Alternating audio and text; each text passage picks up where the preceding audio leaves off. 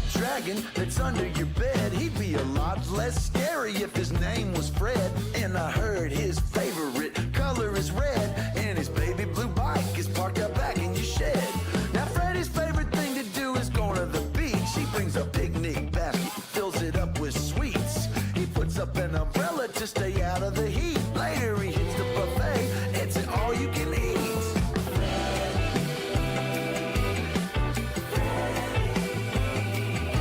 Well, Freddy has a cousin and his name is Ed. He's half Freddy size but with a bigger head. His favorite thing to do is eating bread with butter and jelly and that cream cheese you spread.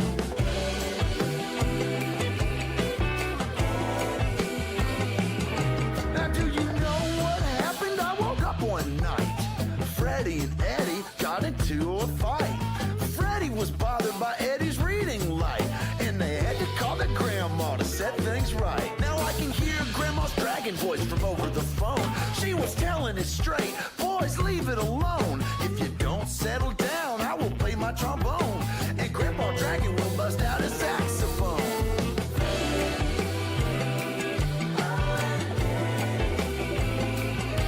And so the cousins made up, hey, we're friends, you and me. Let's ride my baby blue bike, let's go down to the sea. Yeah, said Ed, that's where you wanna be. Let's build the biggest castle in the sand that's ever been seen.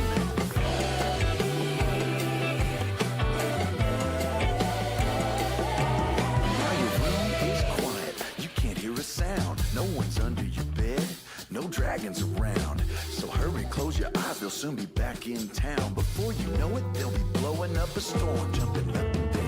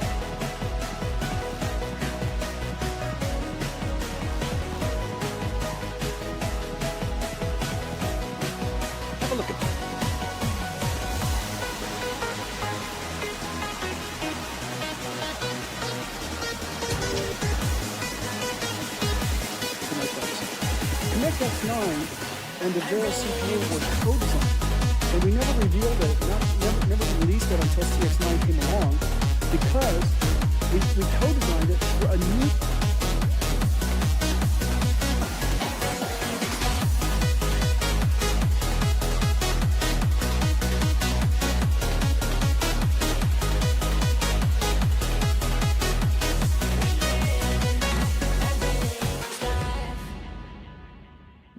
All right. Let's take a look here.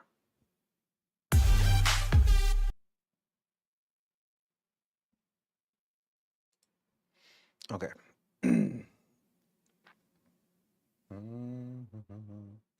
All right, I'm trying to get some stuff here ready. There we go.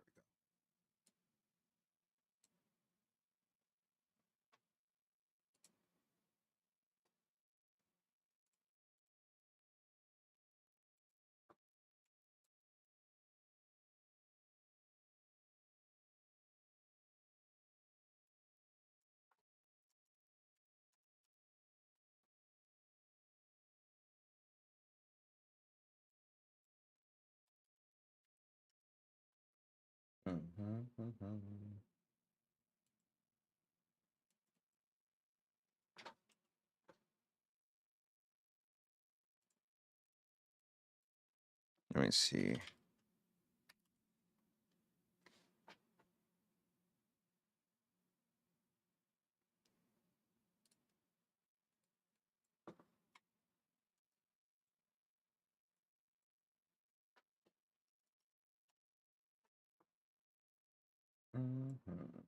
All right, so I'm just trying to set up something here.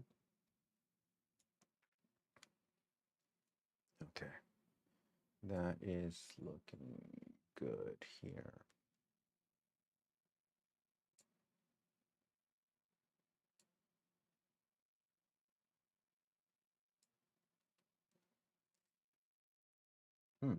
Okay, that's so far so good. Okay, let's go. Models. There's no. This is where we left off last night, somewhere around here. So I'm gonna continue to see. Let's see here. Wait. No,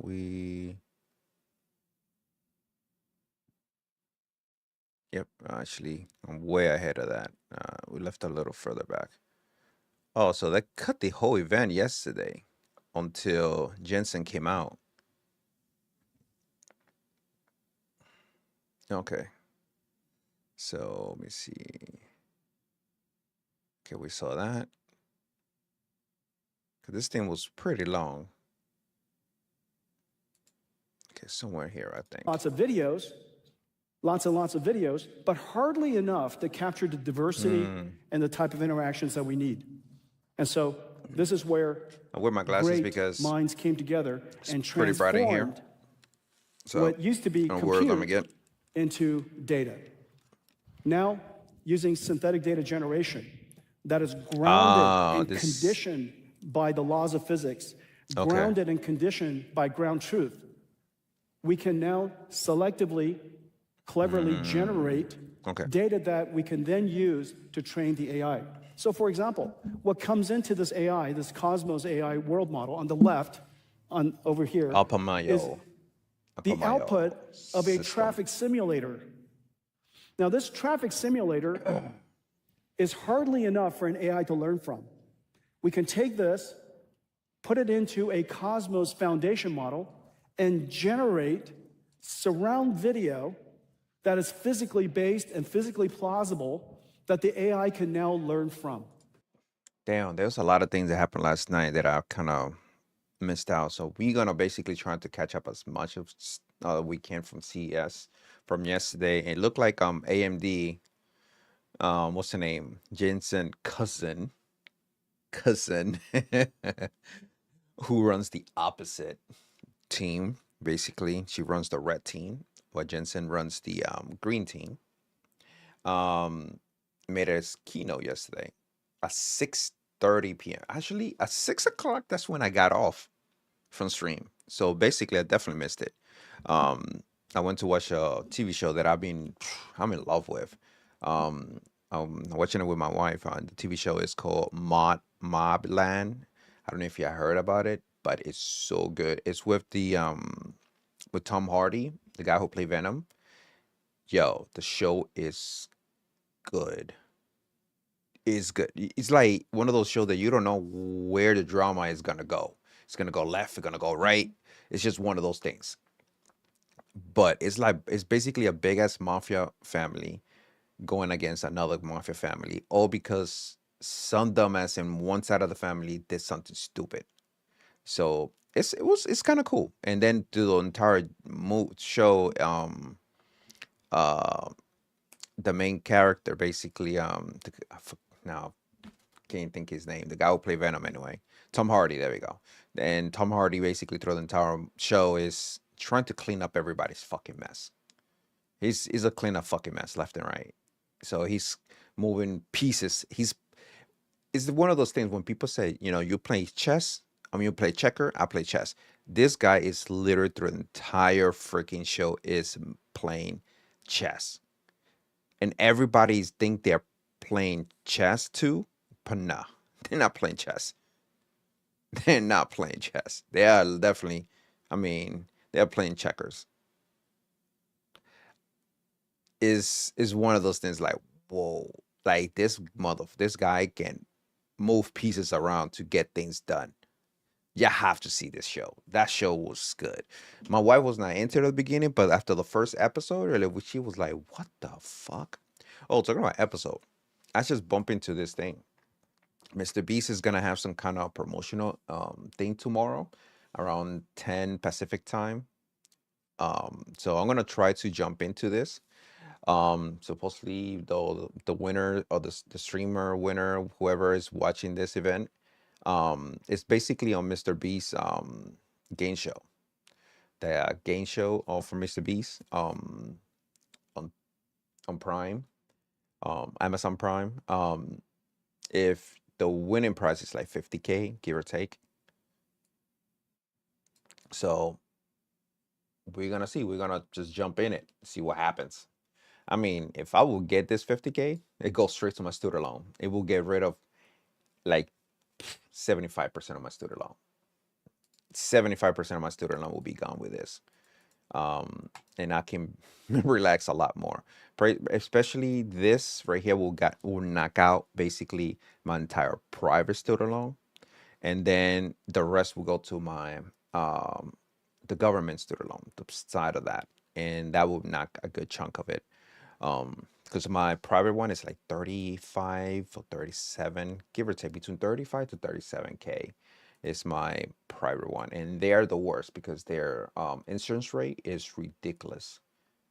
Like 1 month, you'll be paying a 5%, another month you're paying 14%. It's fucking ridiculous. And their insurance rate just keep fluctuating every month or every whatever. So it's one of those things like I could be paying $200, I could be paying $300, I could be paying $500.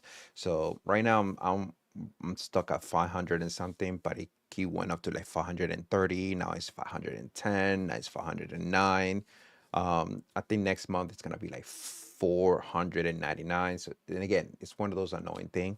But if I were to win the 50K, for example, that's what's gonna go just to get that. If I can get that out of my way, my life will be a lot easier.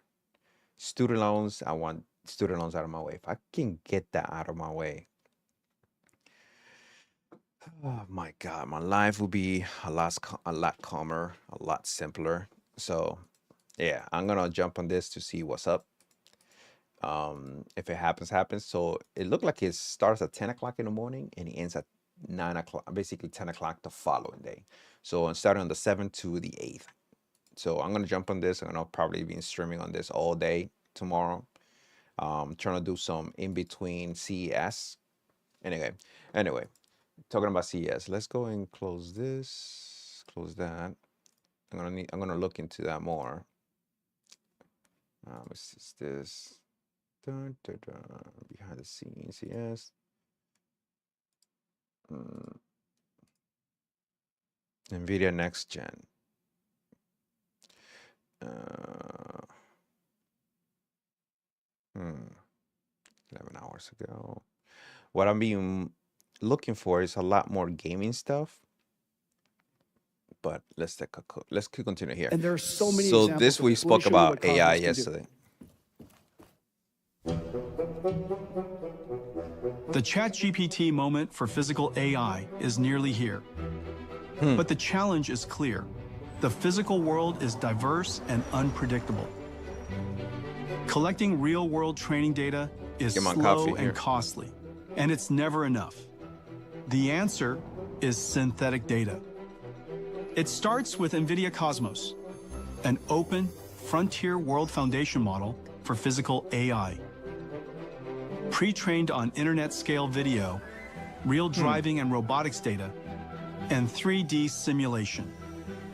Cosmos learned a unified representation of the world, able to align language, images, 3D, and action.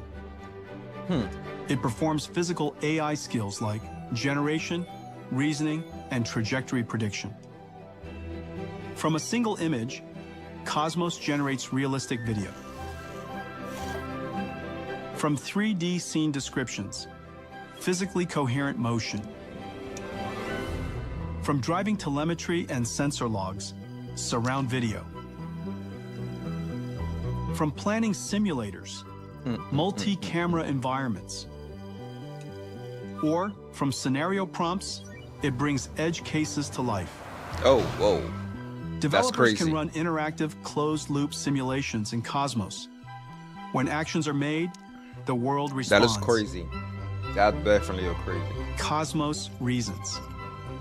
It analyzes edge scenarios, breaks them down into familiar physical interactions, and reasons about what could happen next. Cosmos turns compute into data, training AVs for the long tail, and robots how to adapt for every scenario.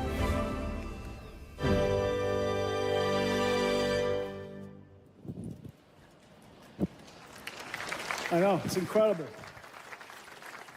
Cosmos is the world's leading foundation model, world foundation model. It's been downloaded millions of times, used all over the world, getting the world ready for this new era of physical AI. We use it ourselves as well.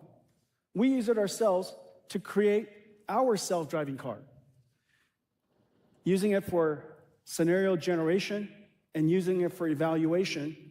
We could have something that allows us to effectively travel billions, trillions of miles, but doing it inside a computer. And we've made enormous progress. Today, we're announcing Alpamayo, the world's first thinking, reasoning, This is autonomous crazy. vehicle AI. Alpamayo is trained end to end, literally crazy. from camera in to actuation out. The camera in, lots and lots of miles that are driven by itself, or human driving, using human demonstration. And This is we crazy. have lots This and is lots of pretty miles crazy. that are generated by Cosmos. In addition to that, hundreds of thousands of examples are labeled very, very carefully so that we could teach the car how to drive. Alpamayo does something that's really special. Not only does it take sensor input and activates steering wheel, brakes, and acceleration, it also reasons about what action it is about to take. It tells you what action it's going to take, the reasons by which it came about that action, and then, of course, the trajectory. That's crazy. All of these are coupled directly and trained very specifically by a large combination of Just human thinking about training it. and as well as Cosmos-generated data. The result of it is just really incredible. Not only does your car drive as you would expect it to drive, and it drives so naturally because it learned directly from human demonstrators. From us. We are basically the simulator for the simulator. You know what I'm saying? Like, we drive, it learns from our own driving habits, so you can kind of get rid of the bad ones and just keep the good ones. So this way, when self-driving cars becomes available, it's top notch, basically. But That's in every pretty much single what. scenario, when it comes up to the scenario, it reasons about, it tells you what it's going to do, and it reasons about what's about to do. Now, the reason why That's this fucking is cool. so important is because of the long tail of driving.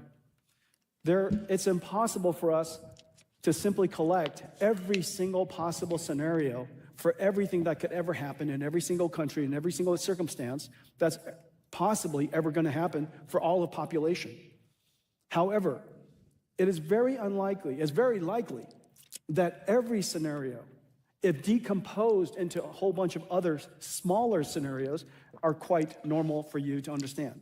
And so these long tails will be decomposed into quite normal circumstances that the car knows how to deal with. It just needs to reason about it. And so let's take a look. Everything you're about to see is one shot. It's no hands. Yo, this is pretty long, but as soon as we're done watching, I'm gonna basically jump to his cousin.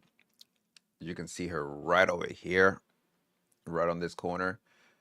They look alike, but literally they are, you know, they're in the same family. But she's run AMD, basically the green company, the red company for graphic card, and he runs the green company, the graphic card. So he started graphic card, NVIDIA, and then she ended up taking over AMD, and they're related in one form or another. Routing to your destination. GPS. Buckle up.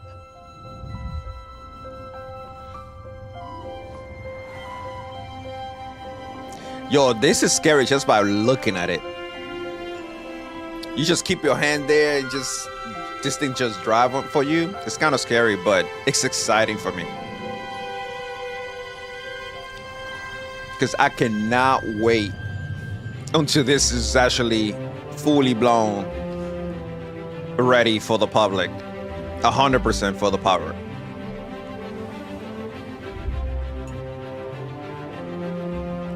Yep, it is pretty cool.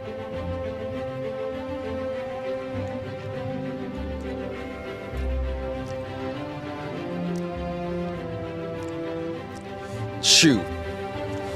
You know how many people's gonna be TikToking while they're driving? Or just like that time that you want to look for restaurants and you want to get the right direction and you don't have that partner next to you. Now you can do it. You'll be like, click, click, click, click. And then you can input the information on the GPS so it can take you to where you need to go. And you know exactly what you're looking for. Instead of start explain your partner what you're looking for specifically, you can try, but sometimes they don't get the right spot. This will eliminate some of the issues there.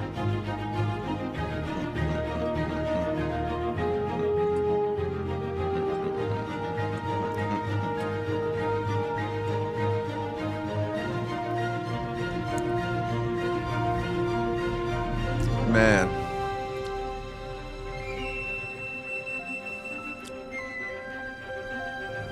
Come on. This is cool. Switching lanes though.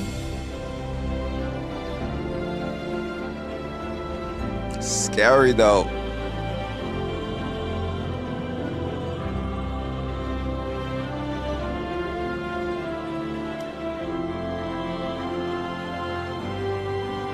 Okay. That was a pretty good move.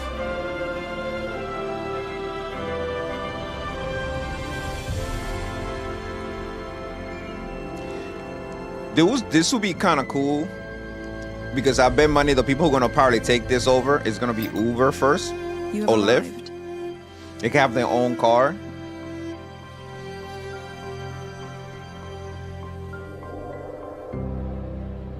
But if you end up having one of these cars, you can have it to make money for you while you sleep. We started working on self-driving cars 8 years ago, and the reason for that is because we reasoned early on that deep learning and artificial intelligence was going to reinvent the entire computing stack.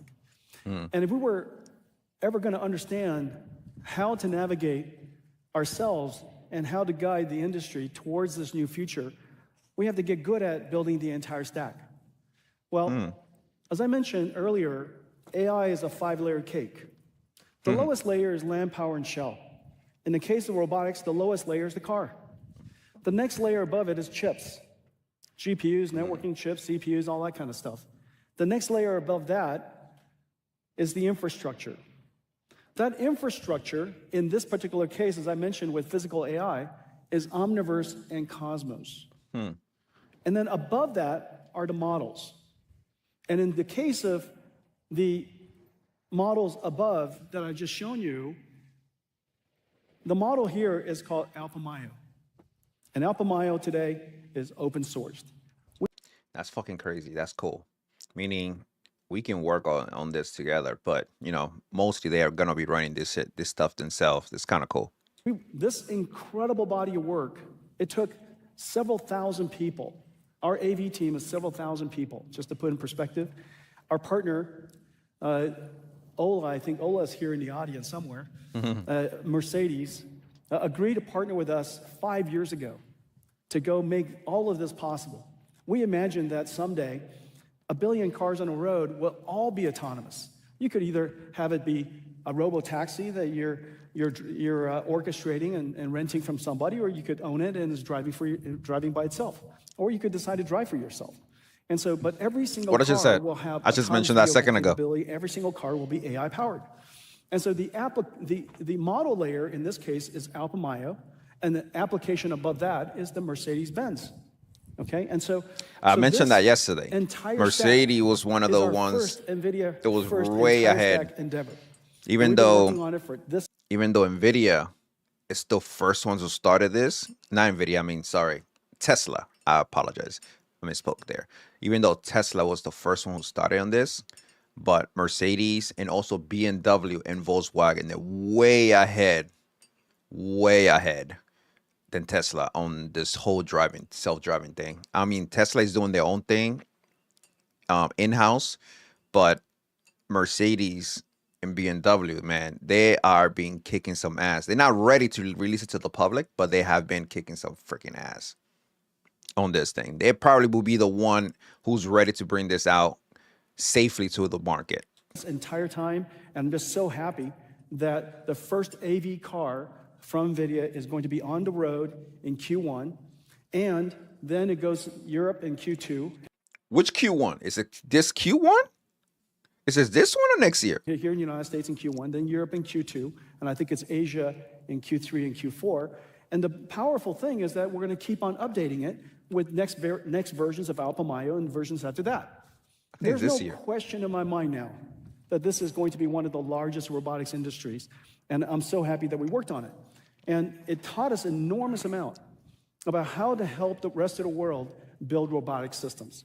That deep understanding and knowing how to build it ourselves, building the entire infrastructure ourselves, and knowing what kind of chips a robotic system would need. In this particular case, dual Orins, the next generation dual Thors. These processors are designed for robotic systems and was designed for the highest level of safety capability. Nice. This car just got rated. It just went to production. The Mercedes-Benz CLA was just rated by NCAP, the world's safest car.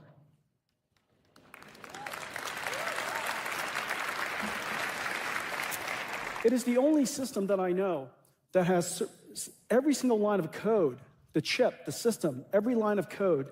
I think on my next car may be a Mercedes. Safety certified. The entire model system is based on sensors are diverse and redundant, and so is the self-driving car stack. The AlphaMayo stack is trained end-to-end and has incredible skills. However, nobody knows until you drive it forever that it's going to be perfectly safe. And so the way we guardrail that is with another software stack, an entire AV stack underneath. That entire AV stack is built to be fully traceable. And it's taken us some 5 years to build that, some 6, 7 years actually, to build that second stack. These two software stacks are mirroring each other. And then we have a policy and safety evaluator decide, is this something that I'm very confident and can reason about driving very safely? If so, I'm going to have AlphaMayo do it. If it's a circumstance that I'm not very confident I like that name, in, AlphaMayo. It's kind of cool. Policy it's different. Evaluator decide that we're going to go back to a simpler, safer guardrail system, then it goes back to the classical AV stack. We're the only car in the world with both of these AV stacks running, and all safety systems should have diversity and redundancy. Well, our vision is that someday, every single car, every single truck will be autonomous. And we've been working towards that future. I've been waiting for that. This entire stack is vertically integrated, of course, in the case of Mercedes-Benz. We built the entire stack together. We're going to deploy the car. We're going to operate the stack. We're going to maintain the stack for as long as we shall live. However, like everything else we do as a company, we build the entire stack, but the entire stack is open for the ecosystem. And the ecosystem working with us to build L4 and robo-taxis is expanding, and it's going everywhere. I fully expect this to be, well, this is already a giant business for us. It's a giant business for us because they use it for training data, this company, processing data and training their models. They use it for synthetic data generation in some cases, in some cars. This is why they're going to leave the freaking computer market. They're going to leave the damn freaking consumer side of it. Because this, like he said, this is a major business thing for them. In some companies, they pretty much just build the computers, the chips that are inside the car. And some companies work with us full stack. Some companies work with us some partial part of that. Okay, so it doesn't matter how much you decide to use. You know, my only request is use a little bit of NVIDIA wherever you can. And, you know, but NVIDIA is going to be in everything now. Now, this is going to be the... So if anyone owns some stocks on NVIDIA, buy more. And if you don't, try to get some if you can. Because I know their stock market is going to... I'm about to look into it too. First large-scale, mainstream AI, physical AI market. And this is now, I think we can all agree, fully here. And this inflection point of going from not autonomous vehicles to autonomous vehicles is probably happening right about this time. Right now.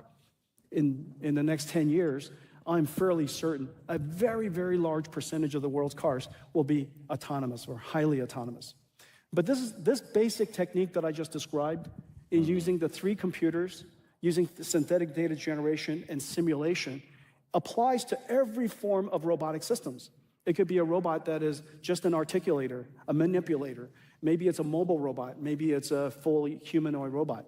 And so the next journey, the next era for robotic systems 190 is going to be basically robots.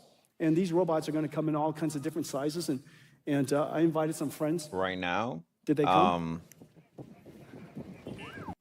Right now, if I don't have an NVIDIA stock, I should buy a couple of them. If you have $600 you can waste, buy 3 of them right now.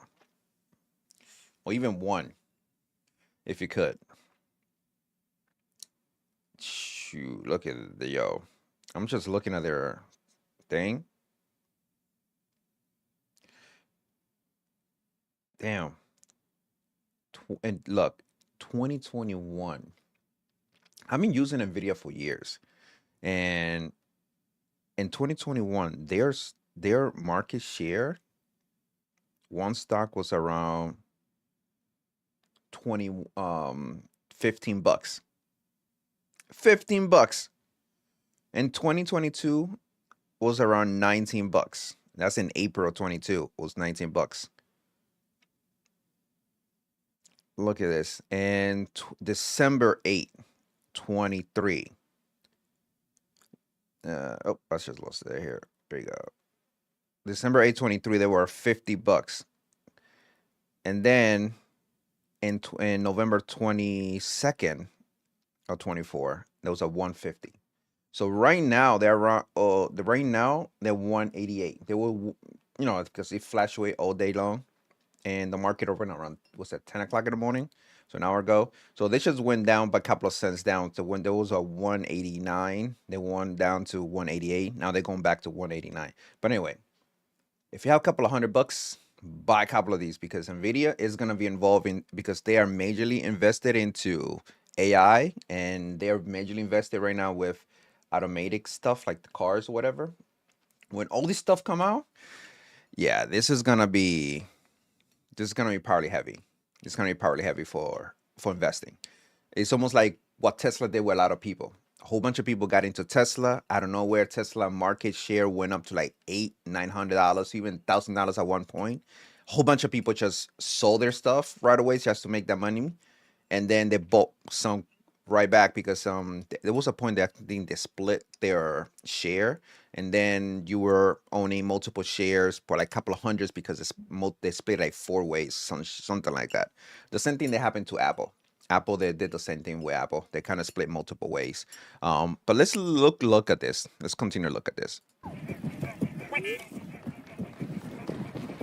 Hey guys, hurry up. What is it? We got a I got a Star lot of stuff to Wars cover. robot. Come on, hurry. This is so fucking cute. Did you tell R2-D2 you're going to be here? Star Wars. Did you? And C-3PO? This is so fucking cute. Okay, all right, come here. Now, one of the things that's really, you have Jetsons. They have little Jetson computers inside them. Ooh. They're trained inside Omniverse. They kind of introduced this last year, How but about very this? Let's show very minimal. everybody the simulator that you guys learned how to be robots in. You guys want to look at that? Okay, let's look at that. Run it, please. So a simulator for robots to be robots. Okay, so you got cloth simulator. Oh, they took the physics off. Okay.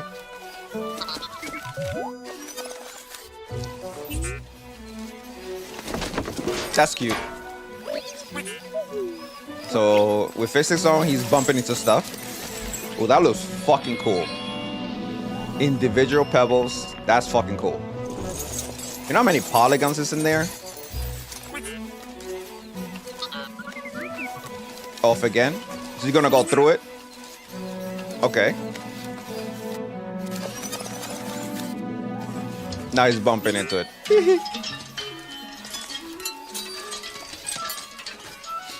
Yeah, I remember doing stuff like this in school.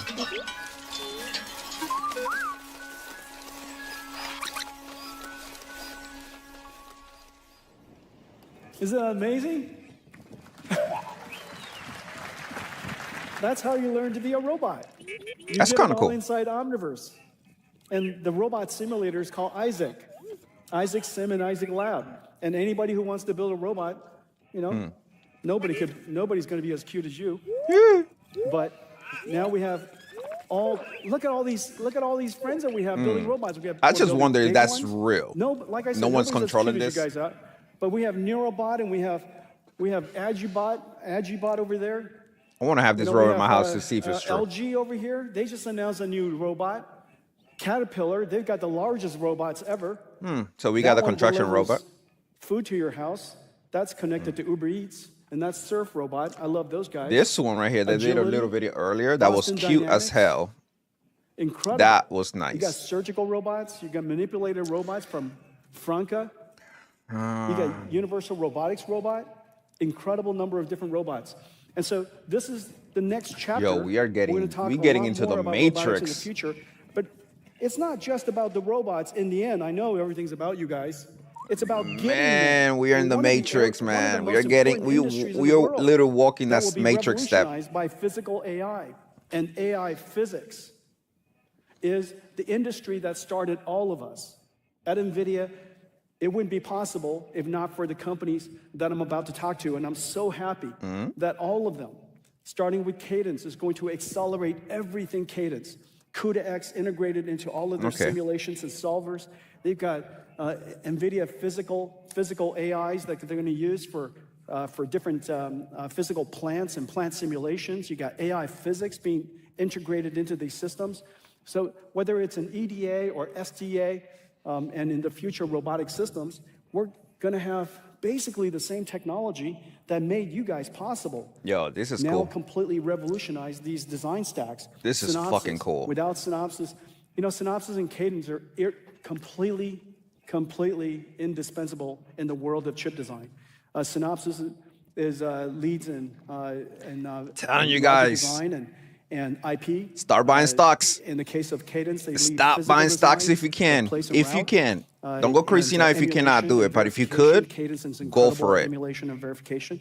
Both of them are moving into the world as much as you could afford. And so, in 1, the future, 2, We're going to design That would your be fun, chips and inside Cadence keep buying little and by inside little. Synopsys. We're going to design your systems and emulate the whole thing and Shit. simulate everything inside these tools.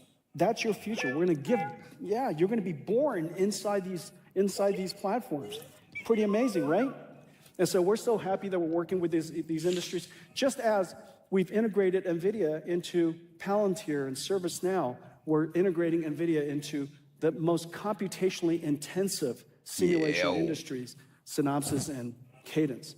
And today we're announcing that Siemens is also doing the same thing. We're going to integrate CUDA-X, physical AI, agentic AI, NeMo, Nemotron, deeply integrated into. And what I'm trying to do right now, just for some new viewers, I'm trying to catch up with some of the stuff that I missed yesterday, because yesterday I got off around 6. So I noticed a couple of things that I missed because I was out. So I'm trying to catch up right now and then pick up for what's going on for day 2 on CES. The world of Siemens. And the reason for that is this. First, we designed the chips, and all of it in the future will be accelerated by NVIDIA. You're going to be very happy about that. We're going to have agentic chip designers and system designers working with us, helping us do design, just as we have agentic software engineers helping our software engineers code today. And so we'll have agentic chip designers and system designers. This is so fucking We're going to cool. create you inside this. But then we have to build you. We have to build the plants, the factories that manufacture you. We have to design the manufacturing lines that assemble all of you. And these manufacturing plants are going to be essentially gigantic robots. Incredible, isn't that right? I know. Mech So fight. you're going to be designed in a computer. You're going to be made in a computer. You're going to be tested and evaluated in a computer. Long before you have to spend any time dealing with gravity. Are you listening to this? This is pretty much, we're basically create the robot our own design and AI in a computer first, as we build in the physical form of this stuff. So by the time you transfer their knowledge that you have basically made them do this whole simulation in the digital world, you're gonna slap them into the physical body. So this way they know what they're doing when they come out. So they're ready and running off the gate. I know. Do you know how to deal with gravity? Can you jump? Can you jump?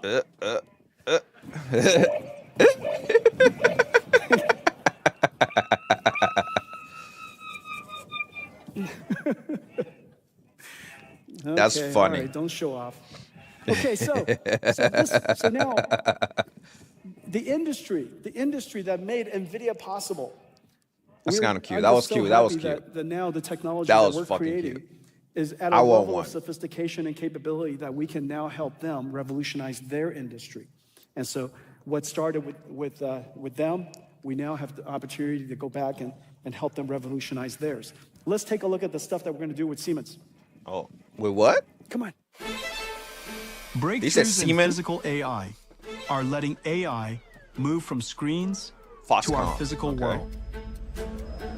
And just in time, as the world builds factories of every kind for chips, The real computers, estate, life-saving BMW drugs, Group. and AI.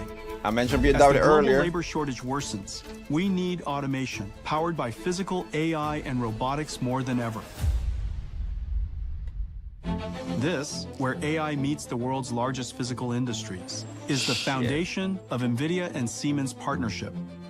For nearly 2 centuries, Siemens has built the world's industries, That's what she said. and now it is reinventing it for the age of AI.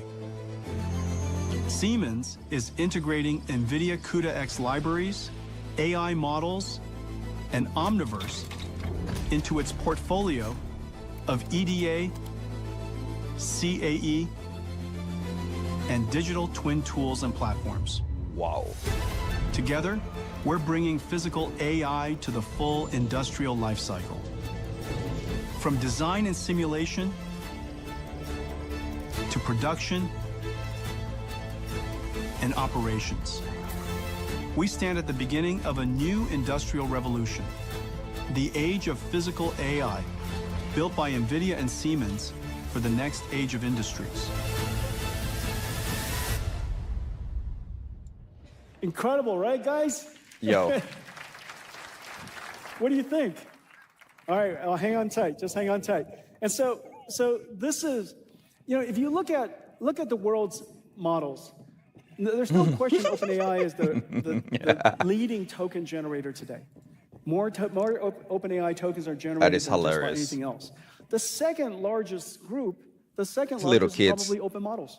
And my guess is that over time, because there are so many companies, so many researchers, so many different types of domains and modalities, that open source models will be by far the largest. Let's talk about somebody really special. Who? You guys want to do that? Yes. Let's Go talk ahead. about Vera Rubin. Vera Rubin, yeah, go ahead. She's an American astronomer. She was the first to observe. She noticed that the tails of the galaxies were moving about as fast as the center of the galaxies. Well, I know, it makes no sense. It makes no sense. Yeah. Newtonian physics would say, just like the solar system, the planets further away from the sun is circling the sun slower than the planets closer to the sun. And therefore, it makes no sense that this happens unless there's invisible bodies. We call them, she discovered dark matter. Dark matter. That occupy. The funny thing is, I had the conversation about dark matter with my wife recently. We were talking about things, how science keeps changing, and there are things they could not explain, and the only thing they came out with when they mentioned, as you mentioned right now, dark matter, to make something that doesn't make sense make sense. So they have to create a theory of something called dark matter, and it's kind of cool though. Space, even though we don't see it.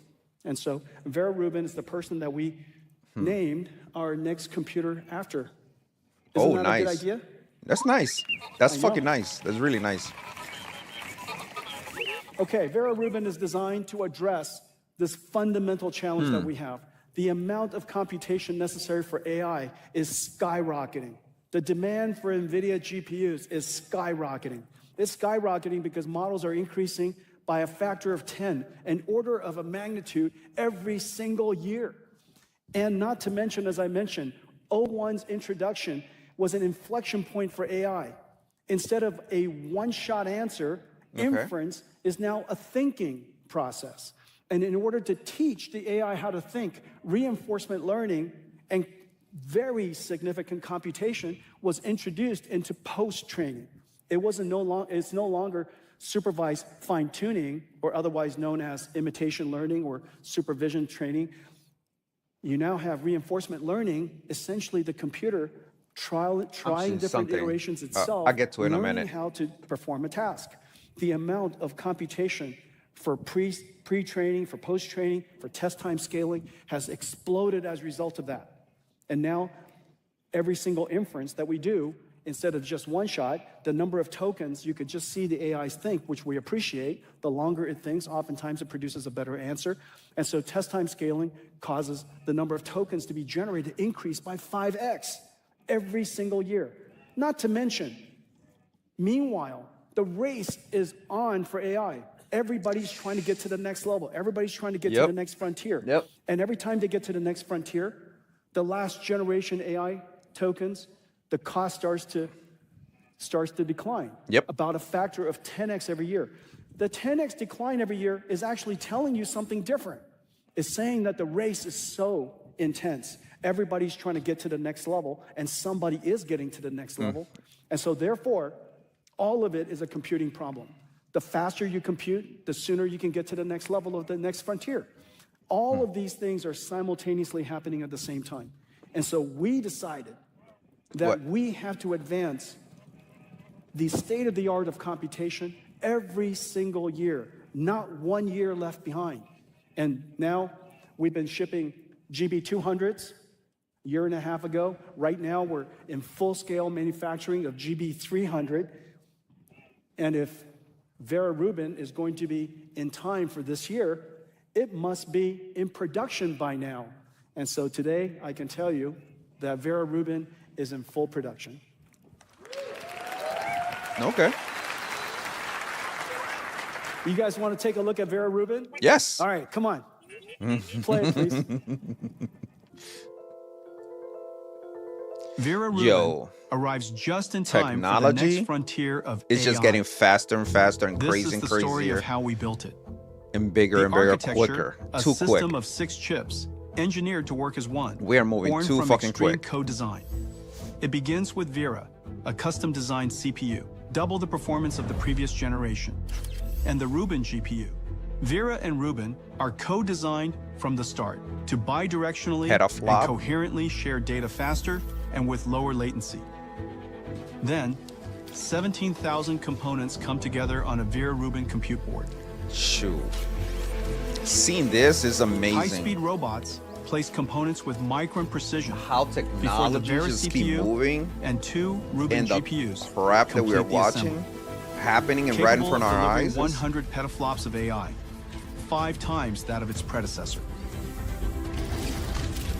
AI needs data, fast. Connect X9 delivers 1.6 terabits per second of scale-out bandwidth to each GPU. 800 gigabits? Bluefield 4 DPU offloads storage and security, so compute stays fully focused on AI. The Vera Rubin compute tray, completely redesigned with no cables, hoses, or fans. Featuring a Bluefield 4 DPU, 8 Connect X9 NICs, 2 Vera CPUs, and 4 Rubin GPUs. The compute building block of the Vera Rubin AI supercomputer. What the Next, the 6th generation NVLink switch. Moving more data than the global internet, connecting 18 compute nodes, scaling up to 72 Rubin GPUs, operating as one. If you can understand this, you can understand why my fucking face is like, what the fuck? This is a what the fuck moment. And imagine, and this is what they're showing us. And this is nothing. If we can see what else they're working on and probably already have done, this is ridiculous. Then, Spectrum X Ethernet Photonics. The world's first Ethernet switch with 512 lanes and 200 gigabit capable co-packaged optics scale out thousands of racks into an AI factory. 15,000 engineer years. You can definitely see why the fucking memory prices are going, they're skyrocketing the shit out of it because of this. Years since design began, you can, the first Vera Rubin NVL72 rack comes online. 6 breakthrough chips, 18 compute trays, 9 NVLink switch trays, 220 trillion transistors, weighing nearly 2 tons. One giant leap to the next frontier of AI. Rubin is here.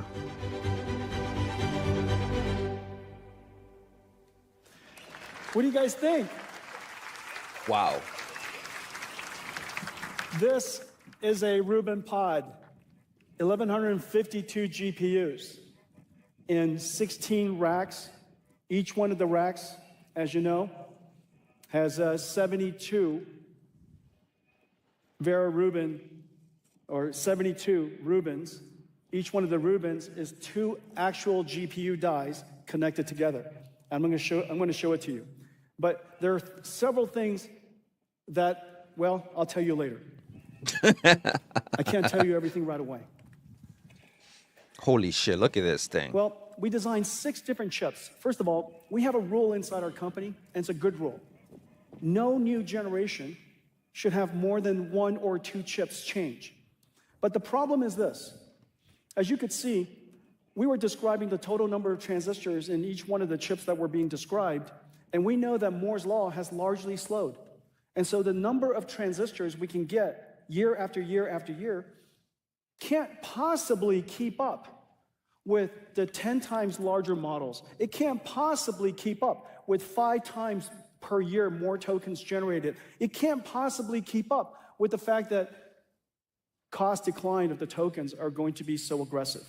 It is impossible to keep up with those kind of rates if for the industry to continue to advance unless we deployed aggressive, extreme co-design, basically innovating across all of the chips, across the entire stack, all at the same time, which is the reason why we decided that this generation, we had no choice but to design every chip over again.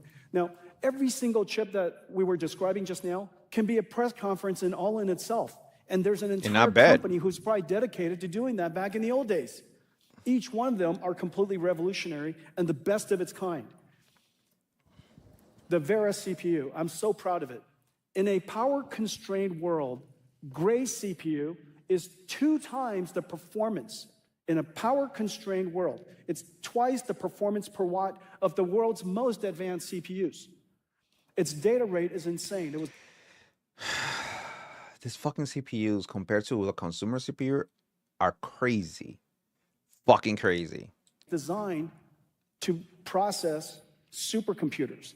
And Vera was an incredible GPU. Grace was an incredible GPU. Now Vera increases the single-threaded performance, increases the capacity of the memory, increases everything just dramatically. It's a giant chip. This is the Vera CPU.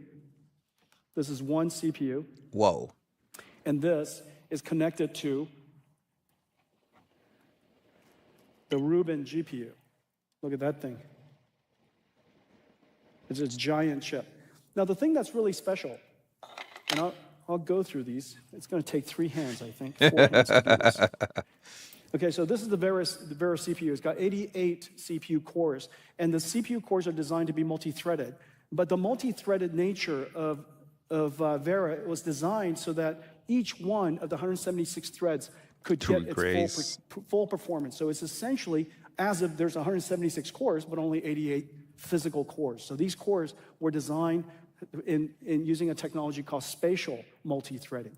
But the I/O performance is incredible. This is the Rubin GPU. It's 5x Blackwell in floating performance. But the important thing is go to the bottom line. The bottom line, it's only 1.6 times the number of transistors of Blackwell. That kind of tells you something about the levels of semiconductor physics today. If we don't do co-design, if we don't do extreme co-design at the level of basically every single chip across the entire system, how is it possible we deliver performance levels that is, at best 1.6 times each year? Because that's the total number of transistors you have. And even if you were to have a little bit more performance per transistor, say 25%, there's so much to talk about here. So freaking much to talk about here. It's ridiculous. It's impossible to get 100% yield out of the number of transistors you get. And so 1.6x. I don't want to interrupt this man, but man, how far performance can go each year unless you do something extreme, and we call it extreme co-design. Well, one of the things that we did, and it was a great invention, it's called NVFP4 Tensor Core. The transformer engine inside our chip is not just a 4-bit floating point number somehow that we put into the data path. It is an entire processor, a processing unit that understands how to dynamically, adaptively adjust its precision and structure to deal with different levels of the transformer so that you can achieve higher throughput wherever it's possible to lose precision, and to go back to the highest possible precision wherever you need to. That ability to dynamically do that, you can't do this in software because obviously it's just running too fast. And so you have to be able to do it adaptively inside the processor. That's what an NVFP4 is. When somebody says FP4 or FP8, it almost means nothing to us. And the reason for that is because it's the tensor core structure and all of the algorithms that makes it work. NVFP4, we've published papers on this already. The precision, the level of throughput and precision it's able to retain is completely incredible. This is groundbreaking work. I would not be surprised if the industry would like us to make this format and this structure an industry standard in the future. This is completely revolutionary. This is how we were able to deliver such a gigantic step up in performance, even though we only have 1.6 times the number of transistors. Okay, so this is, and now once you have a great process, I'm just gonna not get over his fucking jacket. His jacket is ridiculous cool. This guy is just, He is right now the pimp daddy of fucking and the Silicon Valley. I'm sorry as a geek. This man is the pimp daddy. He's the pimp. Processing node, and this is the processor node. And inside, so this is for example, here, let me do this.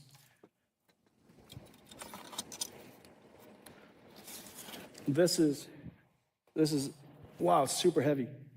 You have to be a CEO in really good shape to do this job. Okay, all right. So this thing is, I'm gonna guess, this is probably, I don't know, a couple of 100 pounds. I thought that was funny too. Come on, it could have been. Everybody's going, no, I don't think so. All right, so look at this. This is the last one. We revolutionized the entire MGX chassis. This node, 43 cables, 0 cables, 6 tubes, just 2 of them here. It takes 2 hours to assemble this. If you're lucky, it takes 2 hours. And of course, you're probably going to assemble it wrong. You're going to have to retest it, test it, reassemble it. So the assembly process is incredibly complicated. And it was understandable as one of our first supercomputers that's deconstructed in this way. This, from 2 hours to 5 minutes. Wow. 80% liquid cooled, 100% liquid cooled. Yeah, really, really a breakthrough. Wow. Okay, so, and no cables. This is the new compute chassis. And what connects all of these to the top of rack switches, the east-west traffic, is called the Spectrum X NIC. This is the world's best NIC, unquestionably NVIDIA's Mellanox, the acquisition Mellanox that joined us a long time ago now. Their networking technology for high-performance computing is the world's best, bar none. The algorithms, the chip design, all of the interconnects, all the software stacks that run on top of it, their RDMA, absolutely, bar none, the world's best. And now it has the ability to do programmable RDMA and data path accelerator so that our partners like AI Labs could create their own algorithms for how they want to move data around the system. But this is completely world-class, ConnectX. This is cool. ConnectX 9 and the Vera CPU were co-designed, and we never revealed it, never released it until CX9 came along, because we co-designed it for a new type of processor. You know, ConnectX 9, or CX8 and Spectrum X, revolutionized how Ethernet was done for artificial intelligence. Ethernet traffic for AI is much, much more intense, requires much lower latency. The instantaneous surge of traffic is unlike anything Ethernet sees. And so we created Spectrum X, which is AI Ethernet. 2 years ago, we announced Spectrum X. NVIDIA today is the largest networking company the world has ever seen. So it's been so successful and used in so many different installations. It is just sweeping the AI landscape. The performance is incredible, especially when you have a 200 megawatt data center, or if you have a gigawatt data center. These are billions of dollars. Let's say a gigawatt data center is $50 billion. If the networking performance allows you to deliver an extra 10%, in the case of Spectrum X, delivering 25% higher throughput is not uncommon. If we were to just deliver 10%, that's worth $5 billion. The networking is completely free, which is the reason why, well, everybody uses Spectrum X. It's just an incredible thing. And now... Yo, he had nothing else to say, but everyone going to use the Spectrum X. That's we're going to invent a new type of data processing. You're going to invent? And so Spectrum X is for east-west traffic. We now have a new processor called Bluefield 4. Bluefield 4 allows us to take a large, this is a very long keynote. Isolate different parts of it so that different users could use different parts of it. Make sure that everything could be virtualized if they decide to be virtualized. So you offload a lot of the virtualization software, the security software, the networking software for your north-south traffic. And so Bluefield 4 comes standard with every single one of these compute nodes. BlueField 4 has a second application I'm going to talk about in just a second. This is a revolutionary processor, and I'm so excited about it. This is the NVLink 6 switch, and it's right here. This is this switch chip. There are 4 of them inside the NVLink switch here. Each one of these switch chips has the fastest SerDes in history. So small. The world is barely getting to 200 gigabits. This is 400 gigabits per second switch. The reason why this is so important is so that we could have every single GPU I think I'm getting a every sore other throat, GPU man. at exactly the same time. This switch on the backplane of one of these racks enables us to move the equivalent of twice the amount of the global internet data. All of the world's internet data at twice the speed. You take the cross-sectional bandwidth of the entire planet's twice the internet. speed only? It's about 100 terabytes per second. This is 240 terabytes per second. So it kind of puts it in perspective. This is so that every single GPU can work with every single other GPU at exactly the same time. Okay? Then on top of that, okay, so this is one rack. This is one rack. Each one of the racks, as you can see, the number of transistors Look at in this. this one rack Look at this. is 1.7 times. Yeah, could you do this for me? So this is, it's usually about 2 tons, but today it's 2.5 tons because when they shipped it, they forgot to drain the water out of it. Yeah. So we shipped a lot of water from California. Can you hear it squealing? You know, when you're rotating 2.5 tons, you're going to squeal a little. Oh, you could do it. Wow. Okay, what the fuck was that? Make you do that twice. All right, so behind this are the NVLink spines. Basically 2 miles of copper cables. Copper is the best conductor we know. And these are all shielded copper cables, structured copper cables, the most the world's ever used in computing systems ever. And our SerDes drive the copper cables from the top of the rack all the way to the bottom of the rack at 400 gigabits per second. It's incredible. And so this has 2 miles of total copper cables, 5,000 copper cables. Do you know how much money that is in there? The NVLink How much money? spine possible. This is the revolution that really started the NGX system. Now, we decided that we would create an industry standard system so that the entire ecosystem, all of our supply chain, could standardize on these components. There are some 80,000 different components that make up these NGX systems, and it's a total waste if we were to change it every single year. Every single major computer company, from Foxconn to Quanta to Wistron, you know, the list goes on and on and on, to HP and Dell and Lenovo, everybody knows how to build these systems. And so the fact that we could squeeze Vera Rubin into this, even though the performance is so much higher, and very importantly, the power is twice as high. The power of Vera Rubin is twice as high as Grace Blackwell. And yet, and this is the miracle, The miracle. the air that goes into it, the air flow is about the same. And very importantly, the water that goes into it is the same temperature, 45 degrees C. With 45 degrees C, no water chillers are necessary for data centers. We're basically cooling this supercomputer with hot water. It is so incredibly efficient. And so this is... That's crazy. That's pretty good. This is the new rack. 1.7 times more transistors, but 5 times more peak inference performance, 3.5 times more peak training performance.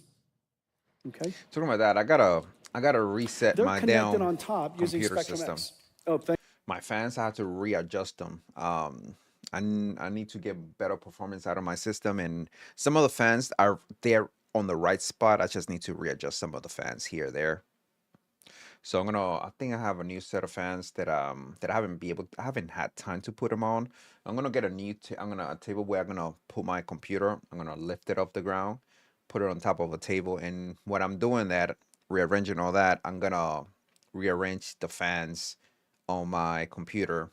I just cleaned the computer a couple of weeks ago. I'm gonna basically take all those fans now that the system is nice and clean and rearrange some of the fans so I can kind of get a better cooling in my system.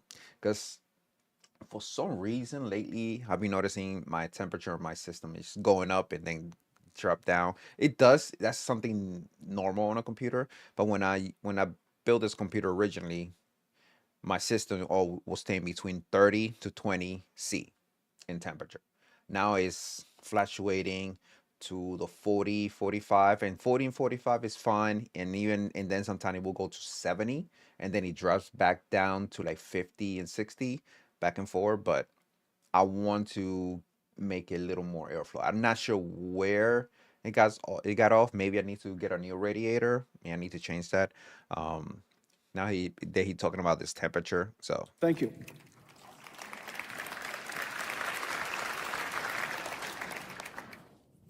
This is the world's first manufacturing chip using TSMC's new process that we co-innovated called COUP. It's a integrated silicon photonics process technology. And this allows us to take silicon photonics directly right to the chip. And this is 512 ports at 200 gigabits per second. And this is the new Ethernet AI switch, the Spectrum-X Ethernet look at that switch. jacket. Look at this giant chip. Look at that jacket. And what's really amazing is it's got silicon photonics. Could not get directly over that connected to jacket. it. And lasers come in. Lasers come in through here. Lasers come in through here. The optics are here, and they connect out to the rest of the data center. This I'll show you in a second, but this is on top of the rack. And this is the new Spectrum-X I'm trying to see silicon here. photonics switch. Okay? And we have something new I want to tell you about. So just as I mentioned, is a couple new? of years ago, Are you gonna bring we more introduced GPUs? Spectrum-X so that we could reinvent the way that networking is done. Ethernet is really easy to manage, and everybody has an Ethernet stack, and every data center in the world knows how to deal with Ethernet. Yeah. And the only thing that we were using at the time was called InfiniBand, which is used for supercomputers. InfiniBand is very low latency, but of course the software stack, the entire manageability of InfiniBand is very alien to the people who use Ethernet. So we decided to enter the Ethernet switch market for the very first time. Spectrum-X, that just took off, and it made us the largest networking company in the world, as I mentioned. This next generation Spectrum-X is going to carry on that tradition. But just as I said earlier, AI has reinvented the whole computing stack. Every layer of the computing stack, it stands to reason The new that when computer AI parts, starts to get the next generation computer parts to kind of speed up everything as a consumer, especially for gamers, because gamers, we want fast performance. We want a freaking Lambo, Superjet, nuclear fucking warhead computer. That basically it will handle anything. And we want a freaking tank of a fucking system that will basically take whatever. And at the same time, it's super fucking fast. This is gonna probably eventually take us there. get deployed in the world's enterprises, it's going to also reinvent the way storage is done. Well, AI doesn't use SQL, AI uses semantics information. Okay. And when AI is being used, it creates this temporary knowledge, temporary memory called KV cache, key value combinations, but it's a KV cache, basically the cache of the AI, the working memory of the AI. And the working memory of the AI is stored in the HBM memory.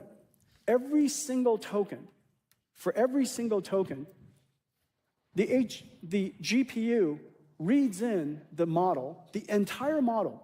It reads in the entire working memory, and it produces one token. And it stores that one token back into the KV Is it a cache. crypto And then token? the next time it does that, it reads in the entire memory, reads it, and it streams it through our GPU and then generates another token. Well, it does this repeatedly, token after token after token, and obviously, if you have a long conversation with that AI, over time, that memory, that context memory is going to grow tremendously. Not to mention the models are growing, the number of turns that we're using the AIs are increasing. We would like to have this AI stay with us our entire life and remember every single conversation we've ever had with it. That's cool. That's fucking cool. Right? Every single lick of research that I've asked it for. Of course, with the number of people that will be sharing the supercomputer is going to continue to grow. And so this context memory, which started out fitting inside an HBM, is no longer large enough. Last year, we created Grace Blackwell's This is going to get ridiculous. Fast context memory. Just imagine just having a conversation. Like, you can do this now with ChatGPT. Like, you can have that conversation with ChatGPT. And ask some questions, and ChatGPT sounds so human. So human-like. It's fucking ridiculous. And he definitely remembers what you asked before. And you can keep having this natural conversation with it, and it will freaking respond back to you. This is crazy. And then imagine, oh my, and then just building upon that, and top of that, and then in top of whatever after that. This is already getting into fucking human-like features. Memory. That's the reason why we it's simulated pretty well right now, but it's getting to that level. That's why we connect the Grace directly to Blackwell, so that we can expand the context memory. But even that is not enough. And so the next solution, of course, is to go off onto the network, the north. You know what? Now that he's talking about that, and I just was spitballing on what I just said. Okay. Now let's take this one tiny little step further. To point that we can generate that amount ridiculous of memory that we may need, and the AI can do this. Be able to possibly transfer your not your memory, but transfer your being, yourself, to a system. Like, sci-fi, like be able to have a synthetic body, and then you transfer yourself to that body.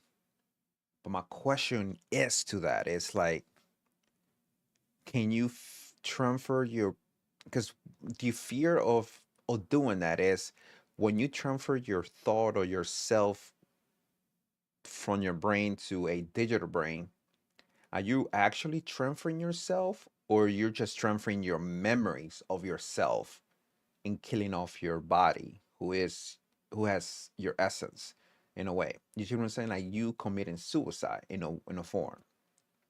This is why I kind of prefer the other route. Be able to kind of find a way to I got the word in my head.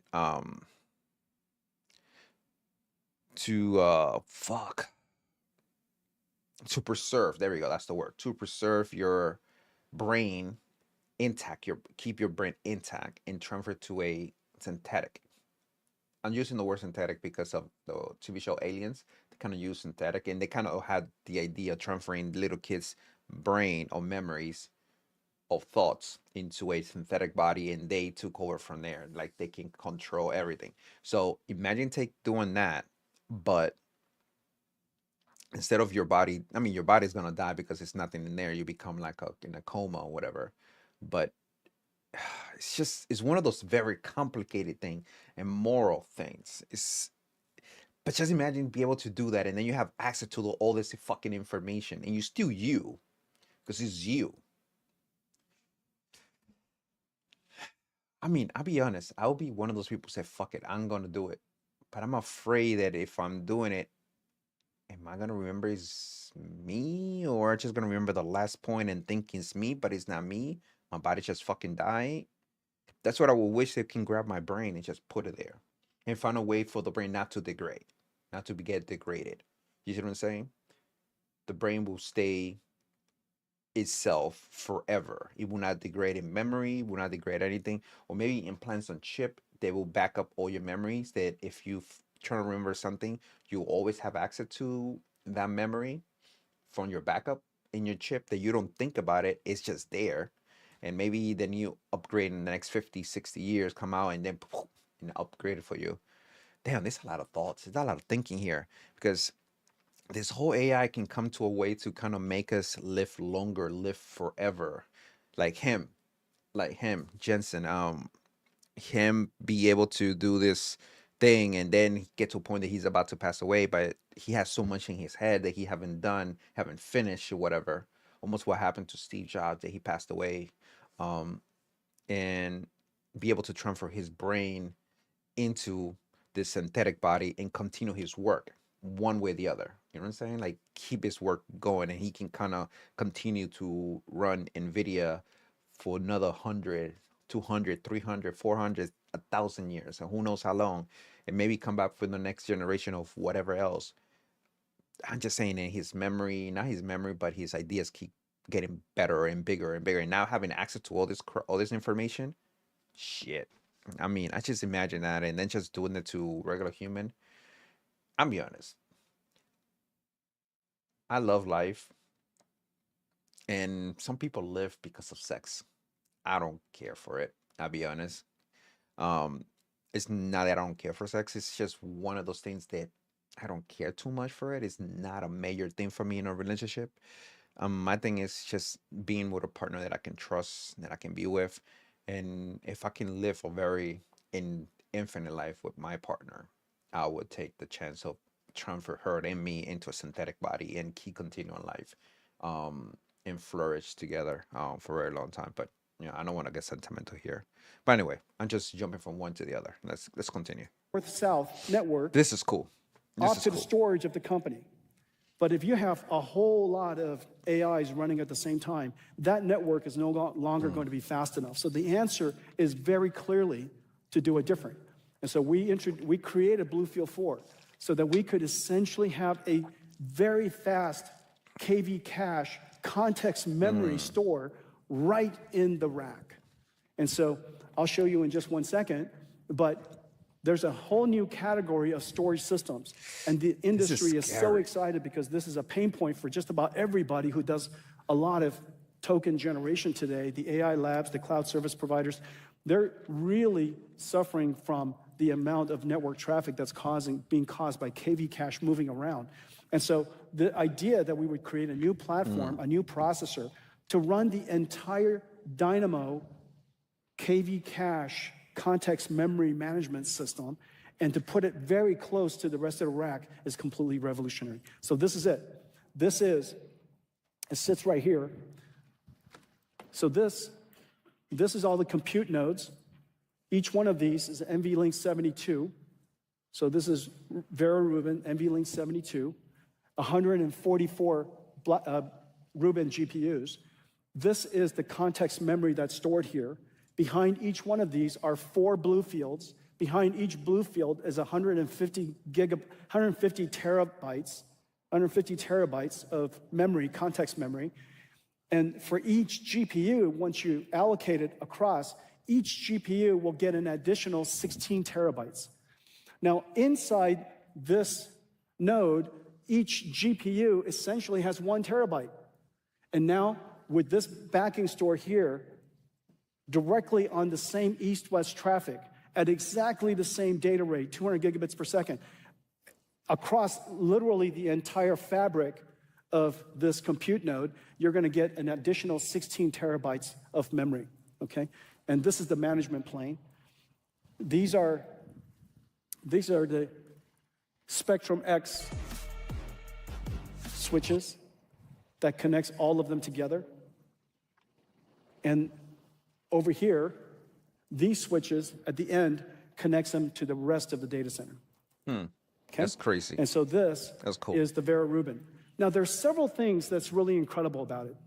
So the first thing that I mentioned is that this entire system is twice the energy efficiency, essentially twice the temperature performance, in the sense that even though the power is twice as high, the amount of energy used is twice as high, the amount of computation is many times higher than that, but the liquid that goes into it's still 45 degrees C.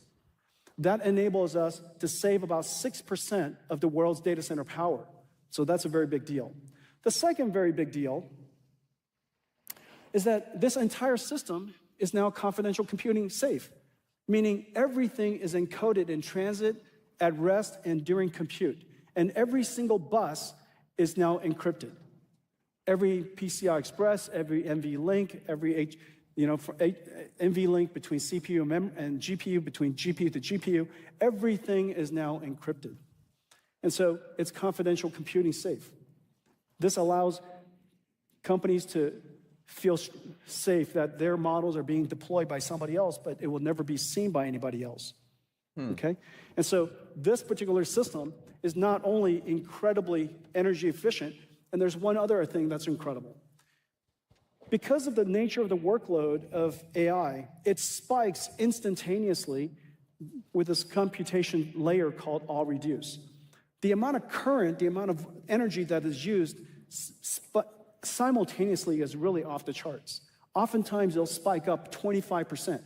We now have power smoothing across the entire system so that you don't have to over-provision by 25 times, or if you over-provision by 25 times, you don't have to leave 25%, not 25 times, 25% of the energy squandered or unused.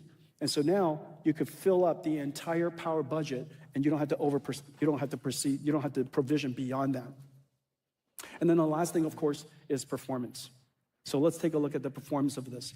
These are only charts that people who build AI supercomputers love. To the next frontier. It took every single one of these chips, complete redesign of every single one of the systems, and rewriting the entire stack for us to make this possible. Basically, this is training the AI model, this first column. The faster you train AI models, the faster you can get the next frontier out to the world. This is your time to market. This is technology leadership. This is your pricing power.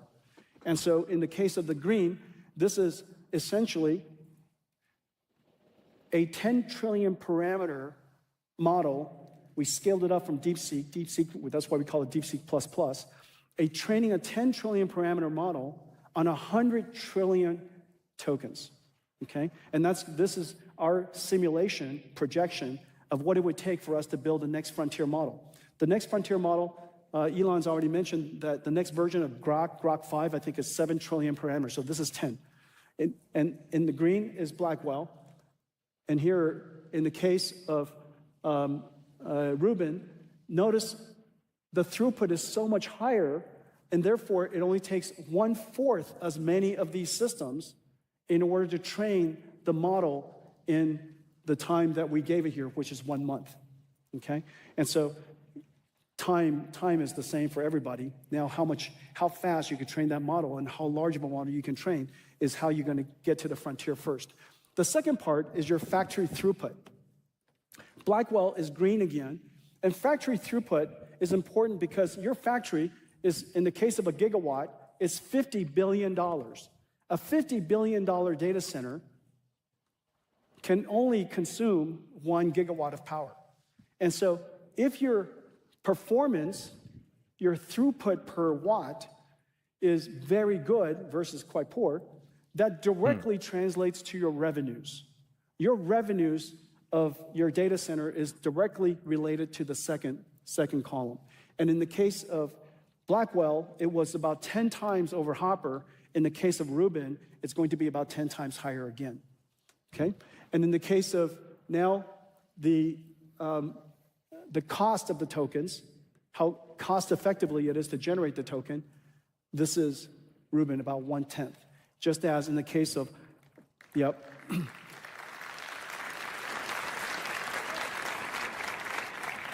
So this is how we're gonna get everybody to the next frontier, to push AI to the next level, and of course, to build these data centers energy efficiently and cost efficiently. So this is it. This is NVIDIA today. You know, we mentioned that we build chips, but as you know, NVIDIA builds entire systems now, and AI is a full stack. We're reinventing AI across everything from chips to infrastructure to models to applications. And our job is to create the entire stack so that all of you could create incredible applications for the rest of the world. Thank you all for coming. Have a great CES.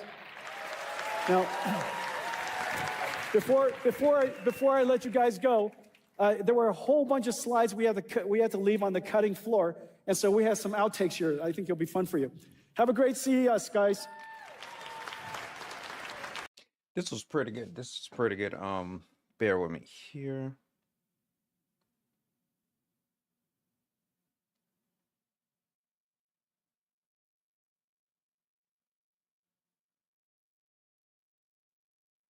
Damn, just looking at this stuff based on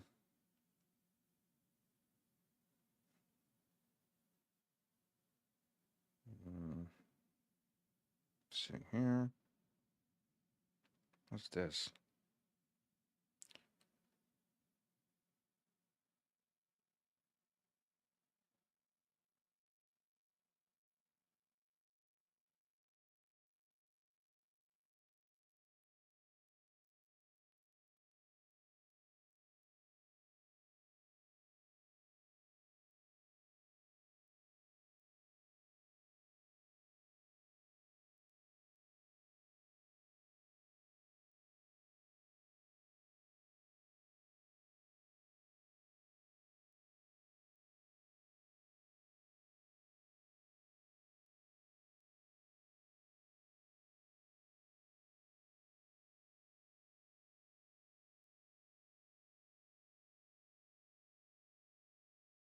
This is crazy.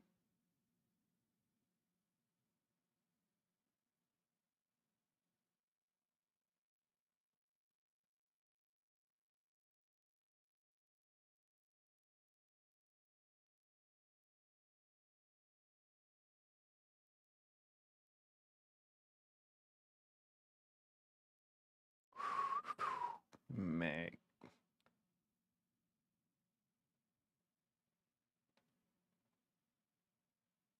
Let me see.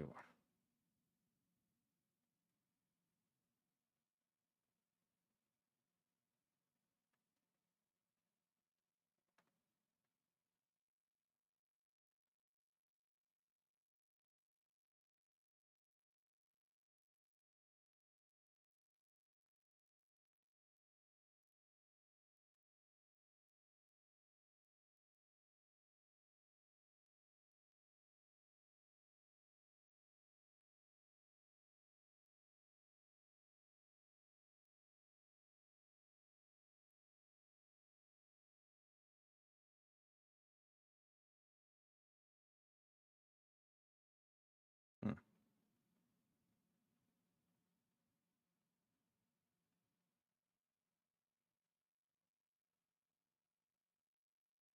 This is, give me 1 second. I'm just looking at some of this stuff right here.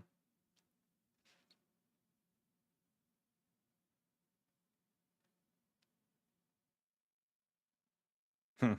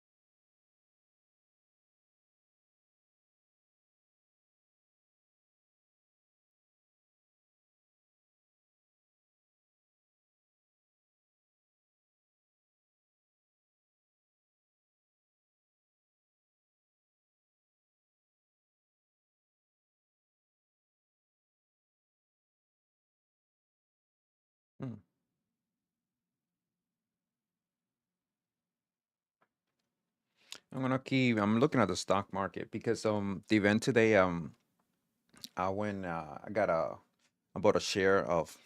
some share from Nvidia.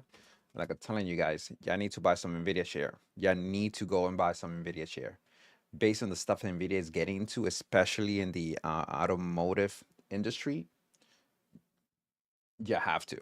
If you could, buy some stock on Nvidia. Doesn't matter what platform you use, if it's Robinhood or is it whatever the other ones, I cannot think their name off, Fidelity and other financial stuff. Get some Nvidia stocks if you could. Just get some. That's one of the companies I'm gonna say you should probably start investing in. So AMD. If you can buy in stocks in AMD, you need to buy some stocks. And of course, it's not just to buy to drop. I mean, you buy and you hold because Nvidia stocks is gonna keep going up and up and up. It's one of those stocks that you hold on for the longest.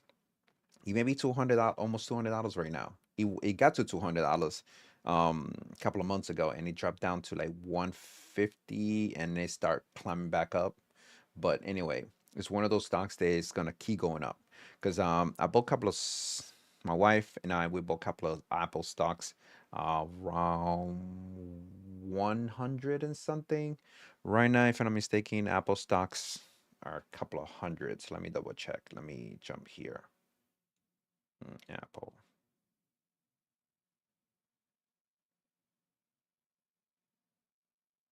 Yeah, 260. So we are making some money. I mean, it was higher. Let me see what's the highest it was here.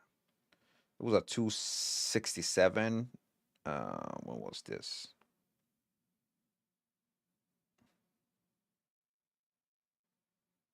Oh, that's not the highest. Basically, almost 180, and that was on December 10. I mean, 280 on December 10. But right now it's 263. That's not too bad. And see here on January 2nd, basically last week was a 276. So we are making money. Like I said, we bought about like $100, several shares. So basically we double our money in some change, going to triple our money, whatever we invested. So basically, let's say we invested $1,000. Now we are looking 2,000 and some change, almost $3,000 basically. And we invested 10,000, we'll be looking at 20,000 and something. And if we invested at 50, we are looking at 100 and something. So that tells you what the market is. So and the people who already had stocks on Apple, when Apple split what's like 4 ways also a couple of years, several years ago, back in 2020. I think it was 2020 when they split like 4 ways. I think Apple was like 400 and something, 500 and something, and they split in 4 ways. And people was not gonna buy an Apple stock around 500 and something, so they split it so it can basically be cheaper. So if you already have $400 worth of per stock, let's say you bought 2 of those, and each one of those was $400 each. So you own 800. You're still gonna have 800. Now it's gonna be split into 4 each. So instead of having 2 stocks of 400 each, now you got 8 stocks of them. So $100 each, and now those $800 that you had, and now is a lot more. But anyway. Okay. And that was it. Let's jump to AMD. At CES 2026, innovators from every corner of the globe show up to the most powerful tech event in the world. Every year. We'll rally together, imagining what's next, and we'll make it real. Solving the greatest challenges facing our world. And proving that technology isn't just moving us forward, it's creating new possibilities. Here, AI isn't an idea, it's intelligence in motion. The innovators, the storytellers, and the game changers come together to redefine the landscape of content, creativity, and culture. Pioneers will push healthcare beyond what we ever thought possible. From connected roads to autonomous flight, from next-gen marine tech to innovations that feed the planet, this is what drives us forward. In the halls of CES, technology doesn't just compute, it collaborates. Quantum thinkers, cybersecurity leaders, fintech visionaries, and robotics engineers are rewriting the rules of enterprise itself. Because when the world's most determined minds come together, We don't just predict the future, we build it. This is where bold ideas meet a global force, where industries converge, partnerships ignite, and breakthroughs take center stage. Innovation isn't a solo act, it's a shared pursuit. CES 2026. Innovators show up. CEO of the Consumer Technology Association, Gary Shapiro.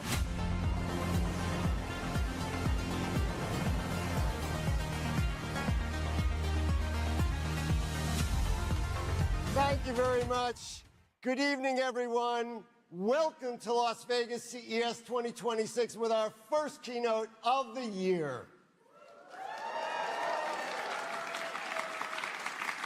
Every year. I just noticed something. Even though Nvidia stocks is almost $200, is a 190, you could buy pieces like you do with crypto. You know, with crypto, let's say they say Bitcoin is 100 something, right? I'm not sure where Bitcoin is. Let me double check here.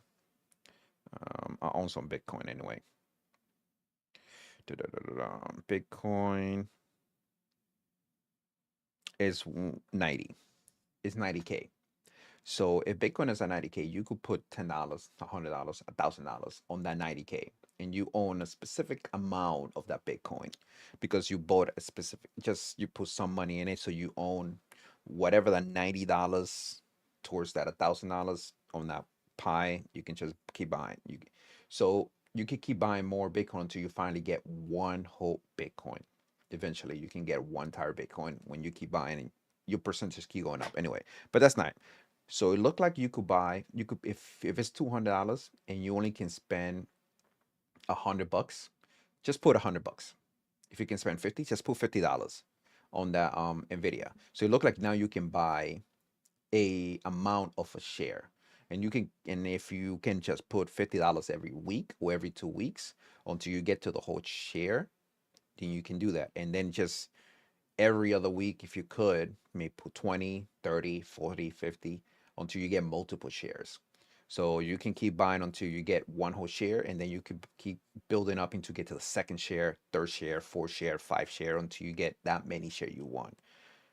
I'm gonna start doing that now that I because right now I have some $10 extra. I could put that $10 towards Nvidia. Out of the 190, I could buy $10 worth of that 190 and just build upon it. And then next week, I could buy $30, $40, $50, even $100 if I want on Nvidia. Especially what we just witnessed to what Nvidia is doing with the car industry, and especially the AI part, that is gonna take off hard, and Nvidia is gonna be involved big time into all that. I think this is a good way to kind of see what is gonna happen through the year and where you need to put your money in. So yeah, we let's see what AMD is doing. CES gives us a front row seat to the ideas and breakthroughs that shape the next decade. But it's actually the people behind those breakthroughs, the leaders challenging what's possible, who truly define the moment. Tonight, we get a head start to CES 2026. And by the way, everything I said is not,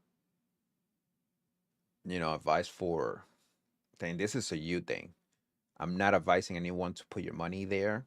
I'm just saying what I will do myself. What you should do with your money, that's on you. You want to invest money on Nvidia? Go ahead. You don't want to? That's okay. But don't take my word for it. Just do your own research and make that decision yourself. With one such leader. CES has always been a platform for bold vision and ambition. It's where ideas become industries and where the next era of human progress first takes shape. And this year, as AI accelerates change across every sector, it's more important than ever that we hear directly from the architects building the systems and breakthroughs that will define our very future. Okay. And that's why it is a tremendous honor to introduce to you a leader, quite frankly, one of the bastions of CES, whose vision and impact can be felt across the entire technology landscape, Dr. Lisa Su. Lisa is no stranger to this stage. Yeah, she's not. She has keynoted CES before, and each time she's done so, she's helped set the tone for the industry and the year ahead. Since becoming CEO in 2014, Lisa has led the company through one of the most remarkable transformations in modern technology. Under her leadership, AMD reinvented itself through relentless innovation in high performance and AI computing, delivering products that now power AI training and inference, scientific research, enterprise workloads, cloud infrastructure, and the devices and experiences which millions of people rely on every single day. Today, AMD is a central force in the global AI transformation. It has an AI chip in here. GPUs, and adaptive computing and I cannot wait because help unlock new Microsoft said they're going to cloud, unlock the AI feature enterprise, edge, and PC. And cannot wait to see what's up with that. Spent years discussing what AI could become. Lisa has been focused on building the computing foundation that makes AI real and accessible at scale. But what truly distinguishes Lisa is her leadership. She's analytical and deeply technical, yet always grounded in purpose. She brings a rare combination of scientific brilliance, strategic clarity, and human-centered thinking. She believes in partnering deeply to engineer solutions. So for now, AMD is the only company who are not leaving the consumer side of it. Meaning, you know how NVIDIA is doing the GPU for consumer, like the RTX 5090, 5070, you know, the 5000 series, 4000, 3000. I have the 3000. I got the 5090 Ti. And not for nothing, I don't care what anybody said. If you take the AI part of it out of the 5090, my 3090 will kick his ass. Taking out the AI, because my system is running on pure raw power versus the Ti, the 5090 is running on AI. So the only way the 5090 is kicking some ass, because it has that AI feature in there, and it's helping generate ridiculous amount of frame rate and ridiculous amount of other stuff, fake error, all that crap out. And don't get me wrong, this is where we all going anyway. That's what's gonna be. We're gonna have all these pretty pictures, all this pretty stuff, but everything is gonna be generated by AI to help it get better, you know, prettier picture, faster frame rate, and all that stuff. But it's kind of weird in a way that I don't know how it's gonna be for it.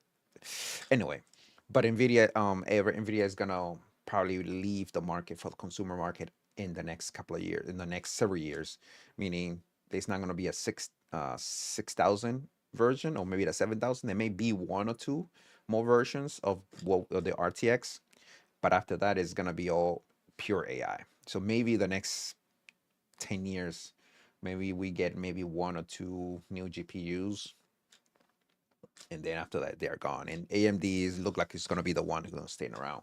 That's what it look, unless they also decide to get out of the market too. Then we asked out. Then who's gonna be Intel? Solutions that matter, solutions that advance society, strengthen industries, and expand opportunity. That's the kind of leadership CES is designed to elevate. And that's the kind of leadership we all need as we navigate a world of accelerated innovation. Tonight, Lisa will share AMD's vision for how high-performance computing and advanced AI architectures will transform every part of our digital and physical world, from research, healthcare, and space exploration to education and productivity. Okay. She'll speak to the extraordinary pace of AI, the breakthroughs happening now, including the opportunities and responsibilities that come with building the future. Okay, let's see.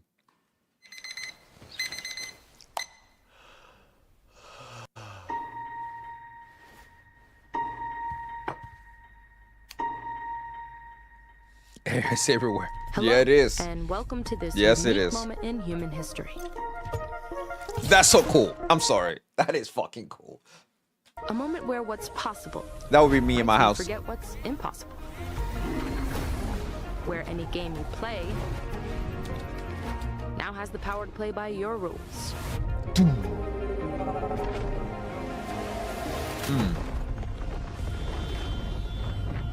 Where AI not only helps model the possibilities of what a city can be, but make sure our kids never forget what our cities used to be. That's cool. That's cool. A moment where no hope meets the treatment plans of AI mapped genomes. Where no driver officially has better reflexes than any driver who's ever lived. And where no signal can no longer stop you from sharing. Show me, show me, show me. This. Show me, show me, show me.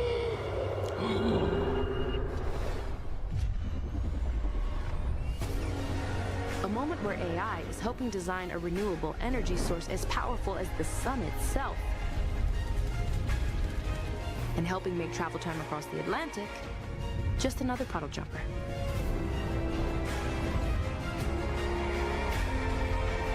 But as fast as everything's changing, there's one thing that won't. What? We're working tirelessly to create a world where the most advanced AI capabilities The volume just end dropped up a little in the bit. right hands. Yours.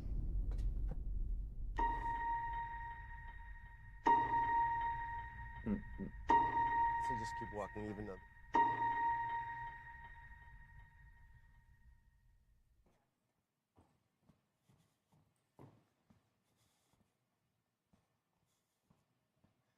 So, ladies and gentlemen, it is my privilege to welcome to the stage a globally respected technologist, an industry-defining CEO, and a leader whose work continues to shape the very trajectory of modern computing. Ladies and gentlemen, please join me in welcoming to the stage Chair and CEO of AMD, Dr. Lisa Su. Woohoo! Yo, her and Jensen? Thank you, Jerry. Thank you. Thank you. Her GPUs are the cheaper for the consumer when Jensen are the high end. But they go head to head. Even though the prices are different, like Nvidia's prices up here and they're right here, but with these prices, It's you're great not to getting be here Nvidia. with all of you to kick off CES 2026.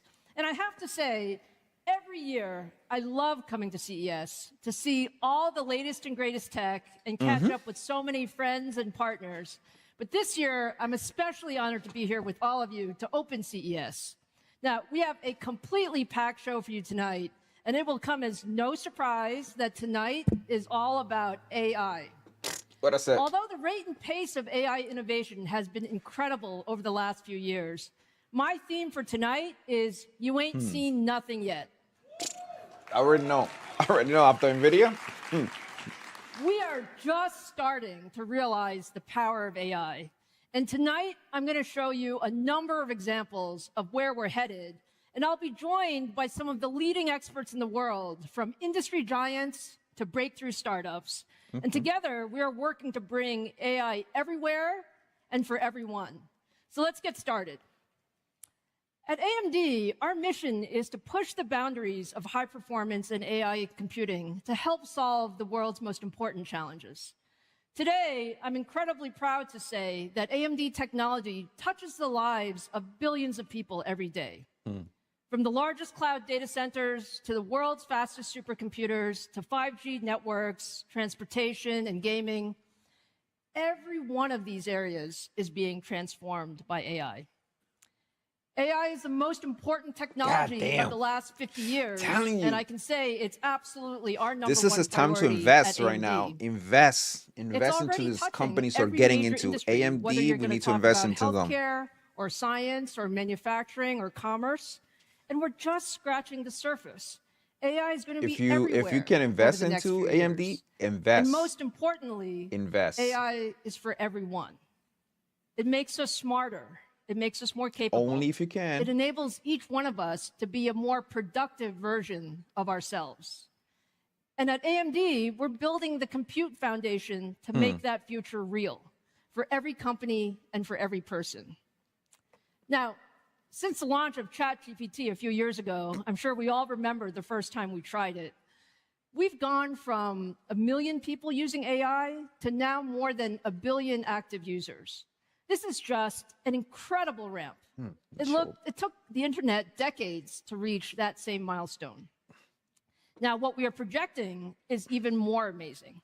We see the adoption of AI growing to over 5 billion active users as AI truly becomes indispensable to every part of our lives, just like the cell phone and the internet of today. Yep. Now, the foundation of AI is compute.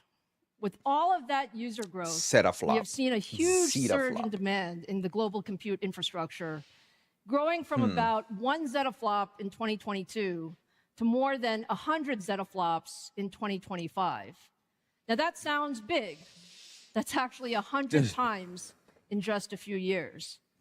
But what you're going to hear tonight is ridiculous. Is we don't have nearly enough compute for everything that we can possibly do. We have incredible innovation happening. Models are becoming much more capable. They're thinking and reasoning. They're making better decisions.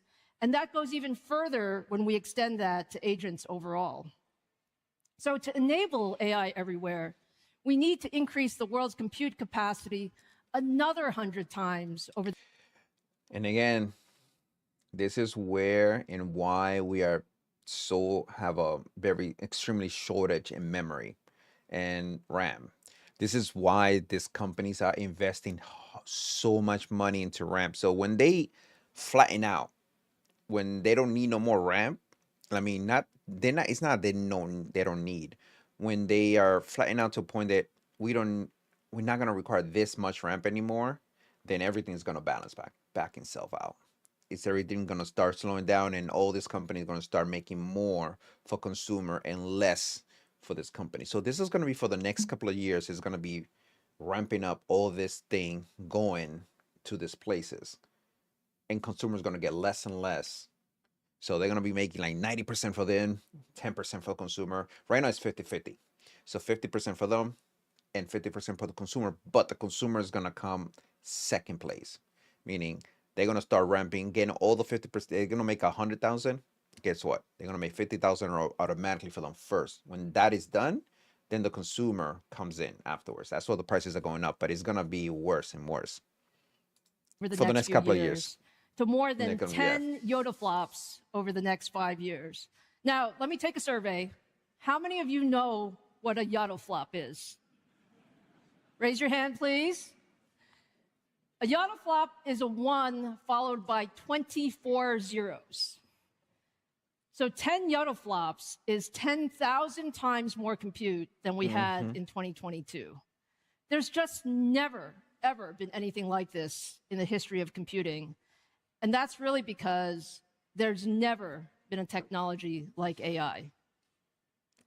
Now, to enable this, you need AI in every compute platform. So what we're going to talk about tonight is the whole gamut. We're going to talk about the cloud, where it runs continuously, delivering intelligence globally. We're going to talk about PCs, where it helps us work smarter and personalize every experience that we have. And we're going to talk about the edge, where it powers machines that can make real-time decisions in the real world. AMD is the only company that has the full range of compute engines to make this vision a reality. You really need to have the right compute for each workload. And that means GPUs, that means CPUs, that means NPUs, that means custom accelerators. We have them all.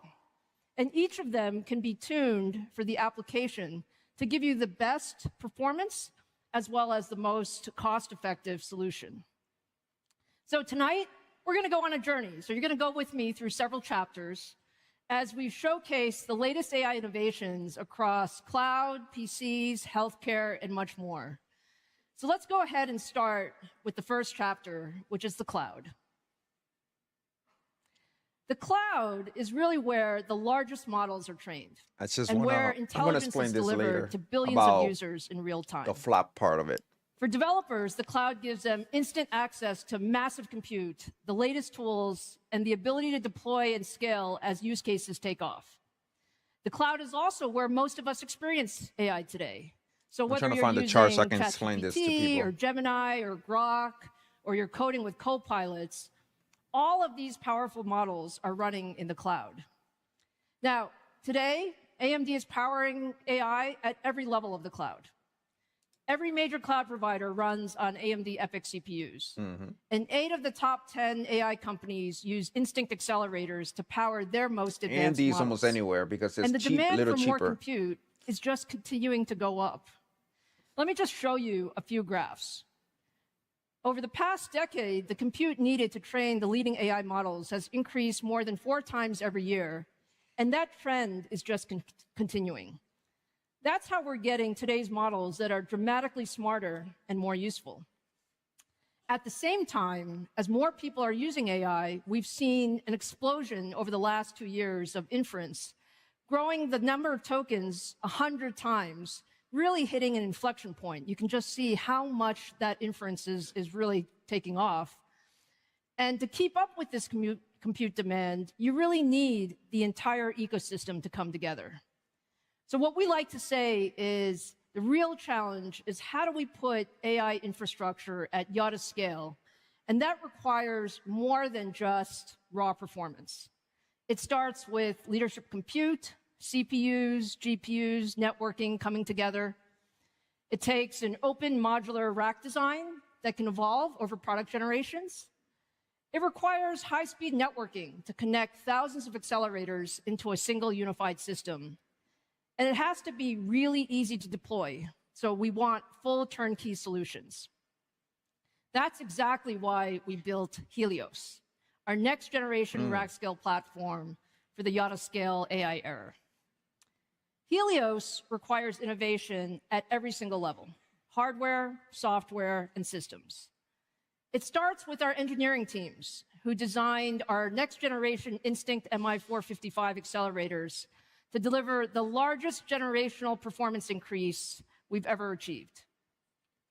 MI455 GPUs are built using leading-edge 2-nanometer and 3-nanometer process technologies and advanced 3D chiplet packaging with ultra-fast, high-bandwidth HBM4 memory. This is integrated into a compute tray with our EPYC CPUs and Pensando networking chips to create a tightly integrated platform. Each tray is then connected with high-speed ultra-accelerator link protocol tunneled over Ethernet, which enables the 72 GPUs in the rack to function as a single compute unit. Thing as NVIDIA. Those trays look like. So on the same thing as NVIDIA.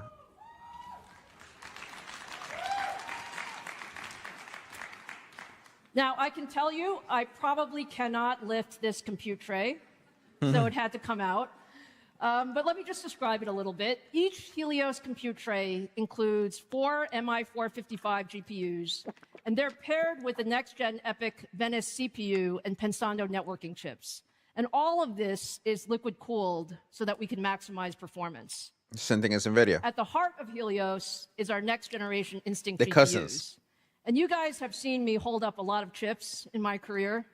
But today, I can tell you, I am genuinely excited to hold up this chip. So let me show you MI455X for the very first time.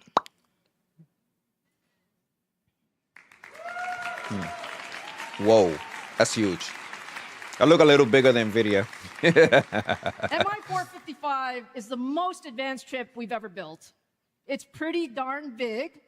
It has 320 billion transistors, 70% more than MI255. Whoa. It includes 12 2-nanometer and 3-nanometer compute and I/O chiplets and 432 gigabytes of ultra-fast HBM4, all connected with our next-gen 3D chip stacking technology. So we put 4 of these into the compute trays up here. Bruh. And then driving those GPUs is our next-generation EPYC CPU, codenamed Venice. Venice extends our leadership across every dimension that matters in the data center. More performance, better efficiency, and lower total cost of ownership. Now, let me show you Venice for the first time. I have to say, this is another beautiful chip.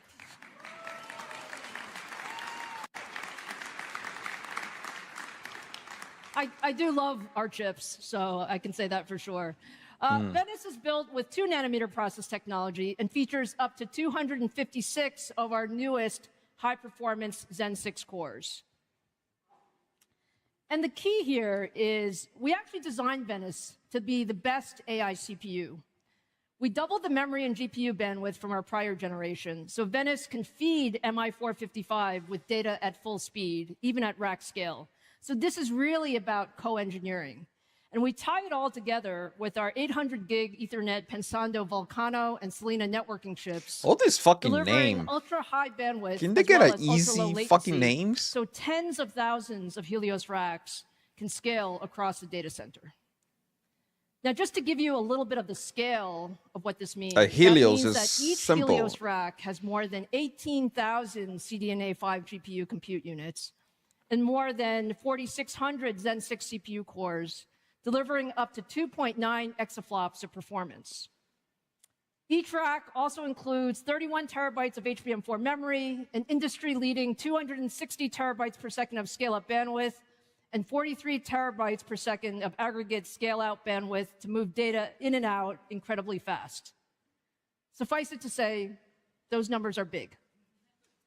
When we launch Helios later this year, and I'm happy to say Helios is exactly on track to launch later this year, we expect it will set the new benchmark for AI performance. And to put this performance in context, just over 6 months ago, we launched MI355, and we delivered up to 3x more inference throughput versus the prior generation. And now with MI455, we're bending that curve further, delivering up to 10 times more performance across a wide range of models and workloads. That is game-changing. MI455 allows developers to build larger models, more capable agents, and more powerful applications. And no one is pushing faster and further in each one of these areas than OpenAI. To talk about where AI is headed and the work that we're doing together, I'm extremely happy to welcome the president and co-founder of OpenAI, Greg Brockman, to the stage.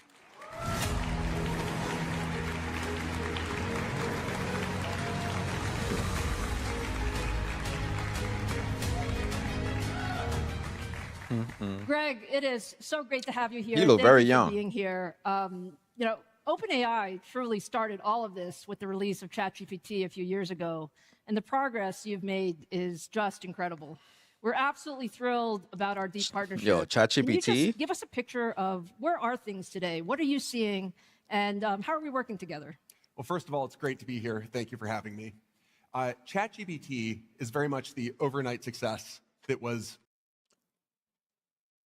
This asshole right here is the one to fucking blame for all the RAM being this asshole right here. He's not an asshole for doing what he's doing, but he's an asshole to the consumers. I'm sorry to fucking say it.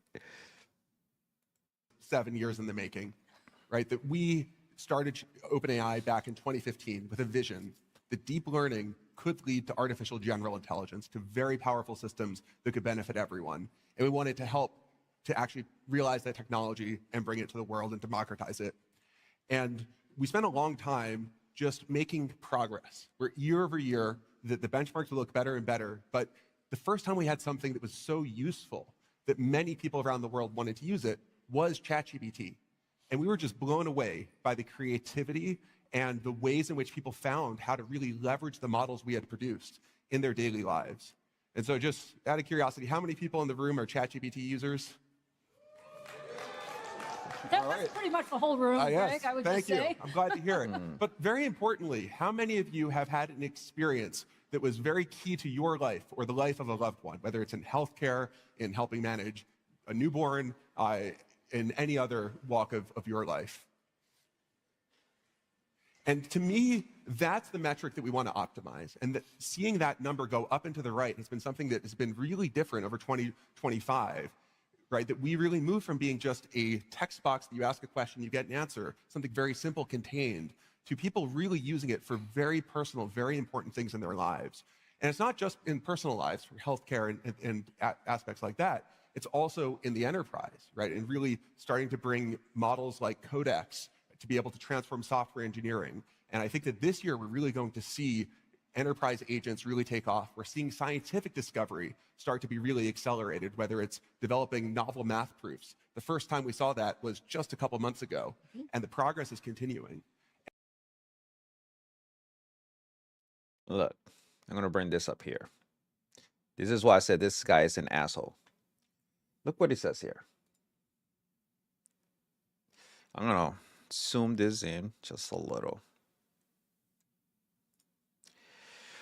OpenAI recent action has raised concern about the company influence on the memory market. Report indicate that OpenAI is allegedly hoarding the global memory supply and purchasing consumer DDI5 memory kit from retail locations. This strategy appears to aim at a depriving competitor and consumers of fast memory, leading to increased prices across various consumer tech segments, including GPU and SSD. This is why I said this guy's is the asshole behind all this price increase. So let's take it one step further. Let's go to Best Buy real quick. Let's do the DDI5, right? 32 gigs. 32 gigs was cheap as hell a couple of years ago. Oh, seriously, a couple of months ago. The 32 gig was not that bad. $200 something, dude. No. I put it this way. I would say by $200 on 64 gigs. I have 120. I have a 128 gigs on my system. I didn't spend no more than $400 or maybe $500, maybe $500, close to $500 with tax and shipping. On a 128. I have 128 on my system in memory, DDI5, and right now 64 is basically the price for the amount that I already have in my system. Some brands are more expensive than others. This is Crucial. Crucial is usually the cheapest one anyway. Let's look for which one is the one that I have for mine. Corsair. The one that I have is from Corsair. I think I'm spelling it correctly.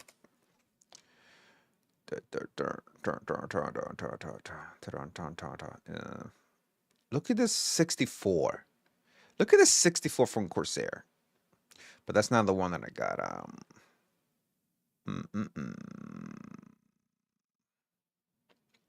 I think they kind of discontinue the version of the one that I have. But this space is the one that I have is look like this one right here, the Dominator. Look at the Dominator. This is the one. This is exactly the version of Corsair that I got, the Dominator. This is a 232 64. The one that I have is basically 4 of these to give me the 128. It's this one right here. This 64, look how much it is right now. Right freaking now. What I bought this same, two of these, basically 4 sticks. They're 4 fucking sticks. And I have it on my system. But this one is the AMD and Intel. But anyway, 4 of these fucking sticks was half of this, maybe a little less, between 400 to close to $500. That is ridiculous.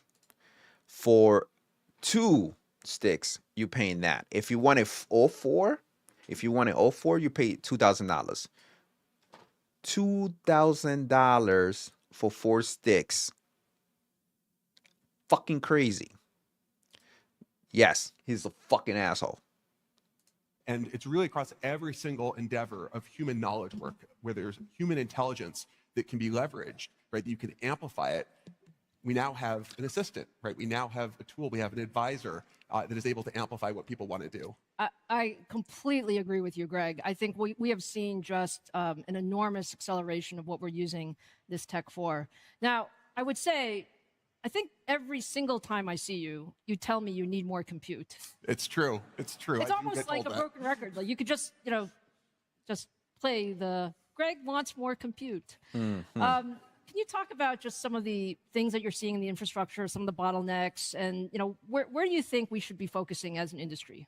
Well, the why do we need more compute is the most important question, right? Which is really when the models are not that capable, right? And where we were in 2015, 2016, 2017, so forth, is that you basically just wanted to train a model and evaluate it, right? And maybe there'd be a very narrow task it'd be useful for. He's trying to justify right now to us. Exponential progress on the models, then there's actually exponential utility to them. People want to bring it into their lives in a very scalable way.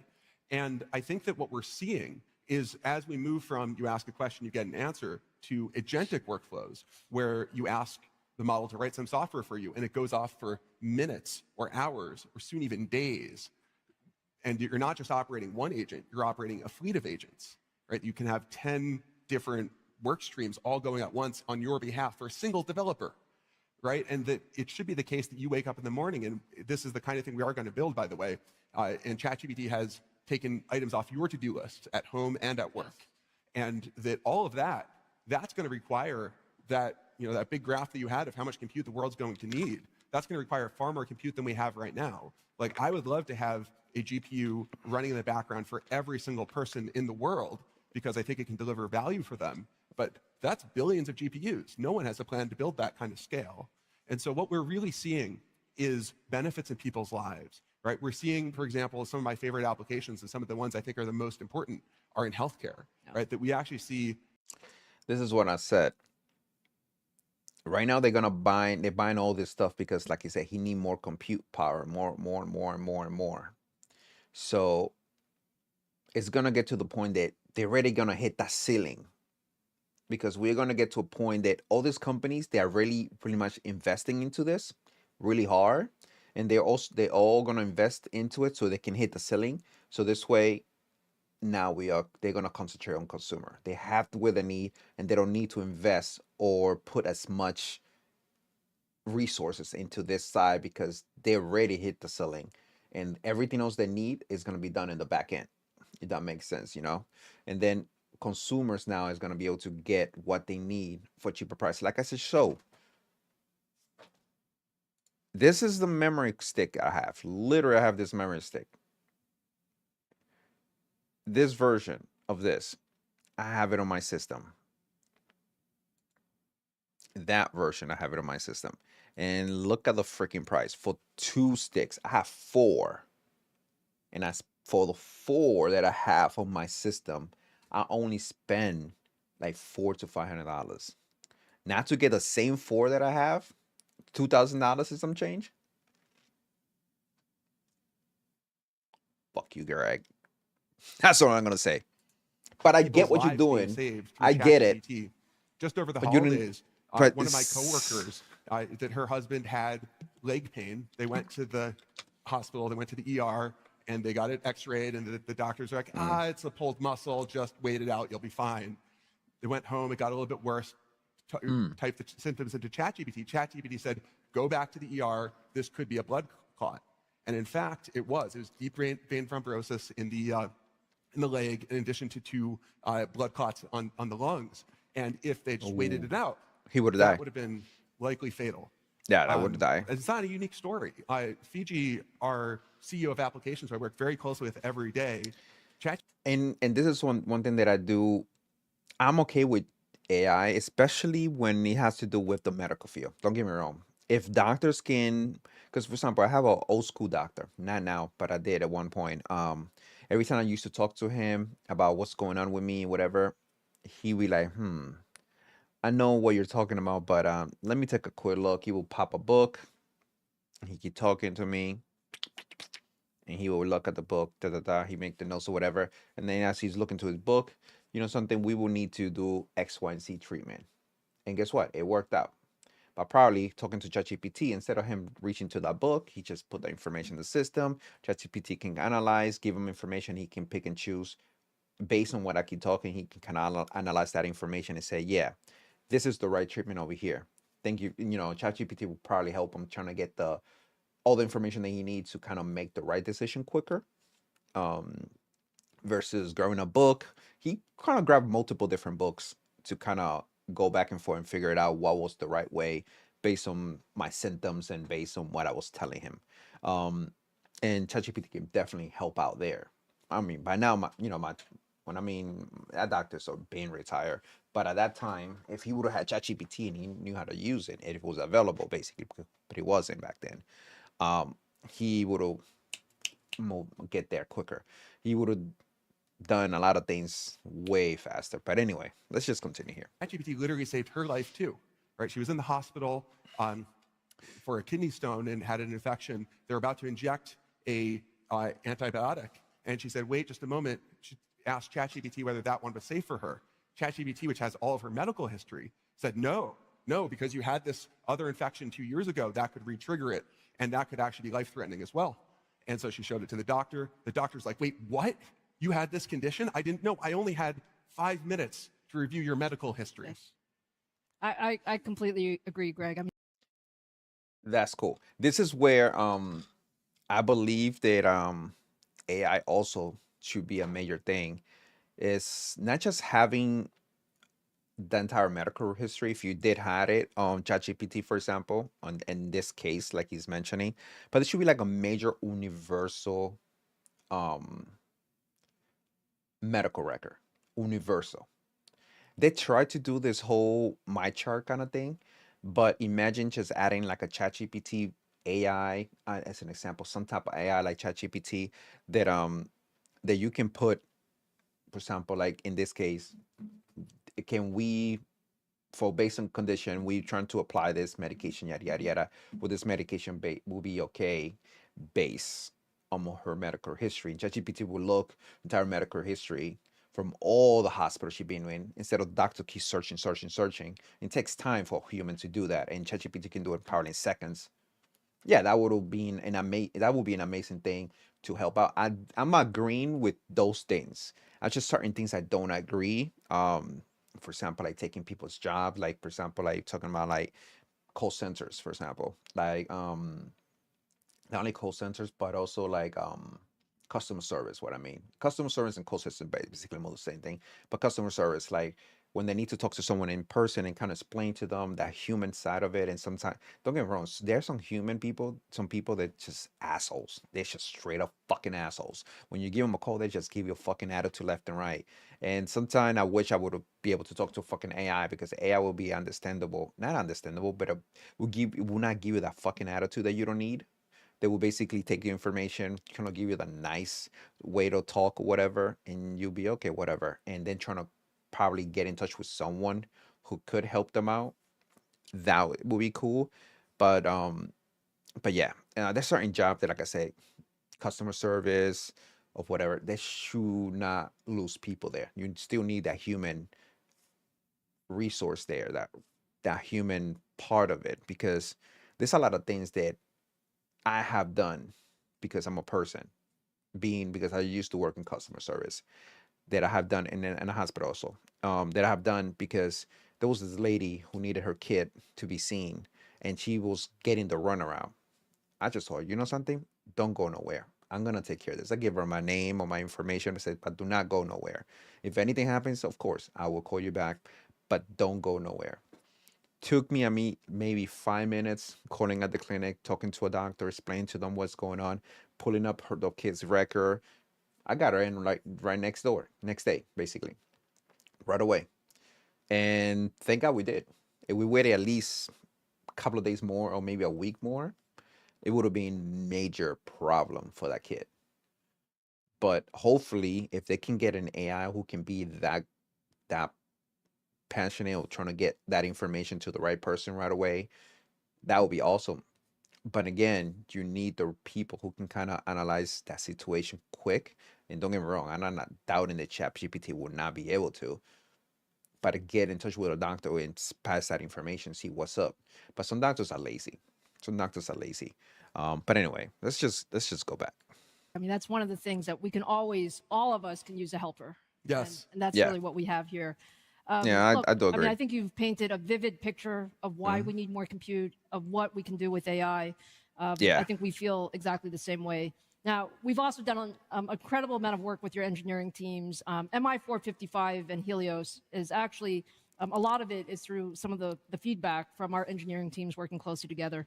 You know, can you talk a little bit about that infrastructure and what are your customers wanting and how are you going to use MI455? Well, one of the key things with how AI is evolving is thinking about the balance of different resources on the GPU. And so we have a slide to show how we've seen the evolution of this balance of resources across different MI generations. So you see this slide that I very painstakingly put together. Actually, I did not painstakingly put it together. I asked ChatGPT to go create the slide. And so it literally did all the research, and you can see some sources at the bottom. And it actually went and read a bunch of different AMD materials, created these charts, put together the title, put together all these headers, and produced not just an answer for me to then go do a bunch of work. It produced an artifact that I can show. And this is just one simple example that you can do today with ChatGPT, right? That we are moving to a world where you are going to be able to have an agent that does all this work for you. And for that, we're going to need to have hardware that is really tuned to our applications. What we have in mind is that we're moving to a world where human attention, like I said, there's certain things that ChatGPT is good for. Resource. And so that there should be very low latency interaction anytime a human's involved, but there should be an ocean of agentic compute that's constantly running, that's very high throughput. And these two different regimes of low latency and high throughput yield a bunch of different pressures on hardware manufacturers such as yourself. So it's a pleasure to be working together. We like building GPUs for you. That works well.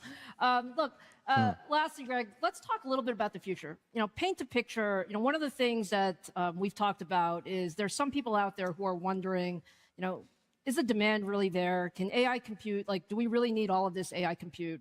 And I know you and I have talked about it. I think people don't have a view of the future that you see. I mean, you have like a special seat. So paint the world for what this looks like in a few years. Well, looking backwards, we have been tripling our compute every single year for the past couple of years. And we've also tripled our revenue.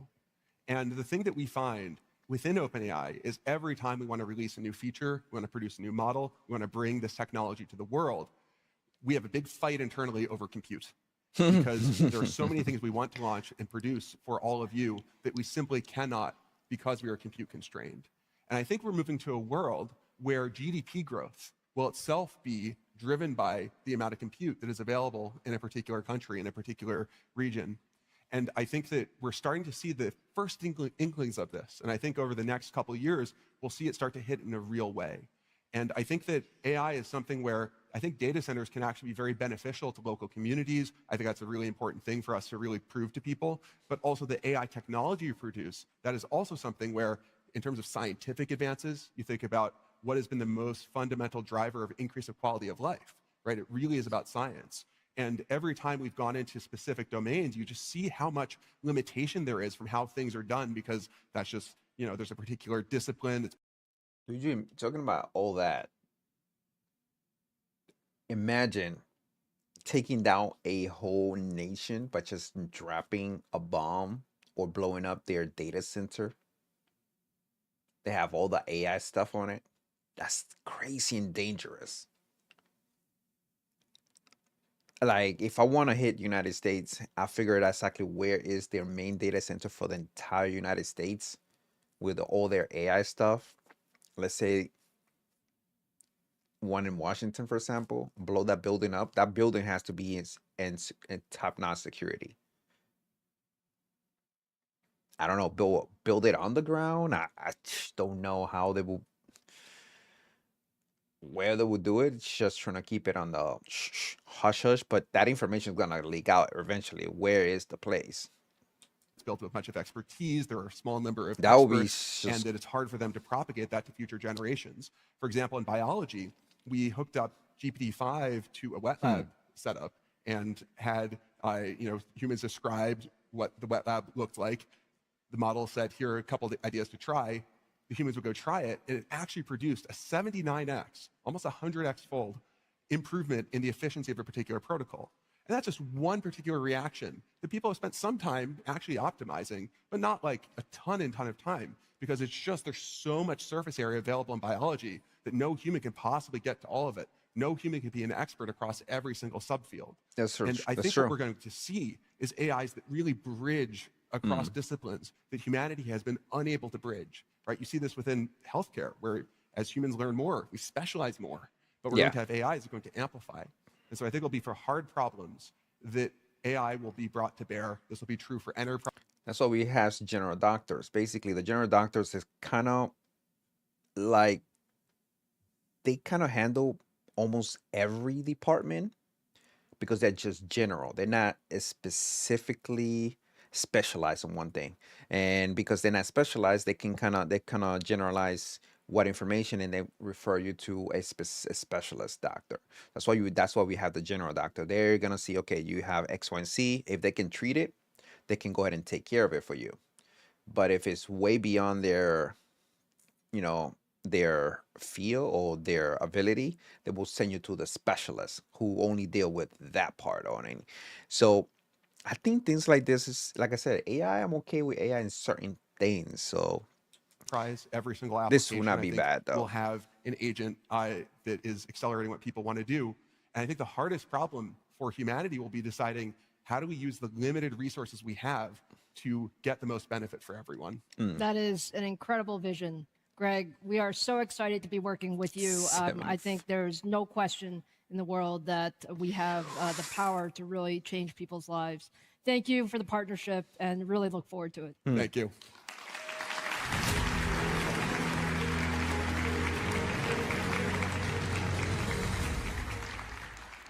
So, as you heard from Greg, compute is key, and MI455 is a game changer. But with the MI400 series, we've designed a full portfolio of solutions for cloud, enterprise, supercomputing, and sovereign AI.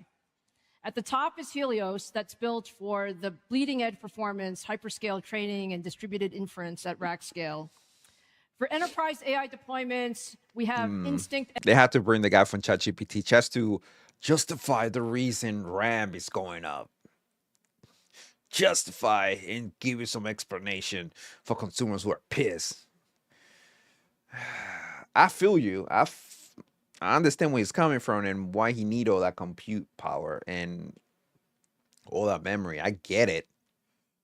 But damn, buddy.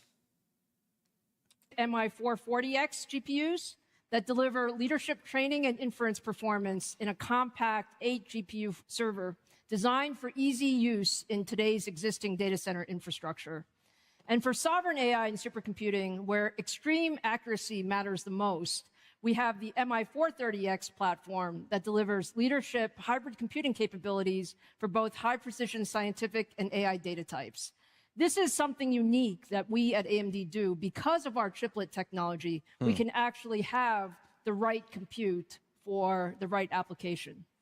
Now, hardware is only part of the story. We believe an open ecosystem is essential to the future of AI. Okay. Time and time again, we've seen that innovation actually gets faster when the industry comes together and aligns around an open infrastructure and shared technology standards.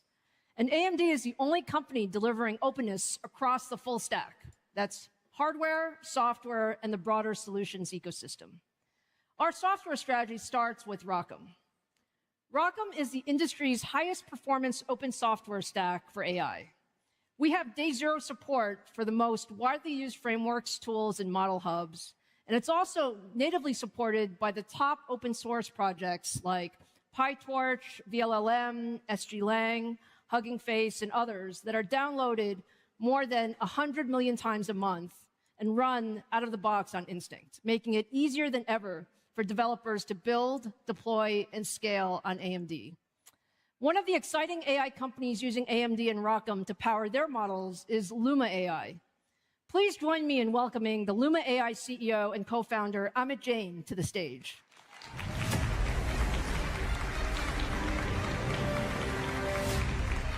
Hey, Lisa. Hello, Amit. How are you? It's great to have you here with us. You're doing some incredible work in video generation and multimodal models. Can you tell us a little bit about Luma and what you're doing? Absolutely. Lisa, thank you so much for having me here. Of course. Luma's mission is to build multimodal general intelligence, so AI can understand our world and help us simulate and improve it. Most AI video and image models today, they're in early stages, and they're used to generate pixels. They're used to produce, pretty pictures. What is needed in the world are more intelligent models that combine audio, video, language, image all together. So at Luma, we are training these systems that simulate physics, causality, are able to go out, do research, call tools, and then finally render out the results in audio, video, image, text, whatever is appropriate for the information that you're trying to work with. In short, we are modeling and generating worlds. So as an example, let me show you some results from our latest model, Ray 3. By the way, Ray 3 is the world's first reasoning video model. So what it means is it actually is able to think first in pixels and latents and decide whether what it's about to generate is good. And it's also the world's first model that can generate in 4K and HDR. So please take a look. Okay.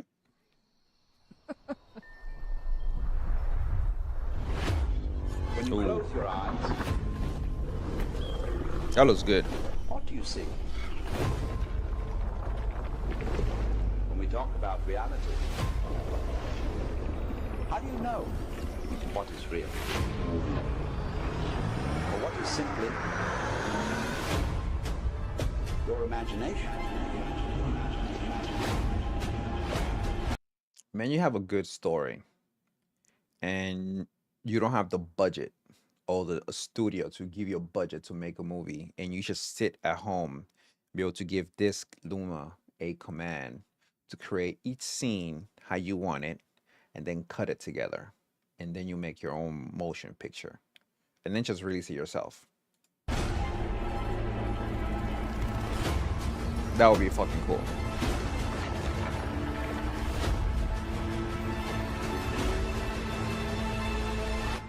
Now open your eyes.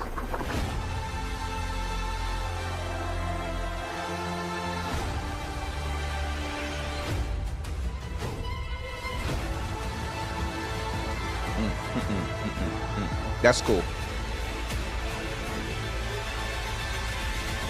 Ray 3. That looks fucking cool. I could say, Amit, that looked pretty incredible. That looks fucking cool. So tell us, how are customers using Ray 3 today?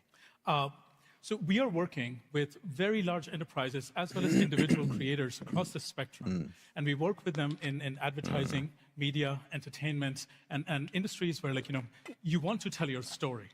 2025 was the year when they started to deploy our models and experiment with them. And towards the end of it, we are seeing large-scale deployments where people are using our models for as much as actually making a 90-minute feature-length movie. What customers are also asking us a lot for, as they're using it more and more, is control and precision. How can they get their particular vision out onto the screen? And what we have realized, and through our research, is that control comes from intelligence, not just better prompts. You can't keep typing in again and again and actually do those things. So we have built a whole new model on top of Ray 3 called Ray 3 Modify that allows you to edit the world. So let me show you actually what that looks like. This won't have audio, and I'm going to tell you a little bit about what you're seeing. So what's playing on the screen is a demo of Ray 3's world editing capabilities. It can take any real or AI footage, so footage from cameras or footage that you generated, and change it as little or as much as you want to realize the creative goals. It's a powerful system that we have developed for our most ambitious customers who are most demanding, and they spread the gamut across entertainment, advertising, and this has allowed us to enable a new era of hybrid human AI productions. This the is human becomes fucking the prompt cool. through motion, timing, and direction. Like, you act it out, and then the model can produce it. What that means in practice is that filmmakers and creators can create entire cinematic universes now without elaborate sets, and then edit and modify anything to get to the result they want. This has never been possible before. But in 2026, we are focused on actually going much further. 2026 will be the year of agents, where AI will be able to help you to accomplish more of the tasks.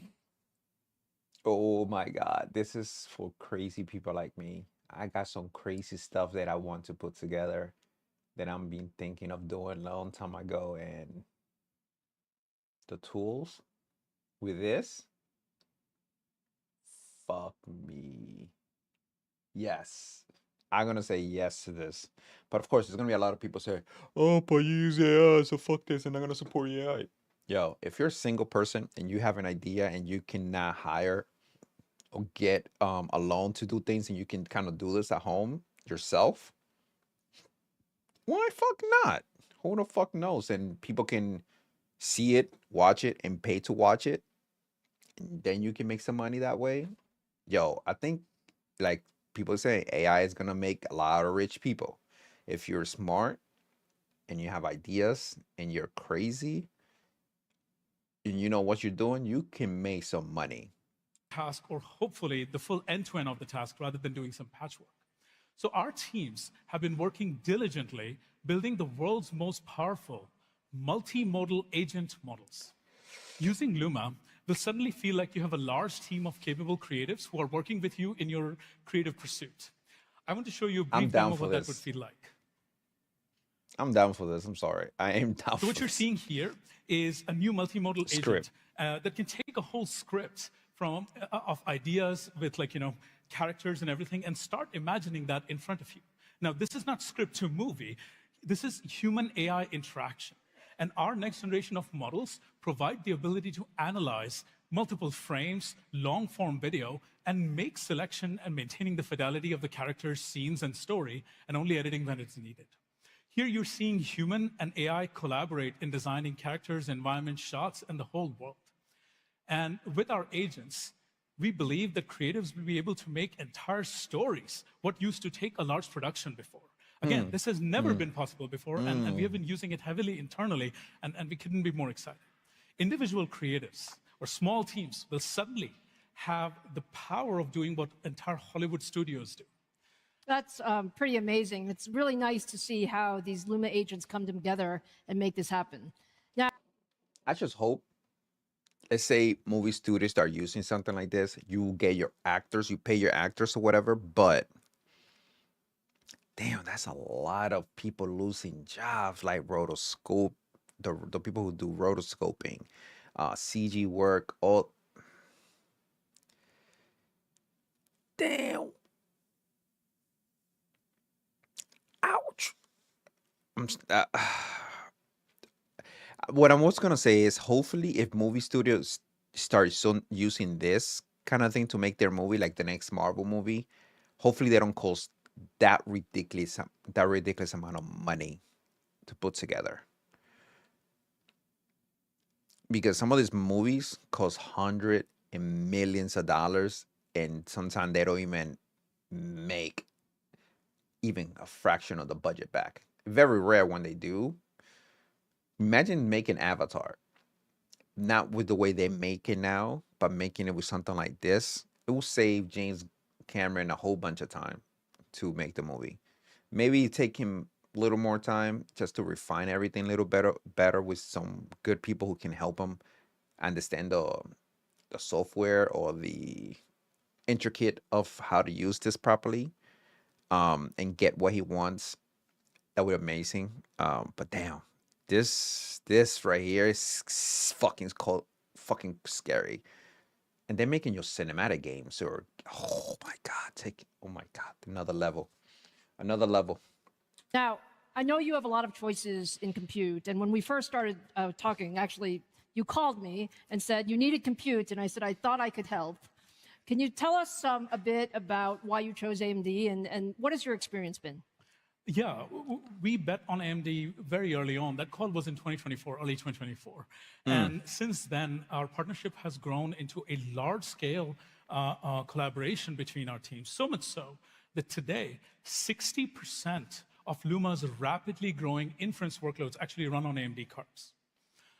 Today, we also, initially when we started out, we used to do a bunch of engineering. But today, we are at a point where most any operators, most any workloads that we can imagine run out of the box on AMD. And this is huge props to your software teams and the diligent work that is going.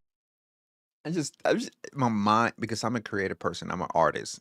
My mind is going crazy with with ideas.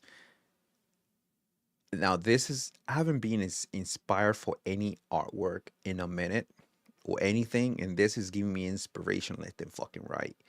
You be a one-man show. Basically, you're the actor. You're the actor. You can be the actor for for all your characters, and you just basically clip every word or everything you say to a certain character, and that's what they're saying, and then you just switch the image of, oh my fucking god. You can have one person to be a cameraman and one person to be the actor, and you can switch back and forth. Oh my fucking god. And then you can change the voice, the look of the, oh my fucking brain is going bonkers here. Going into the ROCm ecosystem. We are building multimodal models, and actually these workloads are very complex compared to text models. One example of that is these consumes hundreds of times, thousands of times more tokens. A video that you saw, a 10-second video, is about 100,000 tokens easily. Compare that to a response from an LLM. It's about 200 to 300 tokens. So when we are working with this much information, TCO and inference economy is absolutely critical to our business. Otherwise, there's no way to serve all the demand that is coming our way. Through our collaboration with the AMD team, we have been able to achieve some of the best TCO is total cost of ownership, that we have ever seen in our stack. And we believe as we build these more complex models that are able to do autoregressive diffusion and that are able to do text and image and audio and video all at the same time, this collaboration will allow us to significantly differentiate on cost and efficiency, which, as you know, in AI is a big deal. So, through this collaboration, we have developed such degree of confidence that in 2026, we are expanding our partnership to a tune of about 10 times what we have done before. And these 455 cards, and I cannot be more excited for MI455X because this, the rack scale solution and the memory and the infrastructure that you're building is essential for us to be able to build these world simulation models. Well, we love hearing that, Amit. And look, our goal is to deliver you more powerful hardware. Your goal is to make it do amazing things. So just give us a little brief view of what do you see customers doing over the next few years that just isn't even possible today? Right. So as Greg was mentioning, early on in LLM land, right, like, in 2022, 2023, they were great for writing copy, small emails, things like that. We could have never imagined that we would actually put these models, into real-time systems, into healthcare and these kind of things. Through accuracy and architecture and scaling, LLMs have now gotten to that point. Video models are currently in that early stage. Today, they're great for generating video and pretty pictures. But soon, by scaling these models up, by improving the accuracy and data, we would end up at a place where these models will help us simulate real physical processes in the world, like CAD, architecture, fluid flows, help us design entire rocket engines, plan cities. And this is not outrageous. This is what we do today manually with big, giant teams in simulation environments. These models will allow us to do that and automate that to a great degree. And as they become more and more accurate, multimodal models is what we need for the backbone of general purpose robotics. Your home robot, will run hundreds of simulations in its head, in image and video, and then try out, like, okay, how do I do this? How do I solve this? So that it's able to do a lot more than current generation of LLM and VLM robots are able to do. This is how the human brain works. Humans are natively multimodal. Our AI systems will be as well. That sounds wonderful, Amit. Look, thank you so much for being here today. Thank you for the partnership, and we really look forward to all that you're going to do next. Thank you so much. Thank you.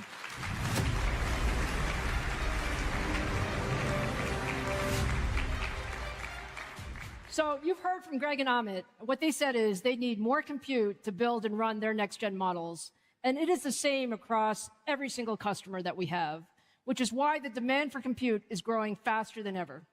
Now, meeting that demand means continuing to push the envelope on performance far beyond where we are today. MI400 series was a major inflection point in terms of delivering leadership training across all workloads, inference, scientific computing. But we are not stopping there. What's happening here? Development of our next-gen MI500 series is already well underway. With MI500, we take another major leap in performance. It's built on our next-gen CDNA 6 architecture, manufactured on 2-nanometer process technology, and uses higher-speed HBM4E memory. And with the launch of MI500 in 2027, we're on track to deliver 1,000x increase in AI performance over the last 4 years, making more powerful AI accessible to all. So with that, thank you.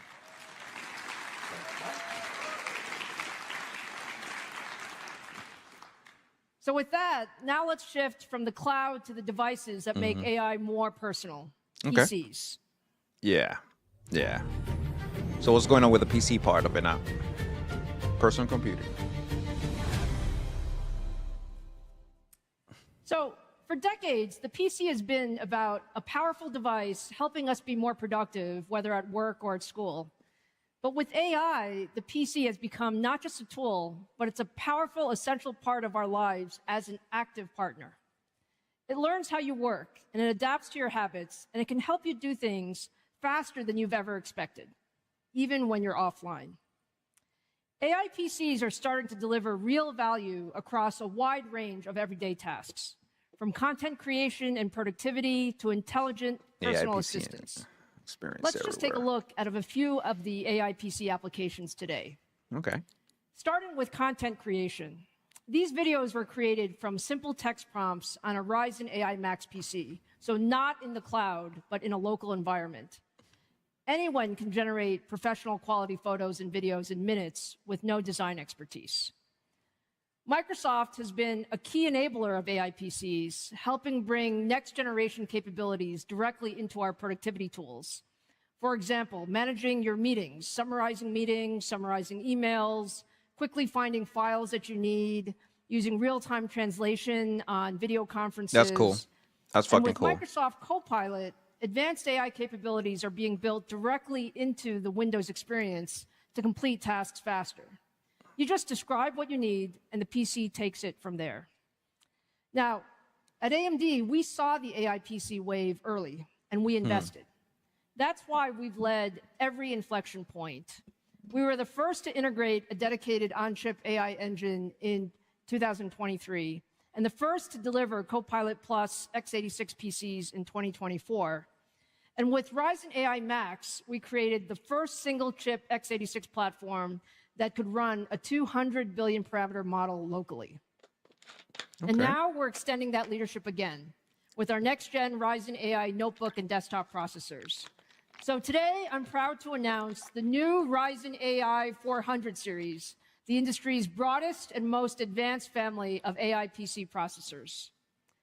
Ryzen AI 400 combines up to 12 high-performance Zen 5 CPU cores, 16 RDNA 3.5 GPU cores, our latest XDNA 2 NPU delivering up to 60 TOPS of AI compute, and support for faster memory speeds. These flagship Ryzen AI mobile processors deliver significantly faster content creation and multitasking performance compared to the competition. Now, there's a lot of excitement for the Ryzen AI 400 series, and if you're walking around CES this week, you're going to see many notebooks launching this week. Yeah, I've seen them. The first Ryzen AI 400 series PCs begin shipping later this month, with more than 120 ultra-thin Asus gaming has some and they commercial kind of PCs launching throughout the year show today. from every They major look pretty OEM cool though. across every AI PC form factor. Liquid. Now, powering the next generation of AI PC experiences takes more than just hardware. It takes smarter software with models that are lighter, faster, and can run directly on device. These are different than what you're seeing in the cloud. So to talk more about this next wave of model innovation, please welcome Ramin Hassani, co-founder and CEO of Liquid AI. Liquid AI.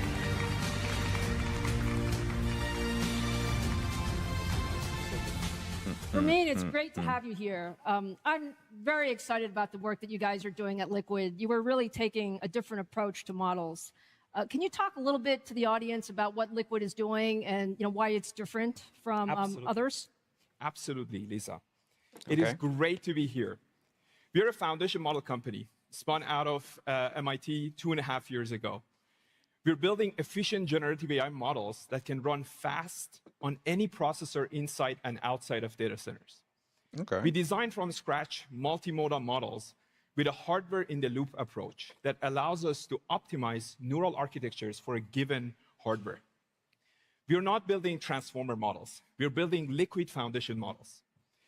Powerful, fast, and processor-optimized generative models. The goal is to substantially reduce the computational cost of intelligence from first principles without sacrificing quality. That means liquid models deliver frontier model quality right on a device. Device could be a phone, could be a laptop, could be a robot, could be a coffee machine, and could be an airplane. Basically, anywhere compute exists with 3 value propositions: privacy, speed, and continuity. It can work seamlessly across online and offline workloads. Ramin, our teams have been working really closely on bringing more capable models to AI PCs. Can you share a bit about that work? Absolutely. Today, I've got 2 new product announcements. One, we are excited to announce Liquid Foundation Models 2.5, the most advanced tiny class of models on the market. At only 1.2 billion parameters, the model performs best on instruction following capabilities between its class and models that are larger in its class.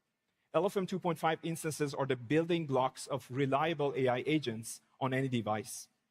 To put this in perspective for you, this model delivers instruction following capabilities better than the DeepSeek models and Gemini Pro kind of models, Gemini 2.5 Pro, right on the device.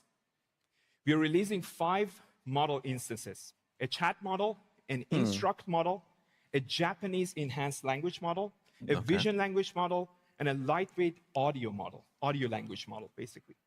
These are highly optimized for AMD Ryzen AI CPUs, GPUs, and NPUs. And today, they're available for download on Hugging Face and on our own platform, Leap. You can enjoy them. That's pretty cool. Hugging Face. So we can stack these LFM 2.5 instances together to build agentic workflows. But then it would be really amazing if we can bring in all these modalities into one place. So that brings me to my second announcement, LFM 3. LFM 3, it is designed natively multimodal to process text, vision, and audio as input and deliver audio and text as an output in 10 different languages with sub-100 millisecond latency for audio-visual data.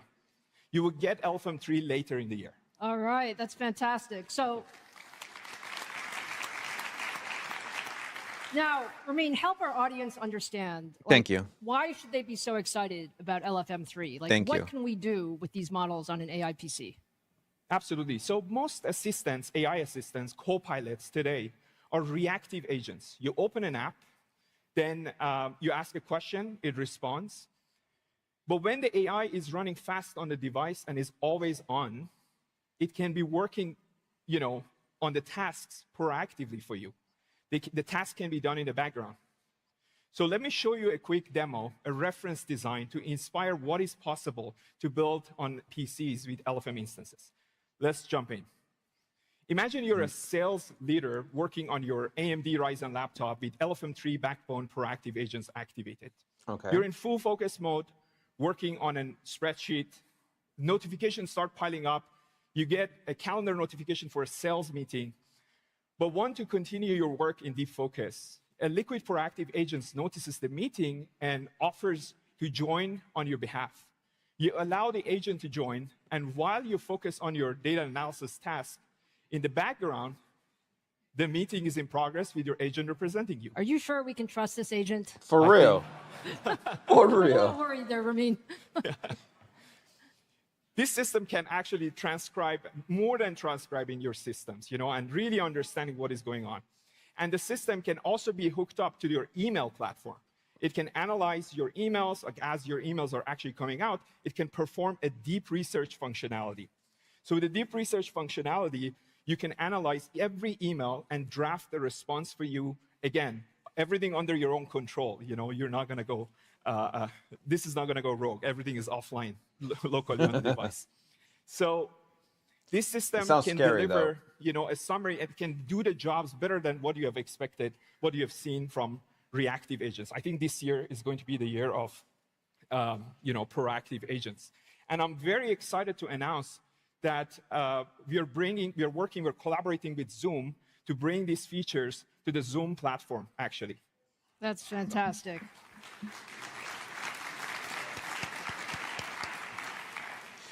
Yeah, this is we're really this excited sound. about This what is you're cool doing. for I think you've just offices. given people just a glimpse of what we can do when we bring, true AI capability to our PCs. The So whole thank meeting you. thing sounds We're like something my excited, wife and, could use. we look forward to all we're going to do together. Not sure she will use Thank it, you for having me. but she's always in a meeting.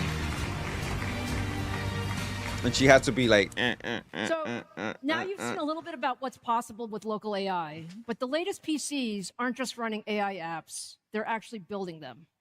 That's why we created Ryzen AI Max, the ultimate PC processor for creators, gamers, and AI developers. It's the most powerful AI PC platform in the world, with 16 high-performance Zen 5 CPU cores and 40 RDNA 3.5 GPU compute units, and an XDNA 2 NPU delivering up to 50 TOPS of AI performance. double all the course and I'll be by a happy. unified memory architecture that supports up to 128 gigabytes of shared memory between the CPU and GPU. In premium laptops, Ryzen AI Max is significantly faster in both AI and content creation applications compared to the latest MacBook Pro. In small form factor workstations, Ryzen AI Max delivers comparable performance at much lower price than NVIDIA's DGX Spark, generating up to 1.7 times more tokens per second per dollar when running the latest GPT OSS models. And because Ryzen AI Max supports both Windows and Linux natively, developers maintain full access to their preferred software environment, tools, and workflows. Now, there are more than 30 Ryzen AI Max systems in market today, with new laptops, all-in-ones, and compact workstations launching at CES and rolling out throughout the year. But our mission is to advance AI everywhere for everyone. The truth is, there are AI developers, many of you in this room, who want access to platforms that enable you to develop on the fly. So we took this one step further. Today, I'm excited to announce the AMD Ryzen AI Halo, a new reference platform for local AI deployment.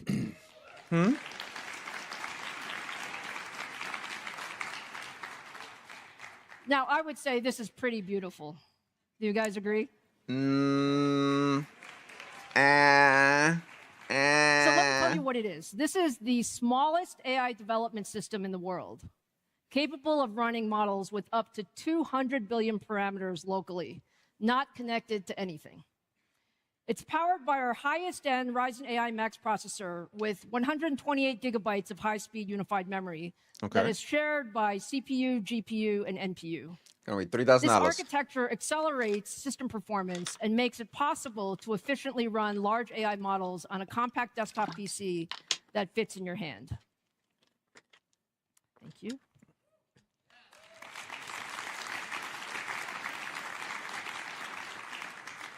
Halo supports multiple operating systems natively, ships with our latest ROCm software stack, comes preloaded with the leading open source developer tools, and runs hundreds of models out of the box. And this really gives developers everything you need to build, test, and deploy local agents and AI applications directly on the PC. Now, for all of you who are wondering, Halo is launching in the second quarter of this year, and we can't wait for folks to get their hands on them.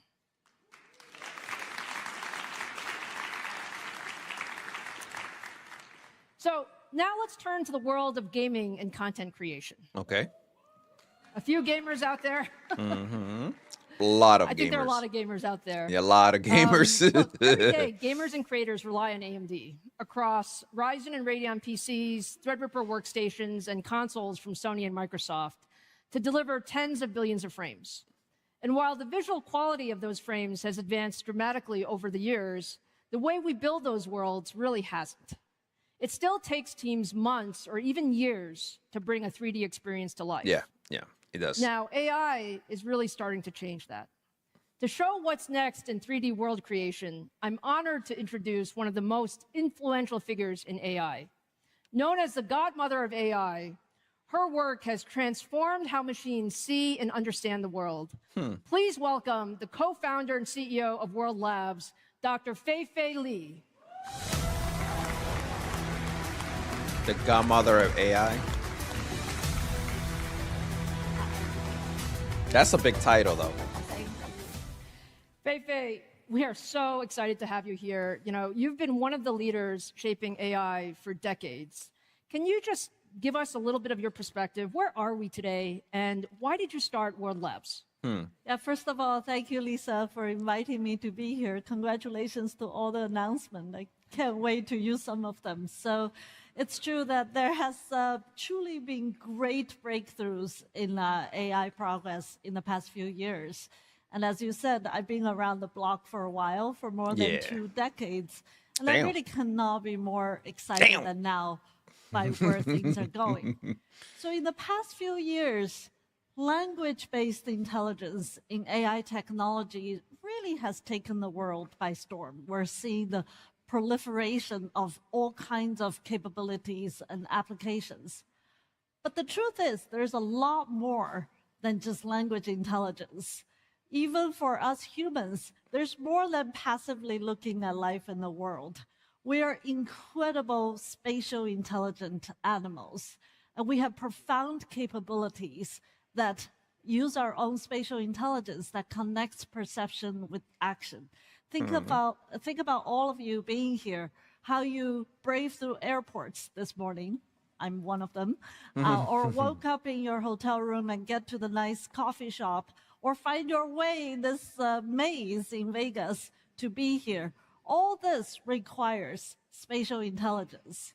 So what excites me is that there's now a new wave of Gen AI technology for both embodied AI and generative AI that we can finally give machines something closer to the human level spatial intelligence. It's the ability to not only perceive, but create 3D or even 4D worlds, reason about objects and people, and imagine entirely new environments that still obey the laws of physics and dynamics in worlds, virtual or real. So that's why I started World Labs. I really want to bring spatial intelligence to life and deliver value to people. I remember the first time I talked to you about your concept for World Labs and your passion about what this could bring. Tell us a little bit about what your models do so the audience gets a feel for what does this really mean? For real. Well, I heard that there are gamers out there, so this is very exciting. So traditionally, building 3D scenes requires laser scanners or calibrated cameras or hand-built models using pretty sophisticated and complicated software. Yeah. But at World Labs, we're creating a new generation of models that can use the recent Gen AI technology to learn the structure, not only just flat pixel structure, I'm talking about 3D, 4D structure of the world directly from data, a lot of data. So give the model a few images and even one image, the model itself can fill in the missing details, predicts what's behind objects, and generate rich, consistent, permanent, navigable 3D worlds. So what we're seeing here on screen is a Hobbit world that's created by our World Labs model called Marble.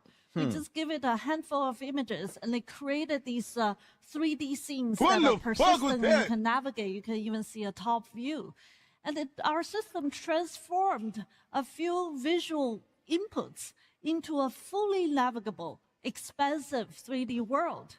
And it shows how these models not just reconstruct the environment, they really imagine cohesive worlds, wondrous worlds. And once these worlds exist, they flow together and allowing effortless transition from one environment to the next and scaling into something much larger. For real. And this is much closer to how humans piece together a place from a few glances.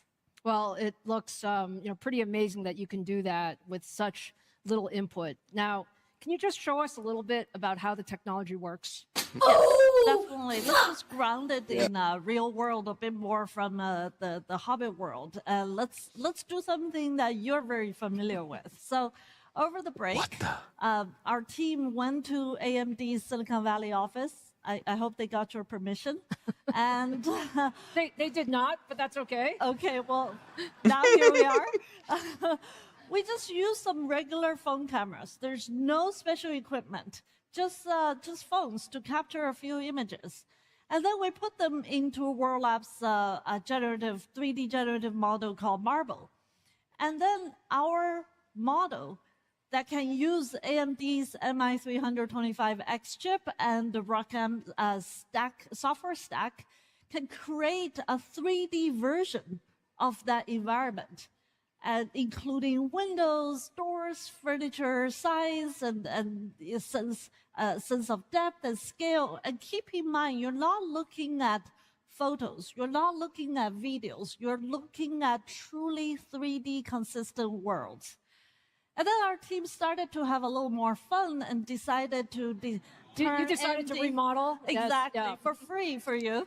For different design styles, right? That is so freaking thorough. I like the most. I personally really like the Egyptian one, but maybe that's because I'm going there in a few months. And while this transformation is keeping the geometric consistency and the 3D inputs. So you can imagine this can be such powerful tools for many use cases, whether you're doing robotic simulation or game development or design. What would traditionally take months to do in a typical workload, we really could do it in minutes now. And we can even navigate into an entirely different world, like actually the Venetian Hotel. And we just did that yesterday by taking a picture and then put it in the model, and then had a little fun. And then it turned this whole place into a 3D imaginative space.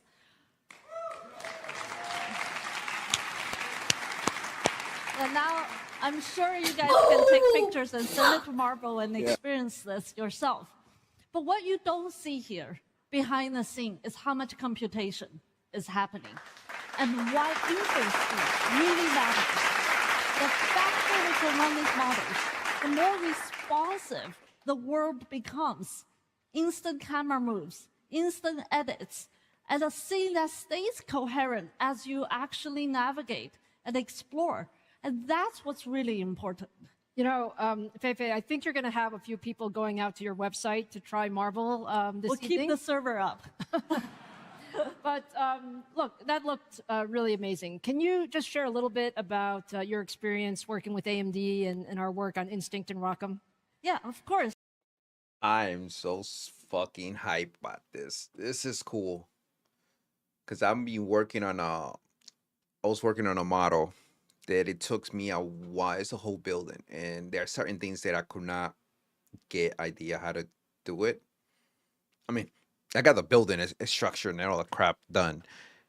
It's just certain things it took me a minute to kind of put together. But this will help me speed up some process. Like, I just take all the pictures that I took to build my model and then just slap it in there and then change what I need to change. Oh my God. Oh my God. Yes, yes, yes, yes, yes. Yes, and even though we are old friends, our partnership is relatively new. And I gotta be honest, I'm very impressed by how quickly this came together. Part of our model is a real-time generative frame model. It was running on MI325X in under just a week. And then with AMD Instinct and ROCm, our teams were able to iterate really rapidly over a course of a few weeks to improve performance by more than 4-fold. And that was really impressive. That matters because spatial intelligence is fundamentally different from what came before. Teaching AI to understand and navigate 3D structure, have motion, understand physics requires enormous memory, massive parallelism, and very fast inference. And I was seeing your announcement. I can't wait to see platforms like MI450 continue to scale, and they will give us the ability to train larger world models, and just as importantly, to run them fast enough that these environments can feel alive, react instantly as the user or agents move, explore, interact, and create. No, that's wonderful. Thank you for those comments. Your team has been fantastic working together. Thank you. So, Fei-Fei, with all the compute performance that we're going to give you and all of the innovation in your models, give the audience a view of what to expect over the next few years. Yeah, I know, and as you know me, I don't like to hype. I think the world is what they call under-hype. So, no, I think we should just share what it is. It is going to be a changing world. A lot of workflows, a lot of things that were difficult to do will actually go through a revolution because of the incredible technology. So, for example, creators can now experience and create real-world scenes, scenes in real time, shaping what's in their mind's eye, experimenting with the space, the light, the movement. I'm gonna start taking pictures of my house and my down neighborhood and make a whole game level out of that. I may do that. As if they are sketching inside a living world. And then intelligent agents, whether it's robots or vehicles or even tools, can learn inside very rich, physics-aware digital worlds before they even need to be deployed into the real one, making them much safer, make the development much faster, more capable, and more helpful to people. And designers, for example, or architects, can walk through ideas before anything is built, exploring form, flow, materials, and navigate spaces rather than just staring at static plans. So what excites me most is that this represents a shift in how AI shows up in our lives. Yeah. We're moving from systems that understand words and images passively to systems that not only understand, but can help us to interact with the world.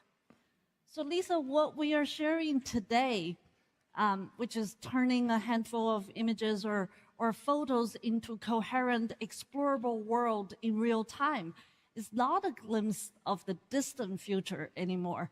It is really the beginning of the next chapter. So you and I talk about this even offline. We know as powerful as AI technology is, it's also our responsibility to deploy and develop it in ways that reflect true human values. That augment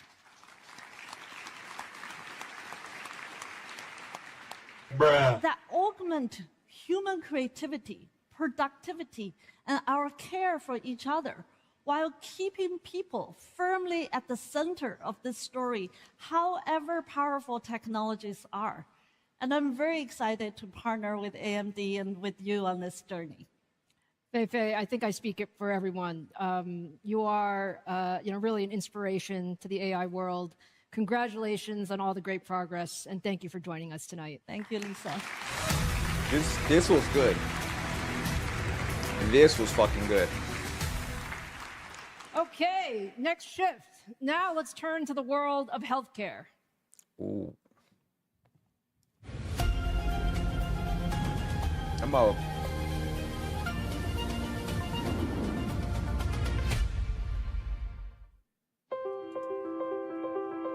Of all the ways AI is advancing the world, healthcare impacts us all. And AMD technology is enabling the incredible to become possible. Cancer detection is happening earlier, with supercomputers analyzing data at massive scale. Patients are receiving therapy sooner with compute modeling complex biological systems. Promising treatments are moving forward faster through molecular simulation.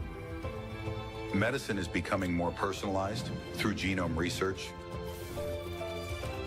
And patient outcomes are improving through robot-assisted surgeries. Our partners are using AI to accelerate science and better human health. Advanced by AMD.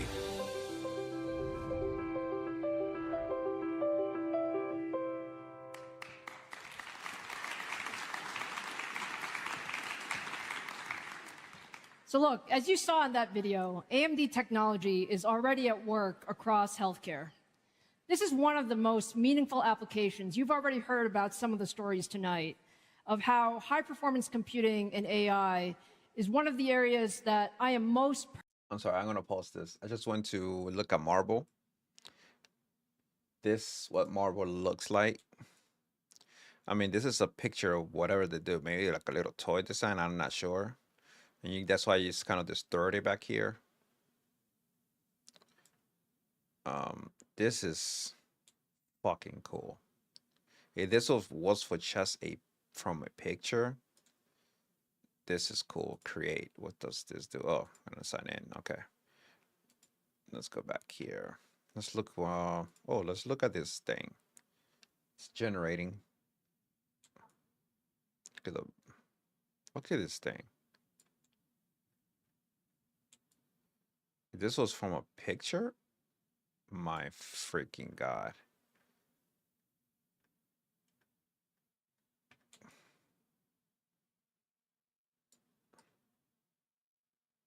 This is nice. Come on, let's get closer. Come on. Okay.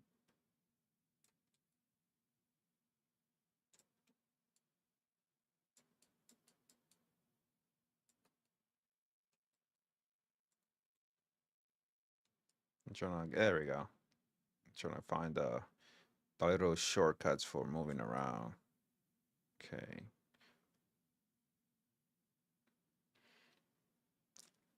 I mean, you can kind of see this kind of will basically, okay, if you take a picture of this thing and you kind of having the AI to kind of build it, will be like a shortcut, meaning it builds the stuff for you and then you have to refine it. You just have to go ahead and refine this thing. That's what you have to do. Go ahead and refine it to make it better. But this is cool. So basically, like the stuff that I wanted to do on the level that I'm working on. This is so fucking cool.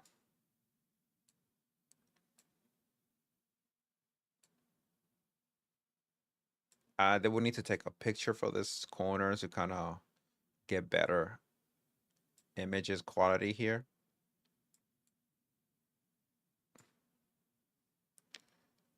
But so far, I can say this is pretty cool. It's nothing majorly new.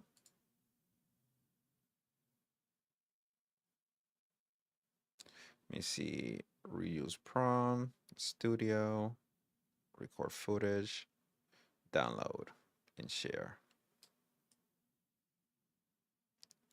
But this is kind of cool though. This kind of speeds, like I said, it will speeds up some of the stuff, so you can kind of have like a little stamp of what you're doing and your level, and then you can build upon it. And you can kind of get your, I mean, maybe loading this into Unreal Engine. There you go. Trying to get the, yeah, loading this into Unreal Engine will be kind of fucking cool.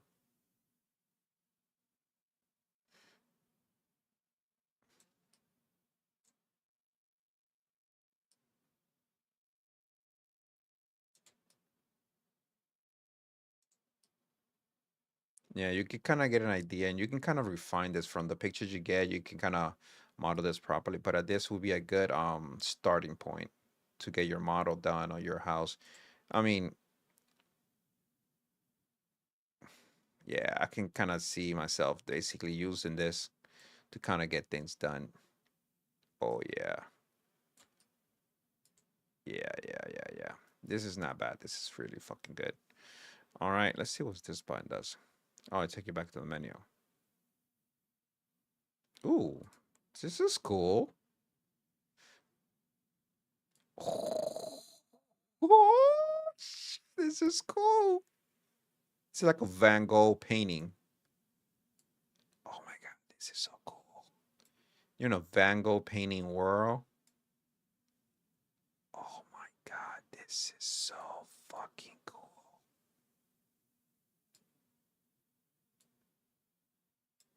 Joe, imagine playing a game like this. I know it would probably be a little sickening to the stomach a little bit because of the colors, but this would be so effing cool. Look at the sky. I would definitely play a game like this. I definitely would. What about this one? Let's take a look at this one. I'm sorry, I'm wasting time here. I'm just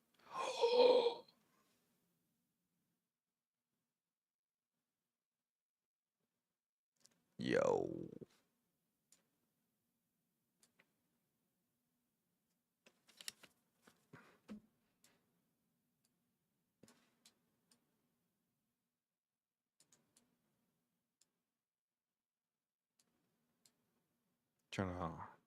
Trying to figure it out something here.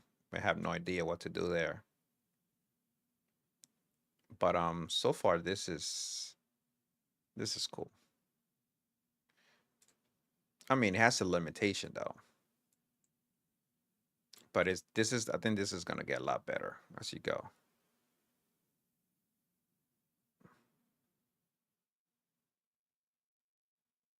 Yeah, this is how a good starting point for a game could be, to kind of get you your perspective. You got your little character here, 4 or 5 feet here, walk around just a little bit here, and then you can go ahead and start putting your real mesh in here. Like I said, this will be like a placeholder, and you can kind of build your level from this placeholder. This is cool. 100% agree with this thing. You can kind of build your own, and you can change the style of it, but at least you get a real world measurement of what is going on in the level, or in the level you're trying to build for your reference. Oh my God. And you can kind of build that from here. As a 3D modeler, this will be pretty amazing. I mean, if you took a good picture of this, you can get a better thing. No picture here, so it's trying to guess it. Same thing over here, trying to guess. So they probably took a 360-degree picture here, like, and the system is trying to guess the rest. All right. Let's move on from here. Personally passionate about is how you can bring healthcare there. There's nothing more important in our lives than our health and the health of our loved ones. And using technology to improve healthcare outcomes means we measure progress in terms of lives saved. I'm very happy to be joined tonight by 3 experts who are leading the way in applying AI to real-world healthcare challenges. Please join me in welcoming Sean McClain, CEO of Absci, Jacob Thaysen, CEO of Illumina, and Ulla Engquist, Head of Molecular AI at AstraZeneca.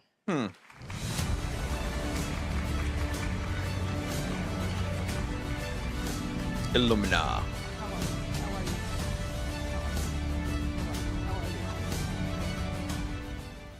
All right, guys, thank you so much for being here. You can see there's a lot of excitement about healthcare. Thank you for the tremendous partnership. You know, Sean, at Absci, you're using generative models and synthetic biology to design This is new a drugs really from cool scratch. keynote, though. Can you walk through a little bit of how that works? Yeah, thank you so much for having us here today. Biology is hard. It's complex. It's messy. Drug discovery and development is this archaic way of going about discovering drugs. Ultimately, it's this trial and error process where you ultimately are searching for a needle in the haystack. But with generative AI and what we're doing at Absci, you're actually able to start creating that needle and being able to actually engineer in the biology that you want, being able to go after the diseases that have large unmet medical need, and being able to have the manufacturability, the developability that you want in the drug. We're actually able to start having precision engineering now because of AI with biology. Just like Apple is engineering an iPhone, or you all are engineering the 455s, we're able to start engineering biology. And what is that actually doing? It's allowing us to start tackling some of the hardest, most challenging diseases that still exist, that have high unmet medical need, where standard of care is poor. And at Absci, this is exactly what we want to tackle. We want to tackle these hard, challenging diseases. Two of them that we're focused on at Absci is androgenic alopecia, so think common baldness. We actually have the opportunity in the not too distant future to have AI cure baldness. Wouldn't that be incredible?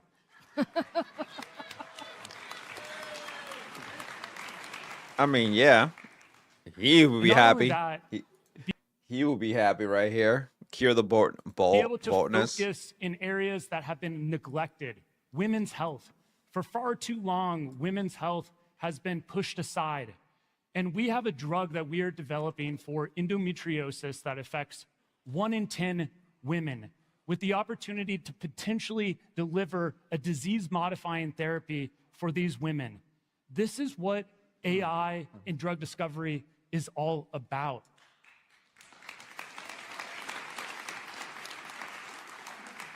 And this wouldn't be possible without the compute partnership that we've had with AMD. Lisa, you and Mark Papermaster invested in Absci roughly a year ago. And within that year, we've been able to scale the inference and be able to, in a single day, screen over 1 million drugs in one single day. That's incredible. And additionally, we're getting onto the 355s. And the memory there is going to allow us to contextualize the biology in a way that we haven't been able to before, and ultimately create better models for drug discovery. The future is really bright in AI and drug discovery. That's fantastic, Sean. Well, look, thank you for the partnership. We're really excited about all the work we're doing together.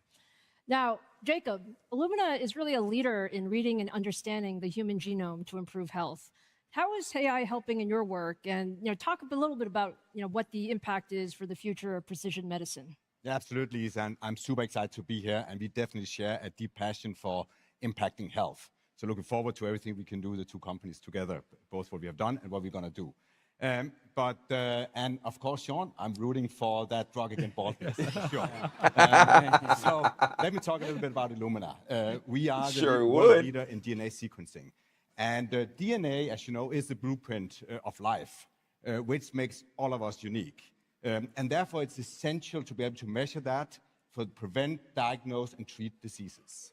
In a simplified way, you can think about the human genome as 3 billion letters. So that actually is like a book with 200,000 pages in. And that is in each of our cells.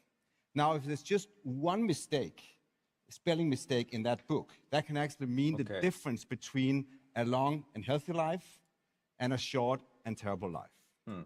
So accurate DNA sequencing is extremely important, but it's super data and compute intensive. In fact, we are generating in our sequences more data than is generated on YouTube every day. And therefore, the relationship with AMD is super important. We are using your FPGA and EPIC processes in our sequences every day, and that's the only way we can compute all that and translate that into insights. Over the past decade, our technology has already now been used, as we talked about, in drug discovery, but also impacting healthcare. Today, it's used for profiling terrible diseases like cancer and inherited diseases, and it's really very important to make sure, and we are impacting a lot of people's health out there and have saved a lot of millions of people's lives. But we're just getting started. But biology is super complex. So now, and our brain can't really comprehend all that. But the combination of using generative AI, genome, proteomics together is poised to completely change our understanding of biology over the next period of time. It will impact drug discovery, but it will also impact on how we prevent and treat early diseases. So really, it will change our way we think about longevity and healthier life. And we can only do that with the collaboration between us and all of us on the States and the whole ecosystem. So I'm really excited about that. That's fantastic, Jacob. And Ola, at AstraZeneca, you're scaling AI across one of the largest drug discovery pipelines there is. Talk about how AI is changing the way you develop new medicines. Okay, thanks, Lisa, and also thanks for the invitation. And so say to at AstraZeneca, we really apply AI end-to-end, from early drug discovery to manufacturing. You look like a smart man right there. And for us, AI is not only about productivity, it's a lot about innovation. How can we work in a different way? How can we do new things with AI? And one area that I'm personally very passionate about is how can we deliver candidate drugs quicker with the help of generative AI. So how we're working there is that we train our generative AI model on all our experimental data that we have generated over several decades. And then we use those models to virtually assess in the computer which hypotheses, which ideas of candidate drugs might work or not. And then we can assess millions of different potential candidate drugs.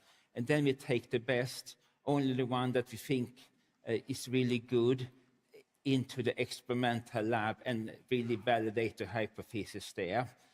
So we use our generative AI model to generate candidate drugs, to modify them, to optimize, to really reduce the number of experiments we need to do in the laboratory. And we are applying a new way of working through the whole AstraZeneca small molecule pipeline. And we see that we can deliver candidate drugs 50% faster with the new way of working, and also improve clinical success later. And we can't do that alone. We need to do that in a collaboration. So we collaborate.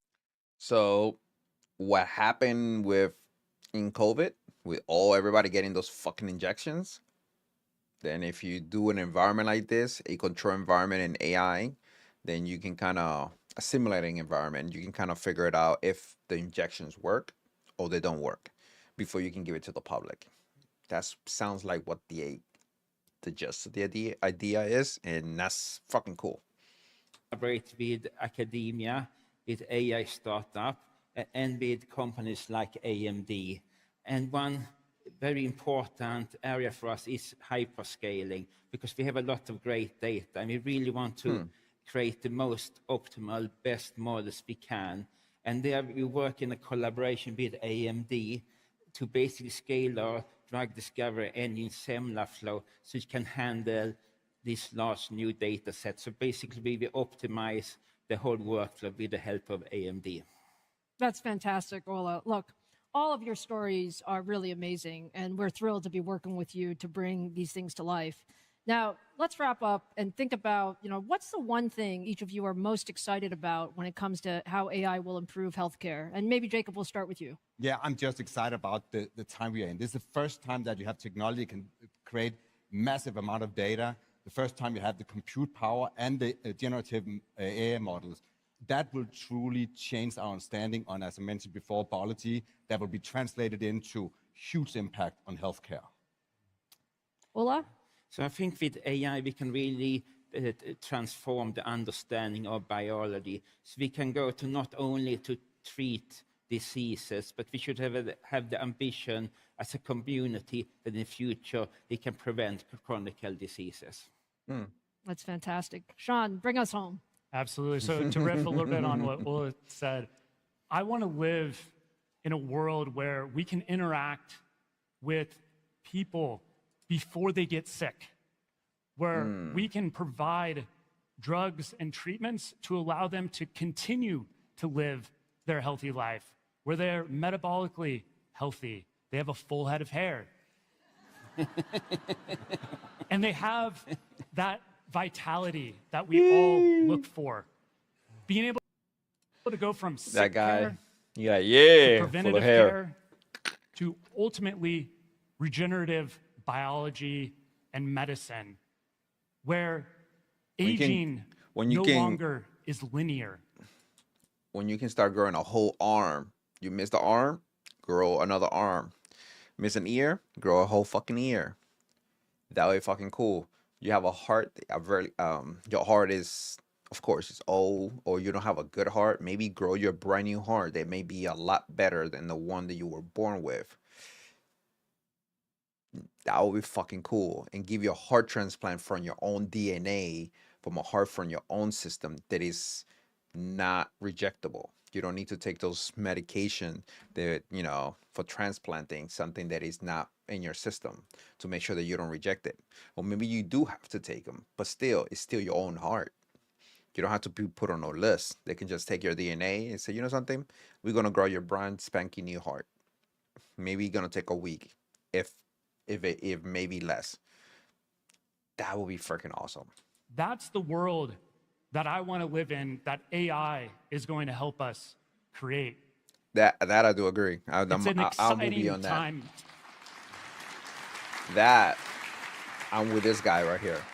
If that's what we're doing, I think we can all say, Sean, we are super inspired. I mean, look, this is what I heard. We should expect AI should help us predict sickness, prevent sickness, and personalize treatments such that we can get really extend lives. And you guys are really at the forefront of it. So it is our honor to be your partner. Thank you each for joining us today. This is gonna get crazy. To really, moving this frontier forward over the next few years together.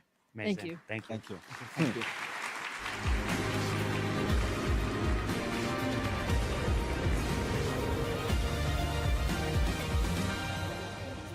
All right. Now we're entering the world of physical AI. This is where AI enters the real world, powered by high-performance CPUs and leadership adaptive computing that enables machines to understand their surroundings and take action to achieve complex goals. At AMD, we've spent more than 2 decades building the foundation of physical AI. Today, AMD processors power factory robots with micron-level precision, guide systems that inspect infrastructure as it's being built, and enables less invasive surgical procedures that speed recovery times. And we're doing it together with a broad ecosystem of partners. Physical AI is one of the toughest challenges in technology. It requires building machines that seamlessly integrate multiple types of processing to understand their environment, make real-time decisions, and take precise action without any human input. And all of this is happening with no margin for error. Delivering that kind of intelligence takes a full-stack approach. High-performance CPUs for motion control and coordination, dedicated accelerators to process real-time vision and environmental data, and with an open software ecosystem, developers can move fast and seamlessly across platforms and applications. Now, seeing is believing, so to show how some of this work is unlocking the next generation of robotics, please welcome CEO and co-founder of Generative Bionics, Daniela Pucci, to the stage.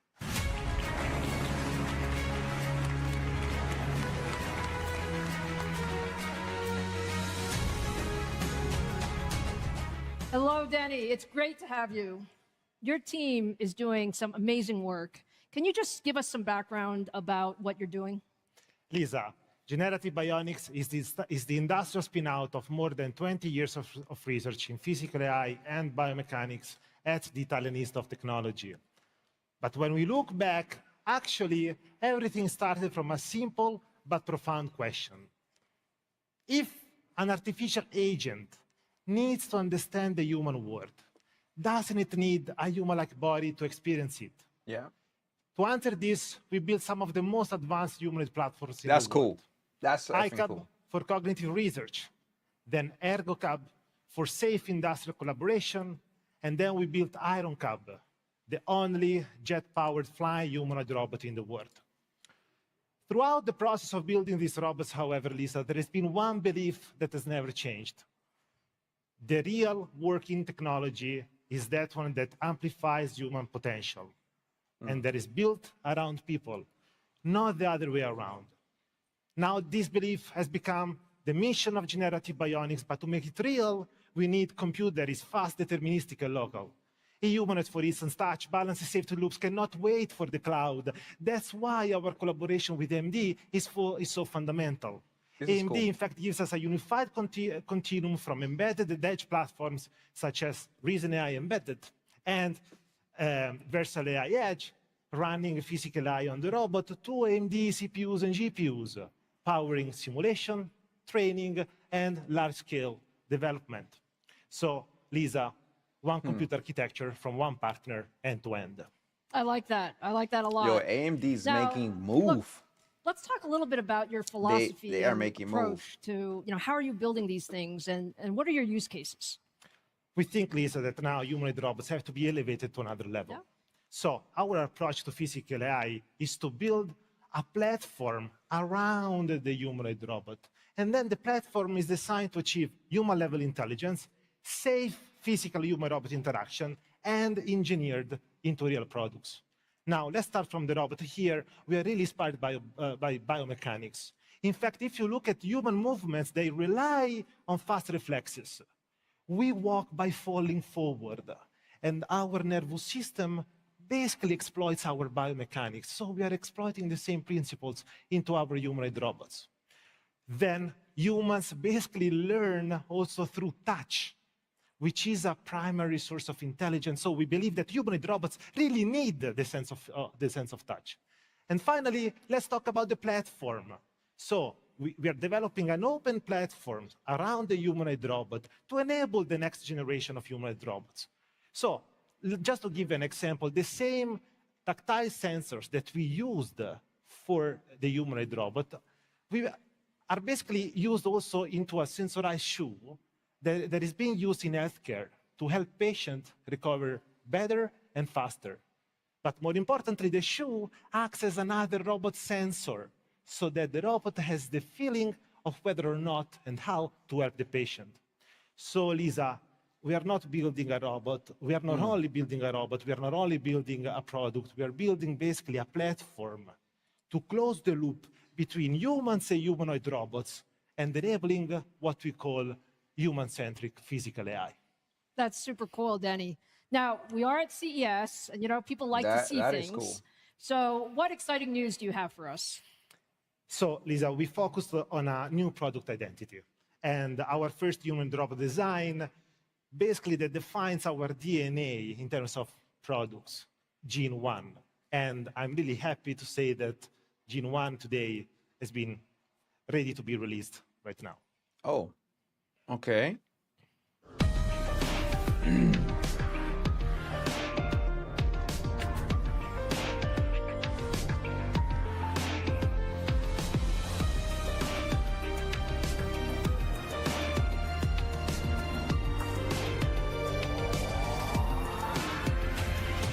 So you're gonna be able to buy your own Android or robot?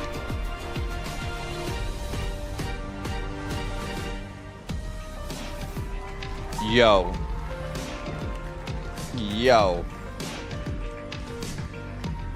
Let me expand this a little bit. Yo.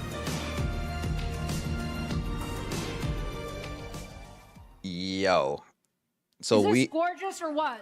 So we are here already here. Danny, tell us about Gene 1.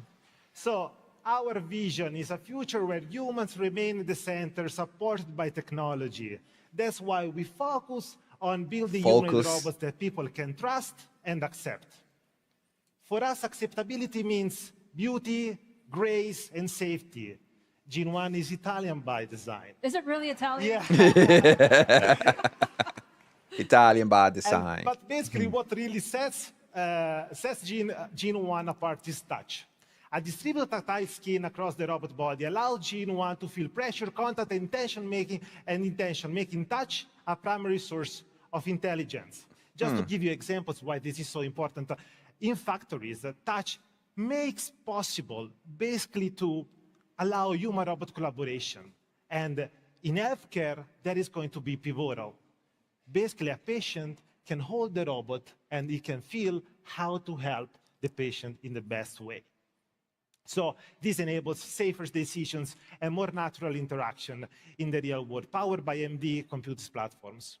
Our first commercial humanoid will be manufactured in the second half of 2026, and we are already working with industrial partners, including a leading steel manufacturer, to deploy these robots in safety-critical environments.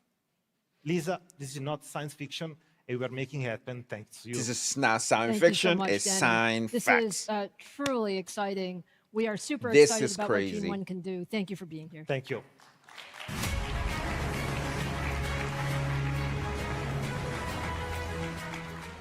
Okay, now So, let's turn to one more demanding environment fuck? for robotics and automation, and that is Bruh. space.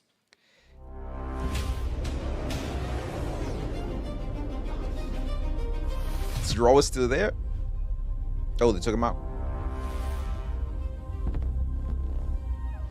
Bro.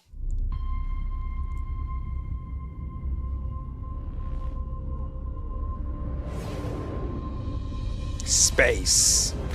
The final frontier.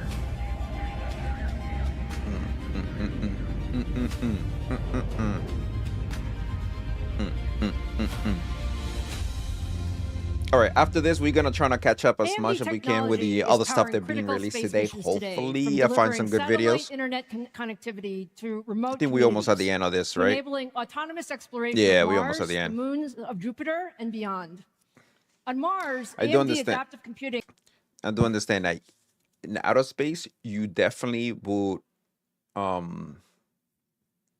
it would take advantage, take advantage on AI to help you out there, so you don't have to sacrifice human. That's what space will be great, and also will be great to also go underwater, like deep underwater with AI. Enables the Perseverance rover to operate autonomously. That same technology is also powering robotic systems at NASA, JPL, and both the European and Indian space agencies, delivering reliable compute in some of the harshest and most unforgiving environments. One of the leaders in space exploration and a company using AMD technology to help build the next generation of spacecraft and lunar infrastructure is Blue Origin. Please welcome John Poluris, Senior Vice President of Lunar Permanence at Blue Origin, to the stage. This is cool.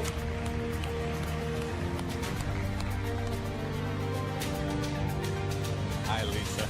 John, thank you so much for being here. You know, Blue Origin is doing just some amazing things. Talk to us a little bit about your mission and what you're working on. Yes, thank you everyone for having me here. I'm very excited to tell you about what we're doing. Jeff Bezos, our founder, likes to say that Earth is the best planet in the solar system. It's sustained life for millions of years. And as we explore the solar system, Earth will be the origin of that life, that pale blue dot that is Earth. And that's why our company is named Blue Origin. Okay. To protect that planet, we want to move heavy industry eventually off the Earth. As we look to build things such as solar power satellites in low Earth orbit, settle the moon, settle Mars, explore the asteroid belt, we'll move on and we'll build that infrastructure so that eventually millions of people will be living and working in space for the benefit of Earth. And that starts with one person. Originally, we had Yuri Gagarin and Alan Shepard explore. Then the Apollo astronauts. Then just recently, the International Space Station celebrated 25 years of continuous human presence in space. The next step for us is lunar permanence. And our business unit that I'm lucky enough to be a part of is named Lunar Permanence specifically so that everyone knows immediately what we're trying to do, is establish a permanent presence of humanity on the moon. And that requires reliable, repeatable, low-cost operations, and reliable and repeatable, low-cost equipment and vehicles. And AMD is a critical partner of ours to make that happen. Well, thank you so much for that, John. And look, talk a little bit about why high-performance computing is so important in your work, and especially as your missions are getting more complicated. Certainly. So space is the ultimate edge environment. Yep. The flight computers that we build are the heart and soul of our vehicles. That compute stack needs to be This whole environment is very sci-fi-ish and resilient. It needs to survive the environment of space. And what that means is we have mass constraints, power constraints, radiation considerations.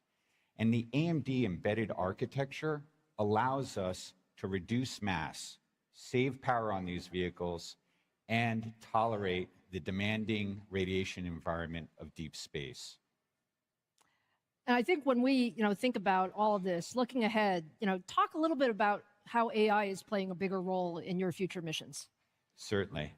So AI's impact on Earth-based systems is well known. In fact, I've got to say, Lisa, and I kind of surprised you earlier today, AMD has been a phenomenal partner of Blue Origin. We, only a few months ago, started to talk to AMD about using the Versal 2 in our flight computer stack. And within a few months, the AMD team and the Blue Origin team worked tirelessly and were able to ship us units that we were then able to incorporate into development flight computers. We've now, in a couple of months, built the development flight computers that are flying in our vehicle testbed, and those will eventually power our Mark II lander. That Mark II lander will land astronauts on the moon as early as 2028. In fact, it was so impressive, we had a team of Blue Origin engineers working over the holidays, and we took the entire flight computer stack and were able to successfully simulate a landing on the moon.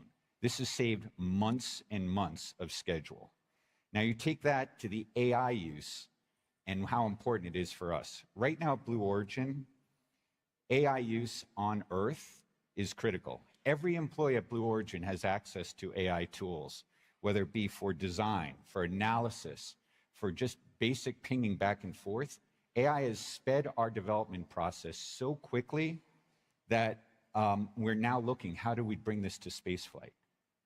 And so what that means for spaceflight for us, that's the next great step, where AI becomes a complement to the astronaut, a co-pilot, if we will, identifying landing sites, looking out for hazards, being able to do that level of compute in a real-time environment is critically important to us. For me personally, though, you think of edge AI. Okay. What is really interesting is, as we go to explore the solar system, radio astronomy has been a passion of mine. And what radio astronomy is you're looking for weak signal radio frequencies that are being emitted throughout the universe. The problem we have is that Earth is a great emitter of radio frequency noise and interference, so it's hard to identify that. The far side of the moon provides a natural shelter, a barrier to that noise. So if we could land a Mark I vehicle on the far side of the moon, we could start to explore this untapped radio frequency environment. If we have edge AI, we can now utilize that to do the deep exploration to actually identify where we should be looking next. Because relay back to comms, doing this latency, really hurts our ability to explore. So by having it on the far side of the moon, the Mark I vehicle with Edge AI will tell us, land the next vehicle here to optimize your exploration. That's really what excites me. I mean, that's super, super cool. Look, John, we're honored to work with you. I think it is an incredible mission that you have. Thank you so much for the partnership, and we look forward to what you do next. Absolutely. Thank you very much. Thank you.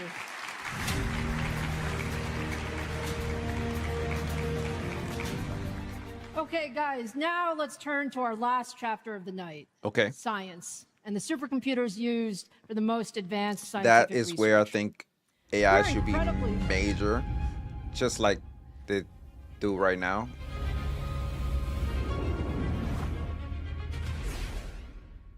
We are incredibly proud of our leadership in high-performance computing, and we have continued to push the bleeding edge of performance here. After We're this, I'm actually going to take a seeing break, convergence between and then traditional I'll be high-performance back. computing systems and AI as we bring together the best of both of these worlds. Today, AMD powers the 2 fastest supercomputers in the world and more than half of the 50 most energy-efficient systems. These systems are using massive amounts of compute to solve previously impossible problems. In Finland, the Lumi supercomputer has cut climate model update times by more than 85%, enabling earlier warnings and better preparation for extreme weather events. Energy giant ENI is using an AMD-powered supercomputer to develop longer-lasting batteries and cleaner fuels. Okay. At Oak Ridge National Labs, the world's first exascale supercomputer is running Orbit 2, a hyper-resolution global model that allows us to predict unprecedented forecasting detail with nearly 99% accuracy. That's And at Lawrence crazy. Livermore That's National good. Labs, the world's fastest supercomputer, El Capitan, El is Capitan. modeling how viruses might mutate and evolve, enabling Capitan. scientists to design more resilient antibody treatments and respond faster to future pandemics. Going forward, Oh. there's a lot more that we can do to Goddamn. power the future of scientific discovery. We are actually working very closely with the U.S. Department of Energy and America's national labs as part of the Genesis mission. Genesis is a national program launched late last year to accelerate the convergence of AI, supercomputing, and quantum computing. Together with Oak Ridge National Labs, we recently announced 2 new supercomputers that are part of the Genesis mission. Okay. The Lux computer, that is the first dedicated US AI factory for science that will come online early this year. And Discovery, the next flagship supercomputer planned in 2028. Genesis is the most ambitious public-private technology initiative in decades. Leading this historic effort is Michael Kratsios, who has shaped national policy at the highest levels as a former US CTO and Undersecretary of Defense for Research and Engineering. Please join me in welcoming the President's Chief Science and Technology Policy Advisor, Michael Kratsios, to the stage.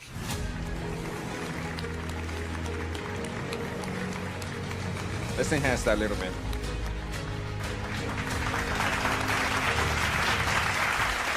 Michael, thank you so much for being here. I know just how busy you are. Help them out a little bit.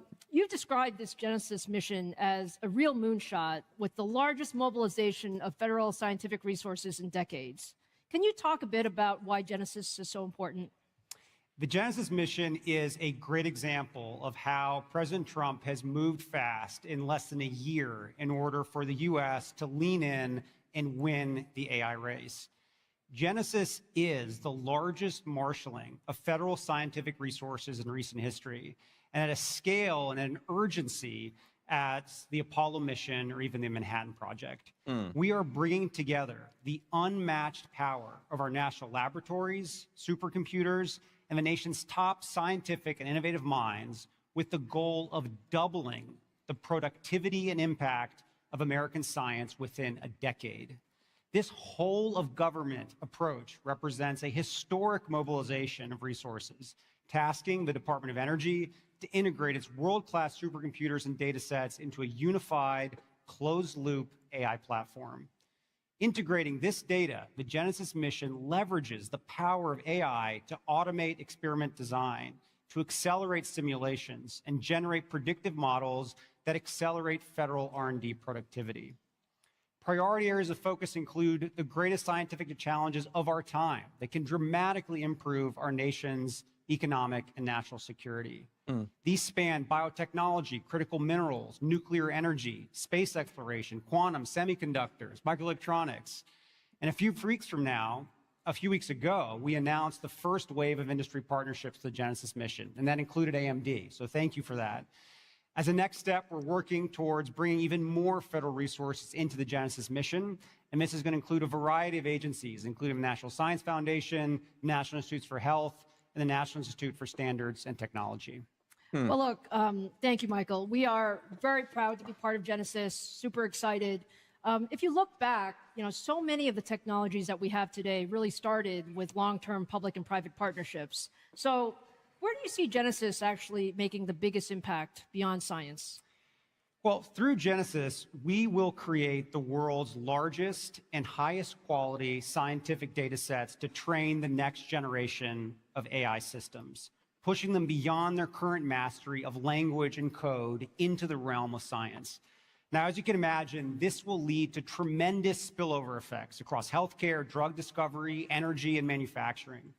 Fundamentally, we are seeing a massive shift in America's science and technology enterprise. We are now at a place where the U.S. government, private sector, and universities together are investing over $1 trillion in R&D every year, with the private sector leading the way by carrying out 2/3 of that R&D alone. Now, the Genesis mission understands this and leverages the full strength of that entire ecosystem. That's wonderful, Michael. Now, we have talked a lot about how important it is for the U.S. to lead in AI. Can you talk about what are the biggest things that we must do to get right such that we lead in AI? Absolutely. There are 3 strategic priorities the U.S. needs to get right as laid out in President Trump's AI action plan. The first is we need to remove barriers to innovation and accelerate research and development. Okay. We are already at work looking for regulatory roadblocks to innovation and seeing where we can update or remove them entirely. This effort will ensure the U.S. is a home for the next great technologies to be created and to be commercialized. Next, we need to get AI infrastructure and energy production right. We've taken significant actions to streamline permitting to data center construction and support all forms of energy. This whole CES is going to be about AI, like I said. Looking beyond our borders, it's all about AI diplomacy and exporting American technologies to the world. The U.S. government is underway in establishing the American AI Export Program to bring American innovators and innovations to our partners and allies around the world. The Department of Commerce will be issuing an RFP this month seeking proposals to create a turnkey AI stack, including everything from infrastructure and chips to models and applications. Last but not least, another strategic priority for President Trump and First Lady Melania Trump is AI and education. I talked earlier about winning the AI race. Focusing on AI and education is about truly winning our AI future today. It starts by helping parents and teachers and students navigate AI's opportunities and challenges in the classroom. I'm thrilled that in a matter of months, we are seeing tremendous participation with over 5,000 students and 1,000 educators across all 50 states signing up for the Presidential AI Challenge. Now, submissions close on January 20th, so please visit AI.gov to participate. And also look for these regional competitions that are ultimately going to culminate at a championship at the White House this summer. We've also secured over 200 pledges from leaders like AMD for free AI educational resources, including apprenticeships, access to AI top models, and curricula for so many teachers around the country. Michael, look, we're incredibly proud to support the AI Education Pledge and really to help expand access to AI education with more hands-on opportunities for students to learn and build. That's why we've actually committed $150 million to programs that bring AI into more classrooms and communities across. I help them again with the claps. We're investing in the next generation of AI research and talent. We're building research collaborations with more than 800 educational institutions around the world, including many of the top engineering and computer programs. Cool. And we're also committing to developing coursework to promote our open ecosystem. So we're offering free online AI courses to reach over 150,000 students this year. So, Michael, I want to say thank you for your leadership on this topic and the First Lady's leadership. Awesome. I can tell you that it certainly is making a difference in galvanizing the industry. Now, before you go, I have a very fun thing for us to do. It is really a moment for us to highlight some really amazing work as a direct outcome of the AI Education Pledge. So, a little bit of background. We recently partnered with Hack Club on a nationwide AI and robotics campaign. More than 15,000 high school students signed up, with the top teams coming together in Silicon Valley last month for an in-person hackathon to bring their designs to life. It's actually incredible to see what these students were able to build in just one weekend. You can imagine it was a little bit competitive at this hackathon. And Well, as that's kinda part of the cool. recognition, we invited the top 3 That's pretty teams to cool. be here at CES, right here in the front row, so they could experience the biggest tech event of the year firsthand, and we could congratulate them That in is cool. person. So let's give them a big round of applause.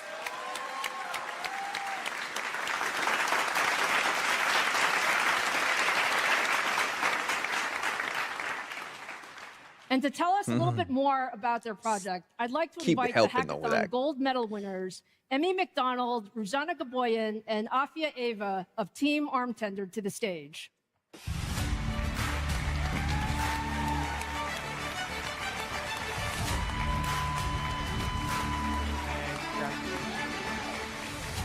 Thank you. All right, you guys are amazing. Congratulations on the incredible work. Now, before you talk about the project, can you just share a little bit about yourselves? Like, where are you from and when did you start coding? Sure. I'm Sure. Emmy. I'm 17, and I'm from Chapel Hill, North Carolina. I started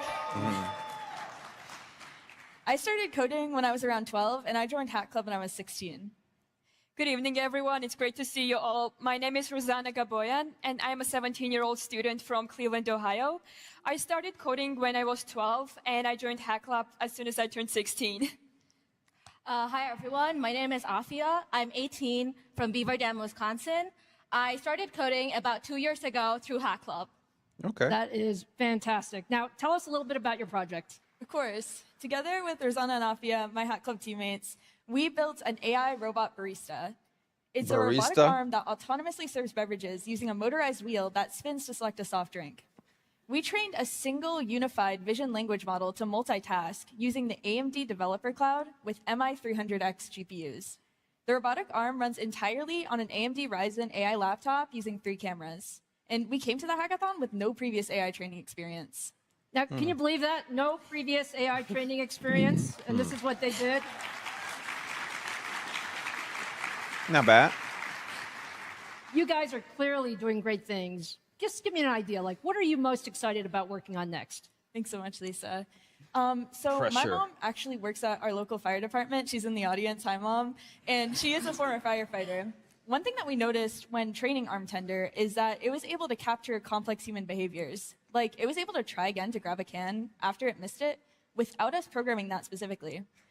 I want to build a robot that can be used in firefighting to go into building fires and case the building before firefighters go in. And the complexity of motion that we saw AI exhibiting could make that possible in a way that wasn't before.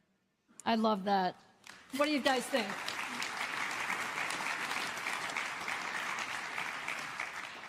Well, This look, is sci-fi we are already. all about encouraging and inspiring young anyway. people to pursue their dreams. And tonight, we actually have a special surprise for you guys. So AMD is awarding each of you a $20,000 educational grant to invest in your future as innovators to help you keep building. Thank you so much. Thank you so much. That's fucking cool. Look, you guys are just a great example of what the AI Education Pledge is all about, because what you've created, it's clear that there's so much we can do. So congratulations to all of you. And Michael, thank you for being here and That's really nice. That's helping cool. really bridge all of this together. We appreciate everything you're doing for the country and for the industry. Thank you so much. Thank you, guys. Congratulations.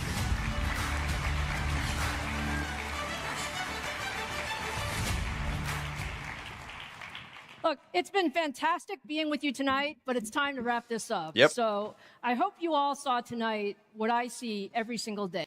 All right. This is pretty cool. That was pretty good keynote here. Oop, too damn big. There we go. That was pretty good. That was pretty good. Let's take a look. Let's go back here and see if we can get some other stuff here. What's this? Oh yeah. This is the NVIDIA showcasing the servers or whatever.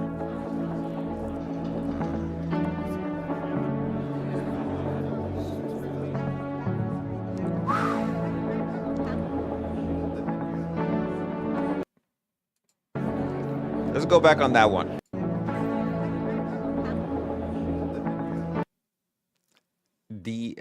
DLSS 4. So this is the new one.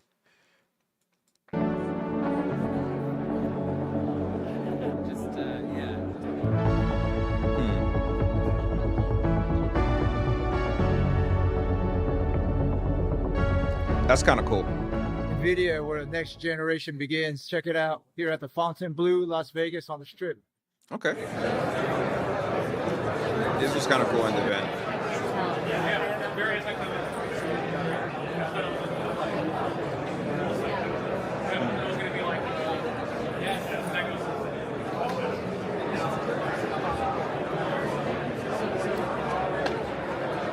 Man, the money in there is ridiculous.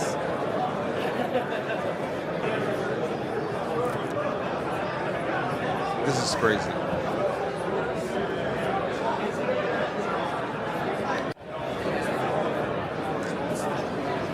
Self-driving car.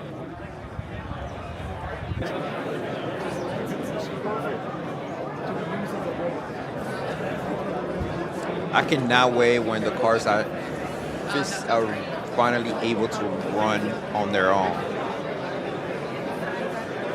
Like no human input whatsoever, unless you want to drive your car yourself, but still.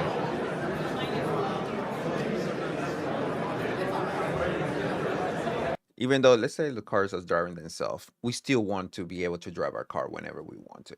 Like whenever we want to be able to do that ourselves. So I'm 100% on those. It's a dual thing. You know, you drive yourself. You don't want to drive, you too tired. You can have your car to kind of drive you and continue to drive to your destination. That is what I'm in for 100%. The only thing I wish, and I don't mind if they take forever to kind of build this all over the entire United States, but make a way that as cars are driving, they are basically charging the cars. You know what I'm saying? Like the cars will have built-in batteries or whatever, and as the people drive, it's the whole entire road is like this big ass fucking wireless charger. Do you see what I'm saying? Like this major. I don't know how they can figure out a way to do that, but if they able to, that would be awesome. Or a way for the cars to basically charge as they drive, so you never have to plug into charge. As they are rolling, it's charging themselves. And for some reason, when they're not moving, of course they will be losing some battery or whatever. But I mean, some kind of way to or some other option to charge your cars faster, because that's one thing I hate about electric cars, even though they're great and all. And like the girl, like Lisa said, from AMD, they have some companies right now working on making longer lasting battery. That's amazing. That's great. But how about be able to charge those battery a lot fucking quicker? That's something that Tesla will need to come out with, and some of these other manufacturers need to come out with. Because you go to the gas station, you can fill up your car in 5 minutes or less, depending on how much gas you need. I should be able to charge up my car all the way out to like 80% to 90% really fast. Let's say from like 20% down to 80, freaking fast. I should be able to do that. But anyway, let's continue. No, I know, but I'm saying like,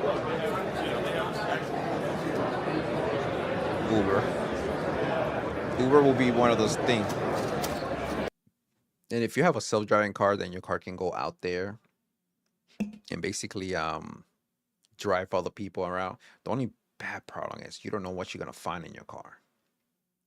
Let's say the Uber, my car drove whoever, and they vomit on my car, and imagine getting on my car trying to go to work and it stink of vomit, or someone pissed on themselves, and now my car smell like piss. I'd be pissed. I'd be mad as hell. Because people are fucking assholes. They will vomit on your car. They will throw up stuff on your car on fucking purpose.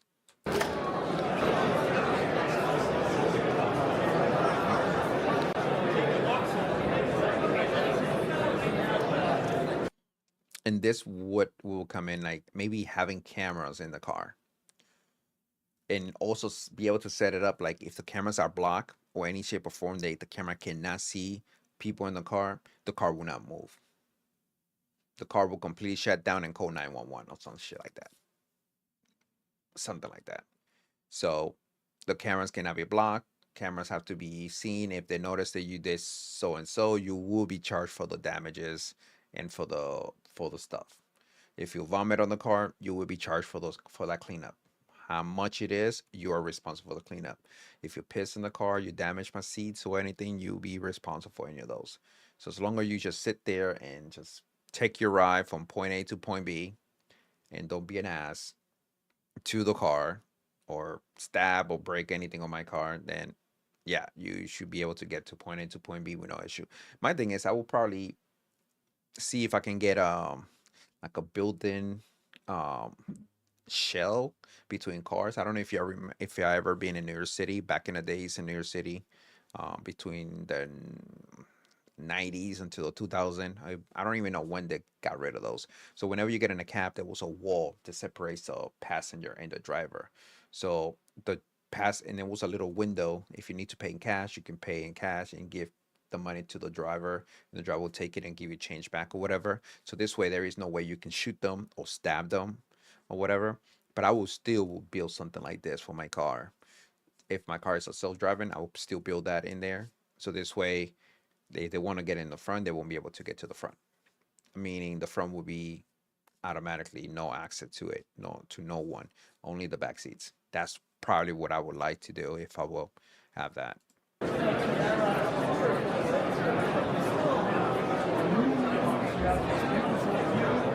This is cool. Woo! Steam Deck. Steam Deck right there.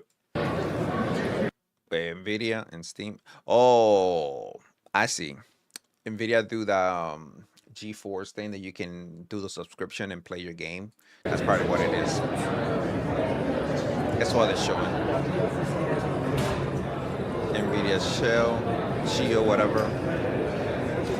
Basically streaming the games to your devices. Look at the video.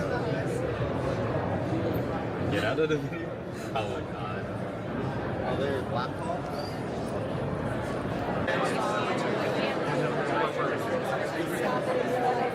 Lamb Surgical.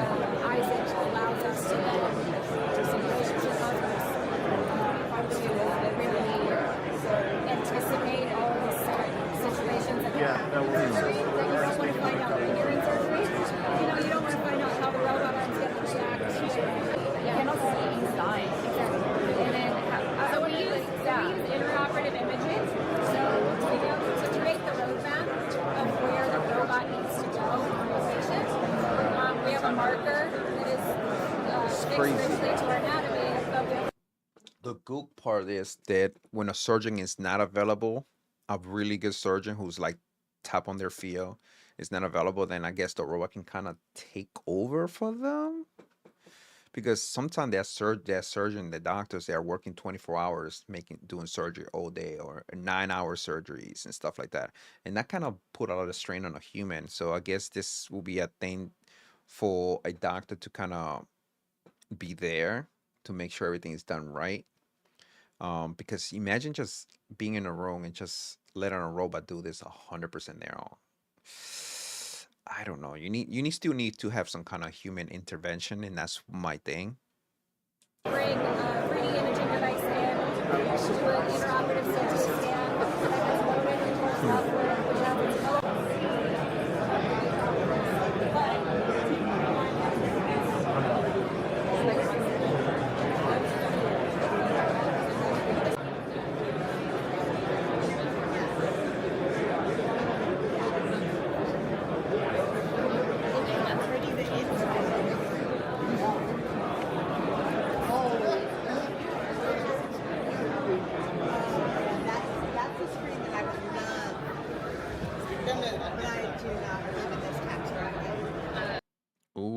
Ooh, you got your Cash App thing, beep, beep, and you can pay. That was kind of cool. Scream over there, scream over here. Like, passenger has a scream. This, you have another scream, and then you have a scream here for for your car. Okay, that's fucking cool.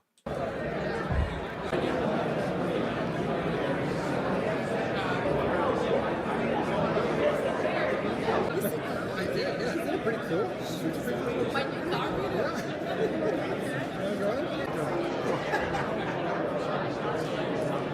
Micro mobility. This is kind of cool too. I've seen this in movies. I see things like this in movies, but this will be freaking cool. Little cars that you can just drive around. I mean, that would be kind of cool.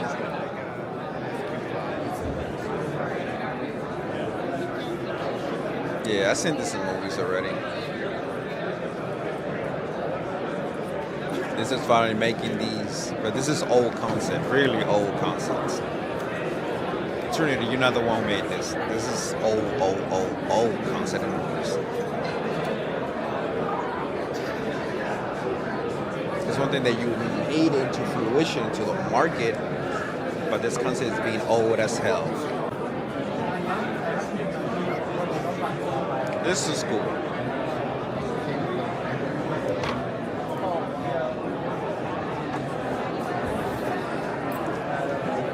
Trying to confuse him.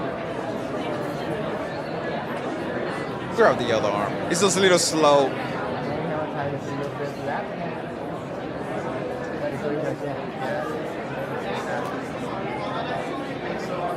you want is coming. Please take it. So you can ask me again next time. This is kind of cool. It's very fluid, but it's very slow.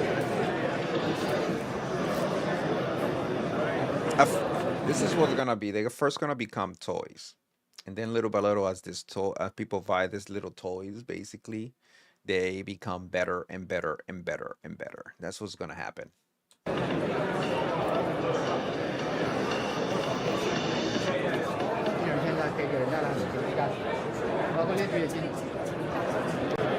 Agibot.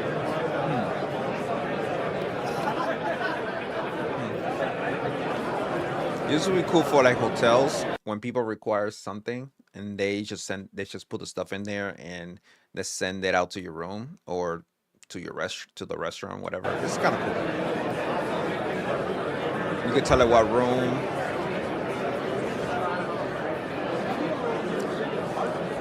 This will be dangerous because people will be fucking assholes just trying to steal what the heck is inside of those things. Those things should be locked and like very heavy lock.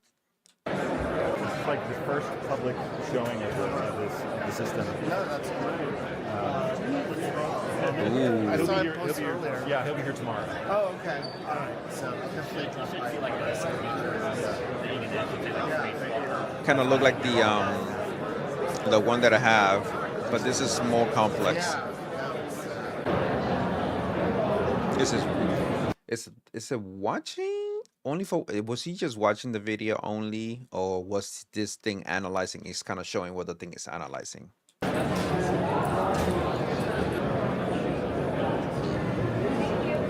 50 series laptop.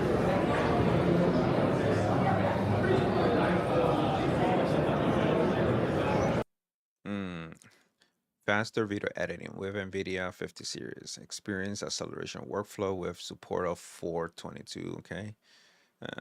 Accelerate AI effect and up to 3 encoding for fast.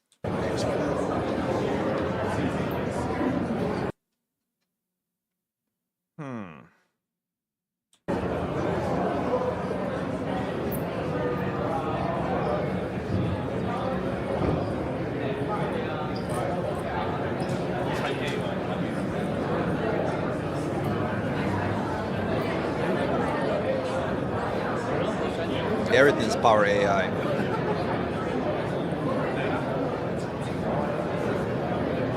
This is showing you FPS.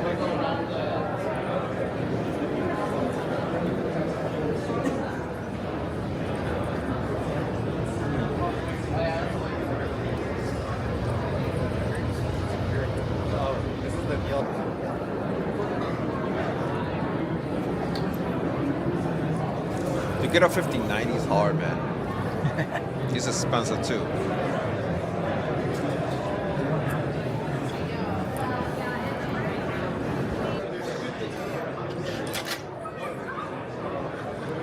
This is the robot that I was mentioning earlier.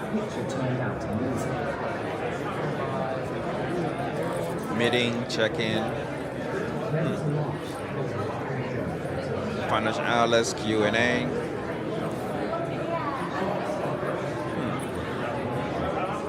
This is a big area for NVIDIA.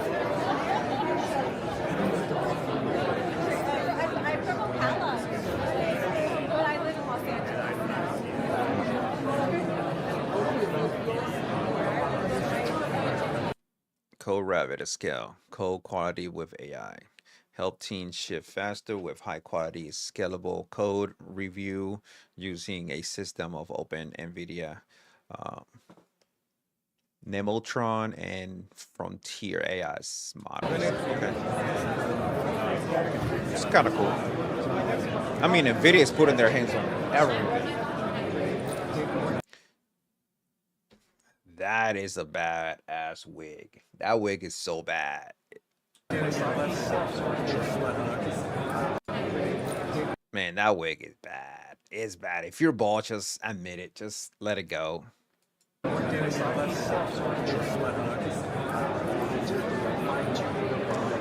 Is that not a wig? Damn, buddy. Don't split it in half like that. That's not working for you. Just brush the thing back. Yeah. So my research is in that area of digital signal processing. So that's gonna be my guess. It could be what Bitcoin. It could be depending upon what Bitcoin's price. The ultimate desk side, the ultimate desk side AI supercomputer. Meet the NVIDIA DGX station. GB300 with NVIDIA Grace Blackwell Ultra Super Chip. 775 gigabyte Cohen memory and up to 20 petaflop AI performance. Okay. Not bad at all. Not bad at all.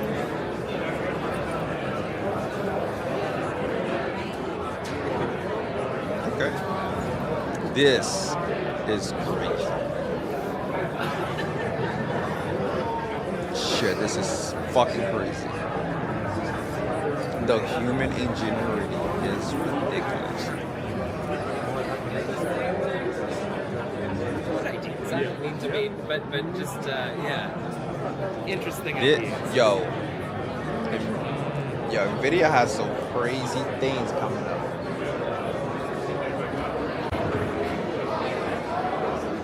Shit. Oh, I see. Okay. So no, at the moment, all of our laptops are built by OEM. So like we supply the chips. Man, they are all in freaking AI left and right. Look, they're trying to trick the system.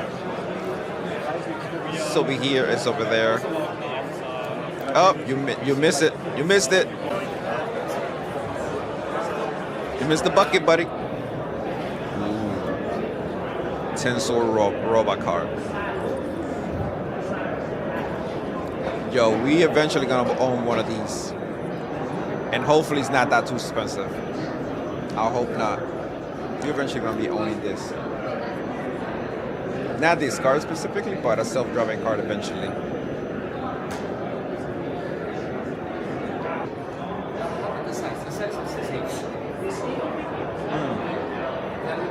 That's not bad. That's not too bad at all.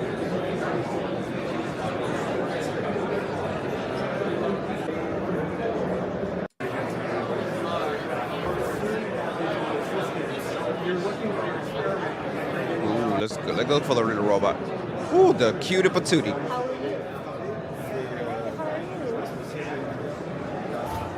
What are you? Ooh. I love great detail, especially I'm Minroki, a curious little enchanted helper from planet Mimira. Got little cameras right there on top. Time wonder seeker. Trying to give her the. Thank you. Oh, thank you. I might blush so hard my face blade fogs up. That's hilarious. The robot. Yeah, I think when we onboard them to like how to use stuff. I'm so confused about the body design.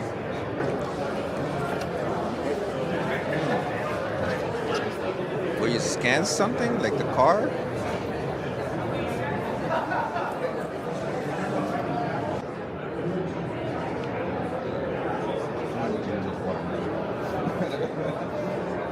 At some point.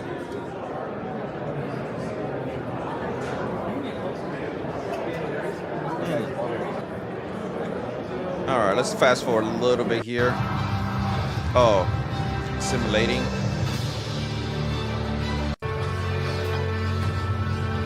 NVIDIA's AI simulation environment.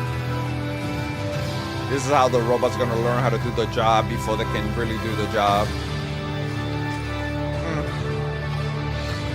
To learn how to put the car together, yada yada yada. Work the factory. And then you build a robot and they already know how to do the things.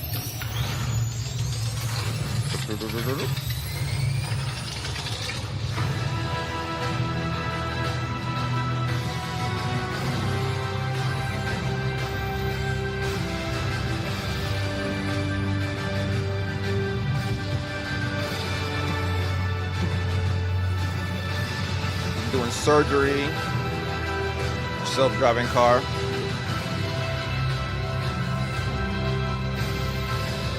Okay. Most every different environment, weather, situation. This is cool. Learning how to deal with the world. Yo, AI is getting ridiculous.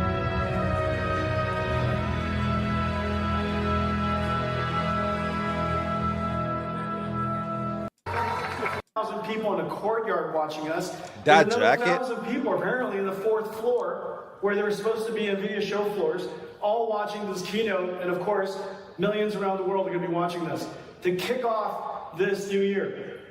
Well, every 10 to 15 each time, which explains why we're so busy. And this last year was no difference. This last year was Joy incredible. is on duty. 15. All right, so let's see what else we can find here. Let's refresh this just in case anything update here. Ooh, Buddy here. Let's see what he has. Why is it so big? It doesn't need to be this big, does it? Quick note before we dive in. ASUS is sponsoring this booth tour, which means I got early access to check out all of their new gear. But as always, big does it? Quick note before we dive in. ASUS is sponsoring this booth tour, which means I got early access to check out all of their new gear. But as always, these are my honest thoughts on what they're showing. Kojima. So let's see what they've got. This is the ROG G1000. And with one awesome for scale, this might be one of the biggest PC cases I've ever seen. So first of all, it has a series of anime holo fans. Now before we get too distracted by these displays, let's talk about what's actually inside, because the specs on this thing are absurd. AMD's Ryzen 9 9950X 3D, NVIDIA RTX 5090 Astral, and one of the most over-engineered thermal solutions I've ever seen. Now if you're familiar with this card, look at how tiny it looks in this case. Yeah, it does. Part of why this case is so massive is that they split it into separate thermal zones. Up top, they've got what they call the ROG Thermal Atrium, basically a dedicated chamber that pulls fresh air directly from outside into the 420mm CPU cooler. So the actual CPU, all of the heat is being exhausted up in the top, which also doubles as your handle. Look at how thick the door is. This is just for the anime holo fan, which you guys should see on the backside. Even though these are technically fans, they are not being used for airflow. It's actually in its own enclosed chamber. It is purely for aesthetics. You can load up custom GIFs, videos, whatever you want. It is completely unnecessary, and honestly, it is the total vibe of this case, man. Just look at this thing. I don't want to ask how much it's gonna cost. Probably a lot. Look at this. This is the ROG Flow Z13 KGP, or the Kojima edition. So if you're unfamiliar, the Flow Z13 is a gaming tablet, would probably be the best way I would describe it. So you have, of course, the detachable keyboard, but the idea being that you actually have a decent level of performance here. So it actually does use the AMD Ryzen AI Max Plus 395, so plenty of performance for gaming. I think we've all seen special editions before, right? Yeah. And Sometimes special editions are done really well, but most of the time it's just like a colorway or something like maybe like an accessory in the box. They fully customized this thing from top to bottom with the help of Kojima, and I think it really shows. Look at the case, man. I do believe this is a quite limited edition, so it's not going to come cheap. But if you're a fan of Kojima, holy. Now, if you want gaming horsepower and dual screens, ASUS has you covered here too. This is a little bit of a unique laptop because unlike something like the ZenBook Duo, which is much more meant for portability and productivity, Separated. It's this like is a all about tablet. gaming. So you've got dual 3K We got 120 it's a hertz dual displays, monitor. but on the inside, this thing is rocking up to an RTX 5090. monitor here. This is a lot of horsepower. And you think about like why you want a Then dual the screen gaming laptop. keyboard here is separated? Traditionally, if you've got a gaming laptop, you might be able to like dock it at home and whatnot, but you don't need to dock this. This is fully ready to go. Basically, this is the ultimate desktop replacement. Just grab the detachable keyboard, prop up the kickstand, and you've got a full dual screen gaming setup anywhere you want. Okay, so the ExpertBook Ultra isn't flashy, but this actually might be my favorite laptop ASUS showed at CES. Here's why. Most ultra-thin laptops make you choose. I know, so we'll take a Great break display, after but the terrible port AMD. selection. Good speakers, but maybe thermal issues. Powerful specs, terrible battery life. This just doesn't make you make those decisions. A 3K tandem OLED display, incredibly bright. It has a haptic touchpad. Finally, it has front-firing speakers, a great port selection. It is super thin, it is super Like light. Apple. Inside, it's got a 70 watt-hour battery paired with Intel's new Core 70 watt? Ultra That's X9 not too Series bad. 3 running at 50 watts, which is wild for something this thin. But the thing that I really like about it is the actual design. It feels so good in the hand. It feels so lightweight. Now, the ExpertBook line is traditionally meant for enterprise, but ASUS is actually selling this one direct to customers. And honestly, I'm glad they are. I am a user of these kind of laptops. I don't always need a dedicated GPU. I want something that's light, that's portable, but also that has some level of power. 3K tandem OLED at 1400 nits that's also matte. A haptic touchpad, finally, a 6-speaker setup with Dolby Atmos that actually fires up towards you. The full port selection, including Thunderbolt 4. I mean, the ExpertBook Ultra really checks pretty much every single box I can think of without compromising on any of them. Sometimes the most exciting thing is when a company just gets it all right. There's also a brand new ASUS ZenBook Duo. Now, when the first ZenBook Duo came out a couple of years ago, it was a really solid device, but they've made some big changes this year. First and foremost, the hinge has been completely changed to the point where they have a real 9-kilogram weight, which you can just set on it, and you can see that the hinge is taking all of that weight. Now, if you're unfamiliar, the ZenBook Duo is their dual screen device. So what this is essentially a pair of 14-inch displays. So you just take the keyboard, drop it on, and it turns directly into a normal laptop. But the important thing about the ZenBook Duo is I think they've done it right when it comes to it has a built-in kickstand. That is and it also has a good level of performance. On top of that, one of the things I actually really like about this new ZenBook Duo is the fact that the hinge, there's essentially no gap. So if you look at it compared to the 2025 model, this was a good laptop. Like, I liked this laptop, but you can see there's this massive gap in the hinge. The hinge on the 2026 is almost more similar to what you would get on like a folding phone. And on top of that, this is also now a little bit thinner and significantly lighter, which is one of my major... See right here compared to this, like they're almost like screen to screen, almost to screen versus this one. Problems with the original ZenBook Duo. It was a little bit on the heavy side. This is still going to be heavier than something like the ExpertBook, of course. It's got dual displays. When you look on the inside, you can see there's a lot going on here. A 99 watt-hour battery, 40,000 cycles on the hinge, which again, you can see, very durable. I can't believe they just let me do this. I'm getting some nervous looks, and that's fine. I would be nervous too if I was giving a weight on the outside of my laptop. We also have the new ZenBook A14. Now, I love this laptop because it's super thin. It's got this Cera aluminum. This is being updated with the latest Snapdragon X2 Elite, but probably the slightly more exciting version is there's now a 16-inch version. So this is the ZenBook A16, and not only is it going to take that same kind of design language, but it also is going to be the very first laptop to ship with the Snapdragon X2 Elite Extreme. So this should be the ultimate Snapdragon laptop when it goes on sale here in a little bit. And I'm excited because this thing is rocking a 70 watt-hour battery, 3K 120 hertz display. It's still only 1.2 kilos for a 16-inch laptop. Moving over to the ZenBook S14, they have a really cool demo here of the laptop sort of sliced and diced. You can see here what it takes to make a laptop that is Wow. 1.1 centimeters thick, right? I mean, you've got the battery, you've got the keyboard, you've got the display, you've got Wow, the that's cool. fans, you've got the cooling solution, the motherboard. I mean, there's so much that goes into a laptop, which is this thin.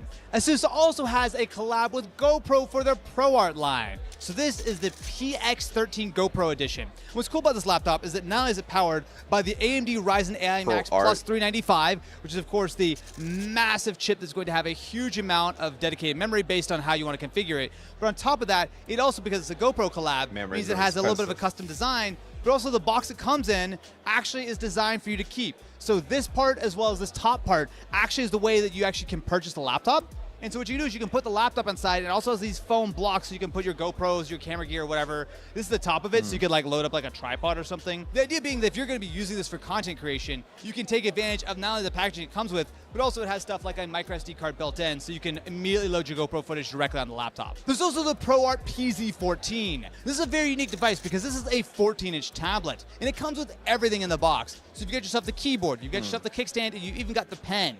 Now what's unique about this is that it is meant to be durable. So it is IP52 rated. It also has a Snapdragon X2 Elite inside, so now you're gonna have battery life. But this is really designed to go with you all day, especially when you're doing stuff like graphics work, or it has like 1,000 nit panels, so you actually can have plenty of brightness for outside. It's a very, very unique device. So what's your favorite product that ASUS have here at CES 2026? Let me know in the comments below. And of course, huge shout out to ASUS for sponsoring this video and our booth tour. I'm gonna get to editing, because there's a lot of stuff. Yeah.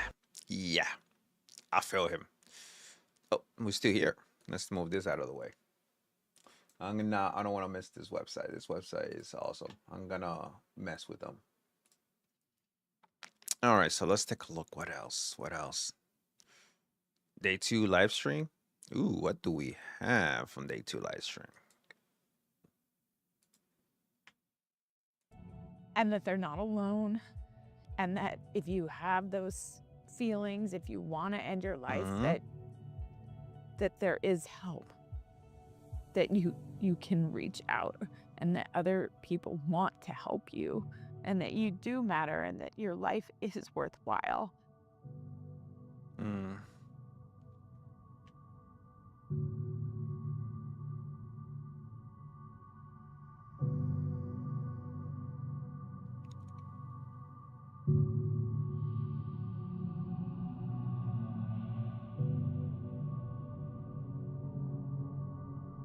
Yeah. Executive chair and CEO. Those things kind of. Use it for scheduling for the weeks or even months ahead, and organizing all of my kids' after-school sports activities, and there's way too many of those. But we use AI to help, and it's been a real game changer for things like summer break. Okay. I also love AI in business.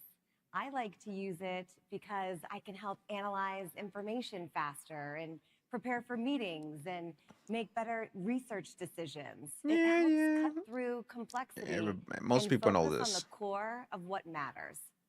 AI is helping all of us do our jobs more effectively. Same here.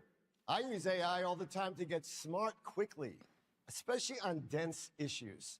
I use it to compare buying options and actually think through decisions in business and in life.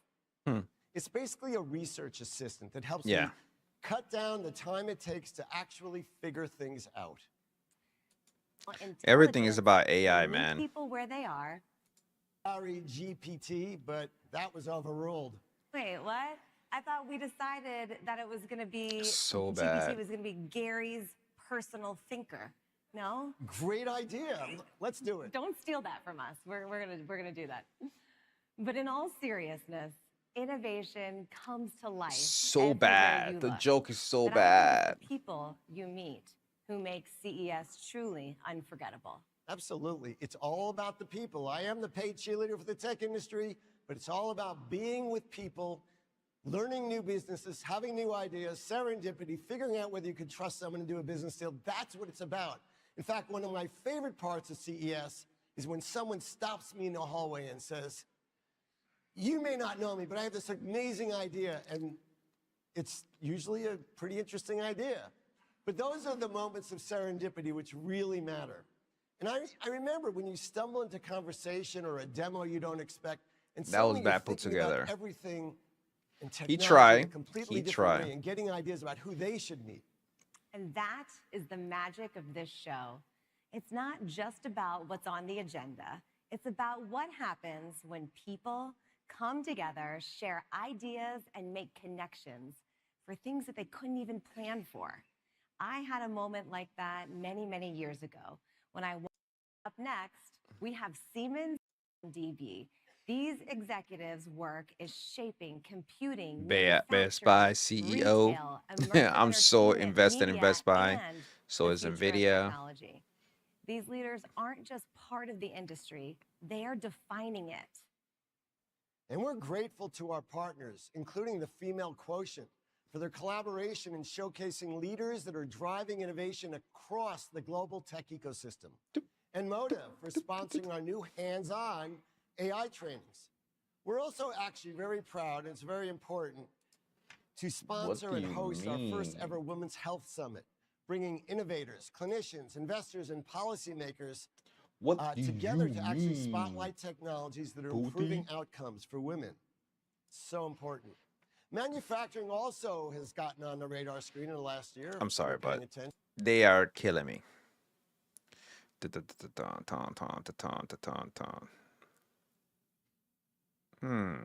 you have anything here? This is the most high-tech knife I've ever seen. This is the world's first ultrasonic chef knife designed specifically for home cooks. The piezo ceramic crystal. We've seen that. We've seen that yesterday.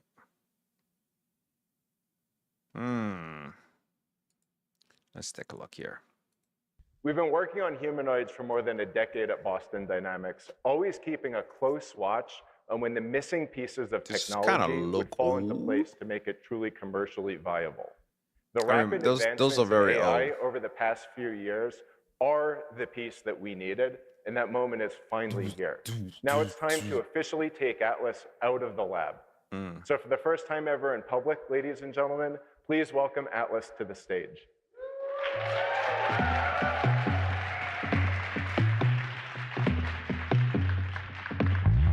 He said 22 hours ago. So as you can see, Atlas really does stand up the way that we show in our videos online. And we get tons of questions about this. Ouch. Zach, the joint. while we have everyone here, do you want to provide a little bit of insight into how we made that decision? I mean, it's pretty simple. Atlas doesn't have to move like a person does, and we're looking for the most stable, efficient way to get up, and it turns out this is it. The other question we get all the time is how Atlas is moving.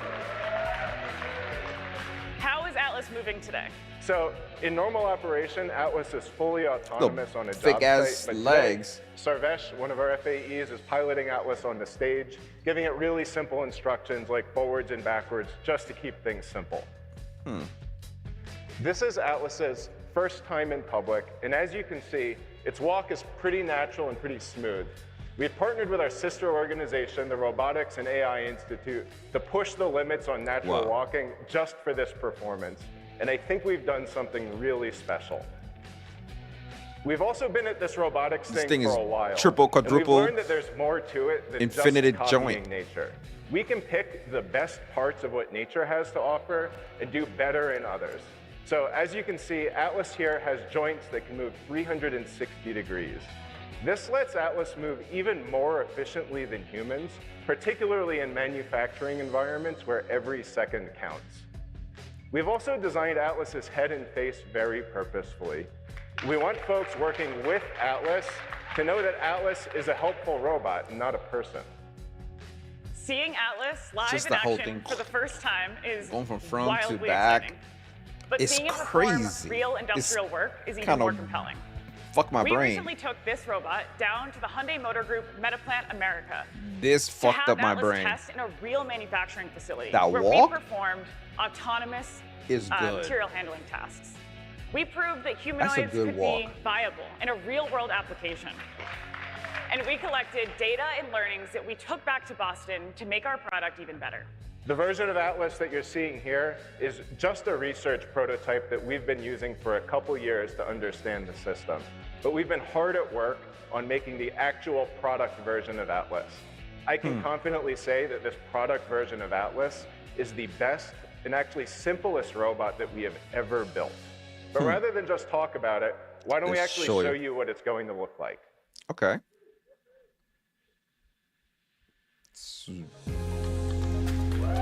That's kind of cool. So fluently. That is so cool. So fluently.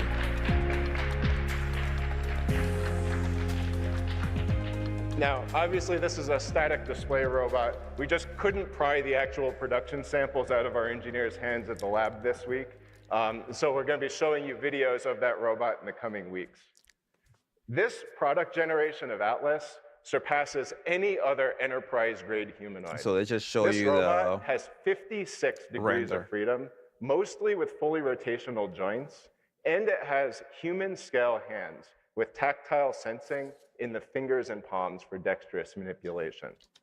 Atlas's 360-degree cameras see in all directions, so it understands when people are approaching, which is part of our holistic safety concept. Atlas is also strong. It can lift up to 110 pounds You cannot sneak and on reach this up thing. to 7.5 feet in the air. Atlas is also water resistant. In real industrial environments, robots need to undergo washdowns, and it can operate at its full capabilities, including strength between -4 and 104 degrees Fahrenheit. It's going to be easy to teach Atlas new tasks. Most can be trained in less than a day. Atlas can perform these tasks at a reliable, consistent pace for about 4 hours using its dual swappable batteries. And when they run low, Atlas navigates back to its charging station and swaps its own batteries, getting right back to work. Oh, damn. Finally, Atlas robots share intelligence. Through our Orbit platform, once one Atlas learns a skill, it can be shared with any other Atlas. These One hive industry-leading mind. specs, along with our industry-leading foundation models, This is a half allow mind. Atlas to take on challenging tasks. Tasks that Atlas will do autonomously on its own from day one, assisting people and prioritizing a collaborative, human-centric approach. And as we continue to build out our general-purpose technology, our customers will be able to use our Orbit software to teach Atlas new and specialized skills. Do you want to wrap us up by talking about our production and deployment plans? Of course. So we've already This started is production of this crazy. new robot at our Boston headquarters, and our entire 2026 supply has already been allocated to Hyundai Motor Group and our new AI partner you'll hear about in a few minutes. We'll add more new customers in 2027. But for now, we're planning additional pilots at Hyundai Motor Group and building a facility that we call the Hyundai Robotics Meta Plant Application Center. That's why they have it there. This center is the cornerstone of our plan to build the most complete data set in the world to train movement of humanoid this skills in manufacturing. things are creating amazing. an engine for deploying tens of thousands of Atlas robots across Hyundai Motor Group facilities worldwide. It's a data factory. Hyundai Motor Group isn't just deploying the Atlas robots either. They are going to build them. Together, we are building a new robotics factory capable of producing 30,000 Atlas robots a year. This is what's truly required to deliver the full promise of humanoids across the industrial, commercial, and home markets.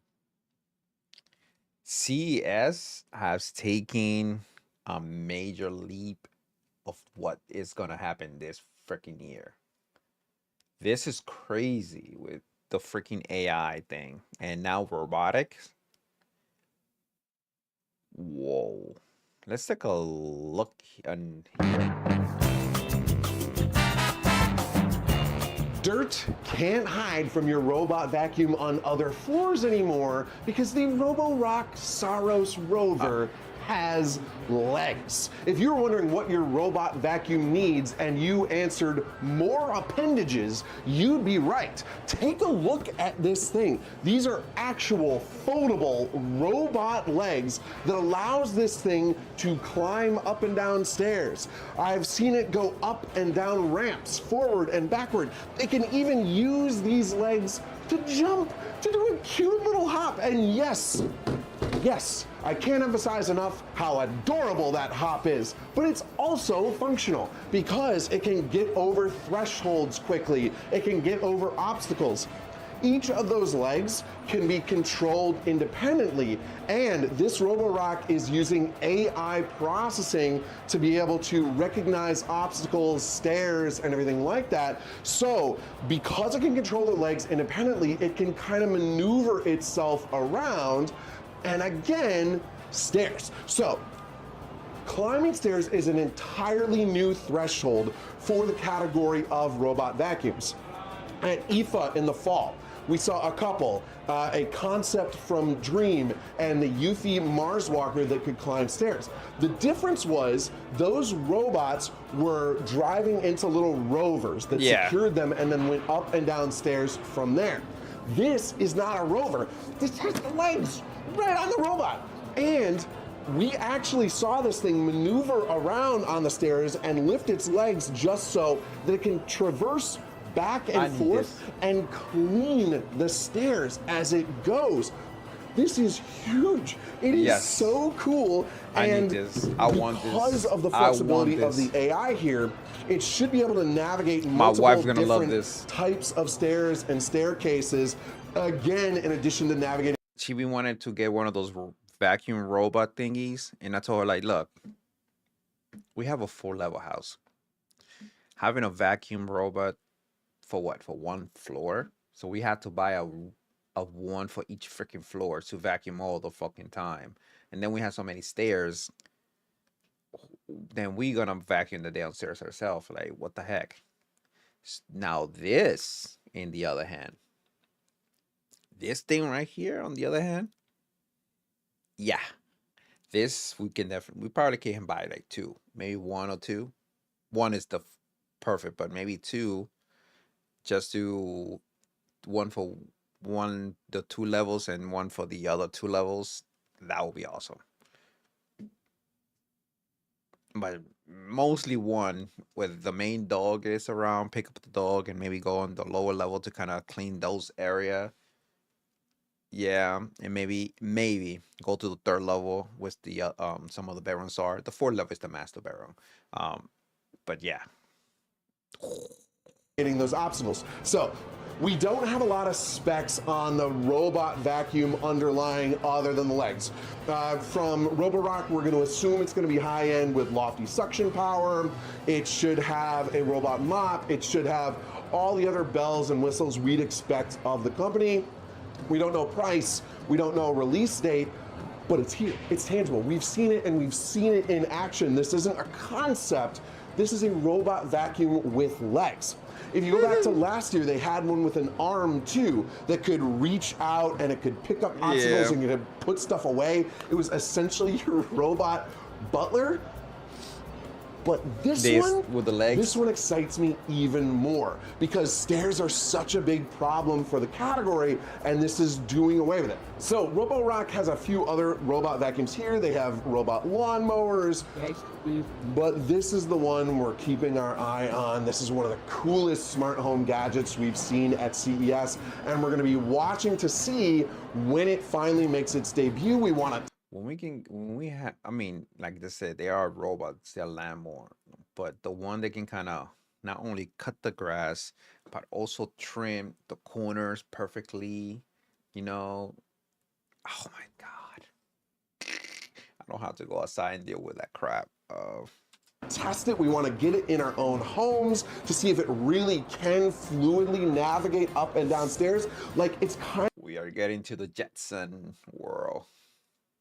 Kind of a wide model, and so we've seen it clean along those wider sips, but the question is, will it be able to still clean along curved stairs or narrower stairs? We've got questions, but these questions are a good thing because we haven't seen anything like this before, so we gotta test it. But in the meantime, I'm just gonna be excited, okay? Because it's a robot vacuum, and it has legs, and it can climb, and for everything else from CES, stay tuned.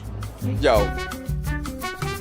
I'm with him. I'm excited for that one. That one is so fucking exciting. So I'm gonna take a break. I'll be right back. So just bear with me here. And I'll be right back in a minute or so. I'm gonna put some music. Hold on. There we go.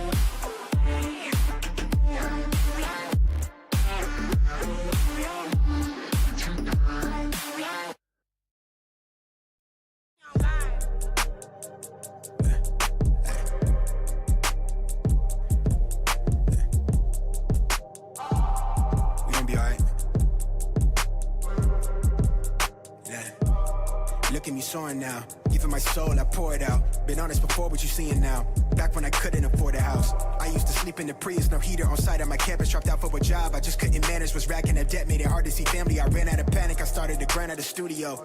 Don't tell my girl I was homeless. Was wasting the time that we could have spent. Too focused, not folding, I'm used to this. I'm not complaining, but shit get hard and I know what my worth is. I waited my turn, look at me flourish. I want them to know what they're seeing right now is me beating my curses. I only got one life to live. Trying to keep my headspace clear. Been off the meds for the feels. Trying to run it up while I'm here. Really, I am what I is. I went and became who they fear. She want me to be someone different. All of this ice in my veins. Lately, it feel like my mind is out of their range. I'm healing the funnel to pain. Let me stop for a minute to see all this shit that we never did think we would see. We was just kids in the cul-de-sac. In the class with a giant heart, the memory caught in a photograph. I used to sit on the roof with my daddy, then listen to trains go by. Then later he told me he used to do things to numb out the feel of his brain on fire. Yeah. I'm not really sure what to say, cause the last time I seen him, his sister just passed and I wasn't there, too busy, LA had me addicted to people perception of me. No niggas that cast me as enemy.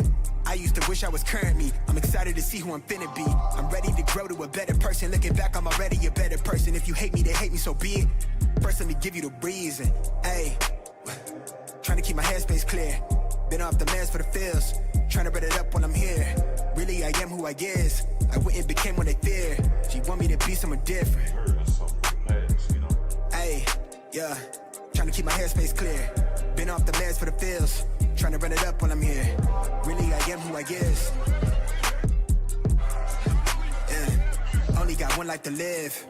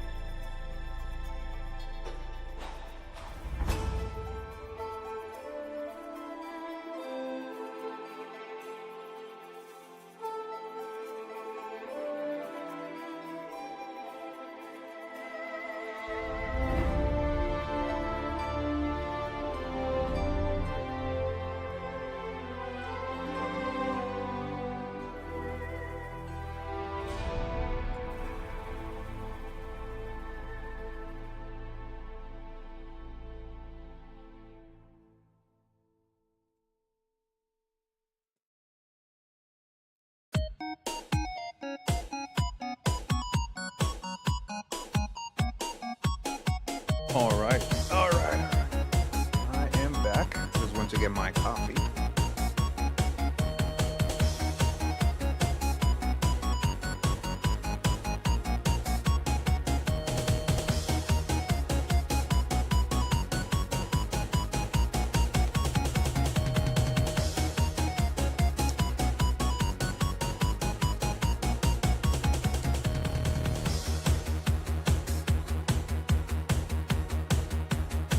All right. We are back in action.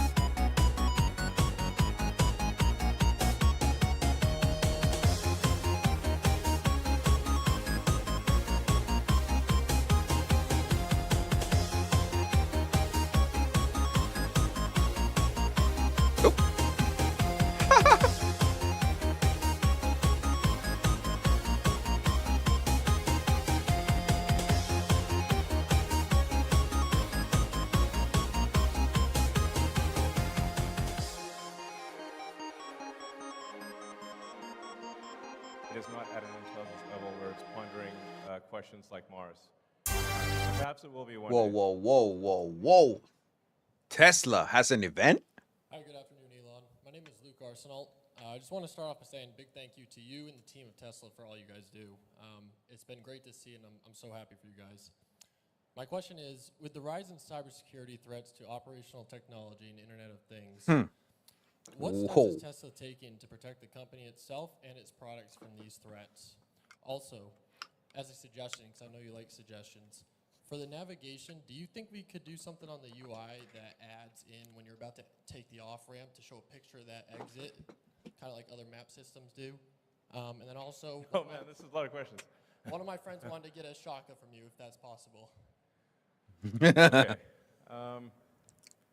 Well, we are constantly improving the navigation system, and being robust to hacking is incredibly important. In fact, we conduct a lot of sort of third-party hacking contests to try to get the best hackers in the world to break into our cars. And actually, no one has yet actually broken into a Tesla in a way that would allow you to really control the car in a significant way. Okay. They have gotten to where they can like honk the horn and mess with the infotainment system, and I'd like to thank them for their efforts. So we take information security extremely seriously. That's not bad. That's pretty good. For navigation, yeah, there's definitely things we can improve there, but really down the road navigation visuals are not going to matter very much because the car is going to take you wherever you want to go. Yeah. As for pictures, I have to decline, unfortunately, because otherwise, if I say, I actually hate being rude to people. So if I say yes to one person, then it's like selfies for a zillion. You know, it gets kind of crazy. So. I get it. For asking. Maybe we'll take one or two more questions, actually. So. Sure. Getting my coffee in. I don't know. Man. So far, it's been what, 6-hour stream, almost. Hello. I had a question on. And I feel the good though. efficiency. I really feel don't know if good. you've been paying attention at Terra, and I was curious if you thought that was a space that you could see Tesla getting into, as far as not just an efficient manufacturing process, but also the actual car itself and range. Or just buy. I'm not super familiar with them, but we have a lot of products to get done. It's not like it's never a shortage of ideas. Ideas, frankly, I find ideas to be somewhat trivial, but the execution of the idea is extremely difficult. And as I said, like, prototypes are easy, production is hard. Production and cash flow positive is excruciating pain that like at a level you cannot believe. So it's not product ideas; they're irrelevant. That's what I think of them. It's sort of like the idea of going to the moon. That's not that's irrelevant. Mhm. Getting to the moon is the hard part. Yeah. So, okay. So maybe one last question. Yeah. Elon, John Lopez from Orlando here. I've got two things for you real quick. The first one is with rideshare being a growing thing, especially with Tesla owners, are we going to get a guest mode option available for that?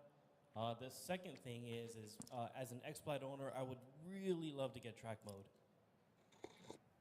As a what, sorry? X-Plaid.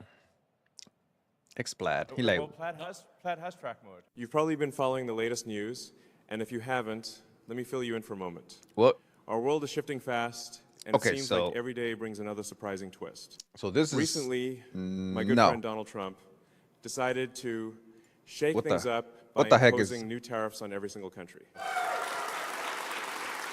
So this is BS. He called me. This is BS. So this was BS. This isn't even real. This isn't even fucking real.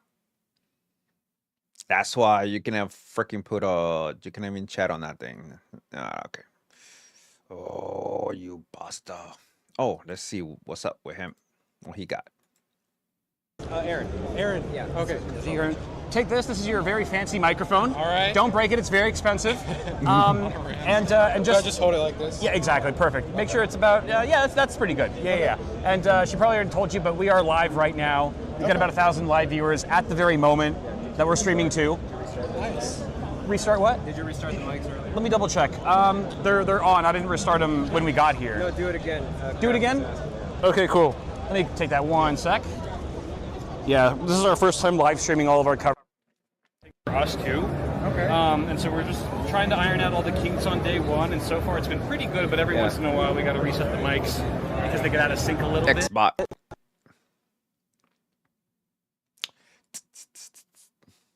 Yeah, we heard them fine. I'm from Bitwit. It's a YouTube channel. We do a lot of gaming PCs, technical hardware reviews. Used to do more of that back in the day, but it's very gaming and PC focused. Go ahead and take that again. It should be good. I'm not a gamer.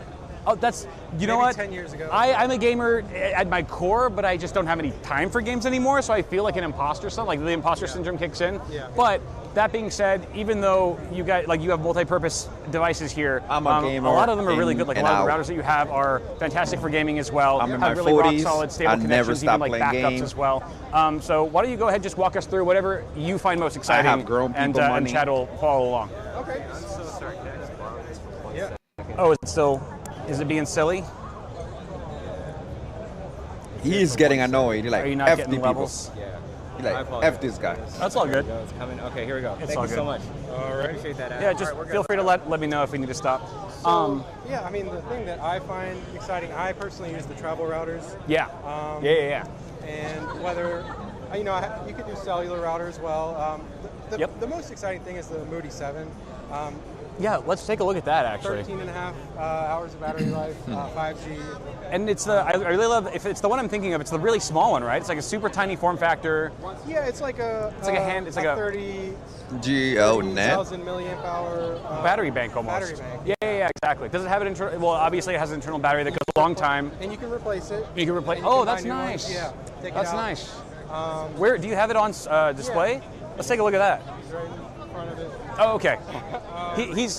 He's nimble. All right, I'll just you just tell me. Yo, everything's stop with the resetting. It's got tri-band Wi-Fi 7. Perfect, we're good. A lot of people maybe Wi-Fi 7, got it. don't. Yeah, but some of our routers only have dual band Wi-Fi 7. Some of them are tri-band, so they have the 6 gigahertz. Yeah. And I think that's going to be really Now it helpful. sounds louder, but in still, he was sounding crowded areas fine. just like today, where 2.4 and what the 5 are heck? just Sure. congested. Yeah, exactly. Yeah. Yeah, So very nice. Very nice. And it also has an Ethernet jack on it too, doesn't it? Doesn't it have a... So Yep, this it is like does a have wireless. Ethernet, and interestingly, it's LAN and WAN. So Right, you can it's give another. bidirectional. Exactly. That's Some cool. I've seen other cellular routers. Other companies don't have both of those. Right, LAN, right. WAN. Absolutely. You're messing Yeah. with the Like damn something you can audio. just really Like, take it's anywhere. sound It fine. does- It does support eSIMs as well, doesn't it? Yeah, for sure. Yeah, eSIM, the coffee's so and it good. has dual nano SIM behind the battery as well, if you want that. That's yeah. pretty cool. And you could just take it anywhere, even without a SIM, and then just load it up globally. I mean, you can cross borders with it. Yes. You know what I mean? We go to Taiwan every year for Computex, and that would be a nice thing to I love have. Taiwan. Oh, dude, That's it's the one best. of. Let's take a look Yeah, for hate the watch party and all that, but you know, someone there saw he are there some earlier. benefits to AI. Is it possible to bypass that? Is it possible to? Oh, my drip for the day. You know, I don't mean to flex on everyone. I hope that's all right. But yeah, I don't actually have an appointment. I'm kind of swinging by. I know Howard. Is Howard here? I think, yeah, he's here. Okay, cool. Do you mind if I just pop in? I won't be long. Maybe like 10, 15 minutes or something like that. Awesome. Thank you so much.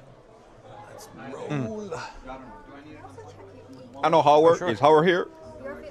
We don't actually have an appointment. We We just kind of want to peek in, get some like coverage for you guys. We're actually live streaming right now, so like say hi. You're like actually streaming to like 800 people right now. So yeah, go ahead and just if we are able to just maybe take a look at some of the things in here. We don't need actually like a full walkthrough or anything like that. We're just kind of popping in and checking things out if that's okay.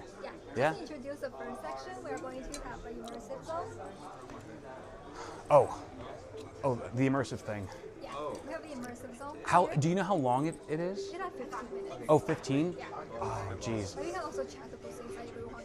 Is it possible to bypass that? Is it possible to? Okay, that would be great. Yeah, just to run a little bit on the time crunch. Thank you very much. Okay. Shout out to the creator who warned me of that. Oh yeah. Yeah. All right. We escaped. Oh my. Oh, look at this really quick. This is that looks Infinity, cool. The RTX 5090 That looks cool. That looks cool. Infinity. What's the official name? 5090 Infinity, 32 gigs of VRAM. It looks like of a course. fucking boombox. It's a big chunker. These It fans, is a they big look like chunker. they might be 120, 140.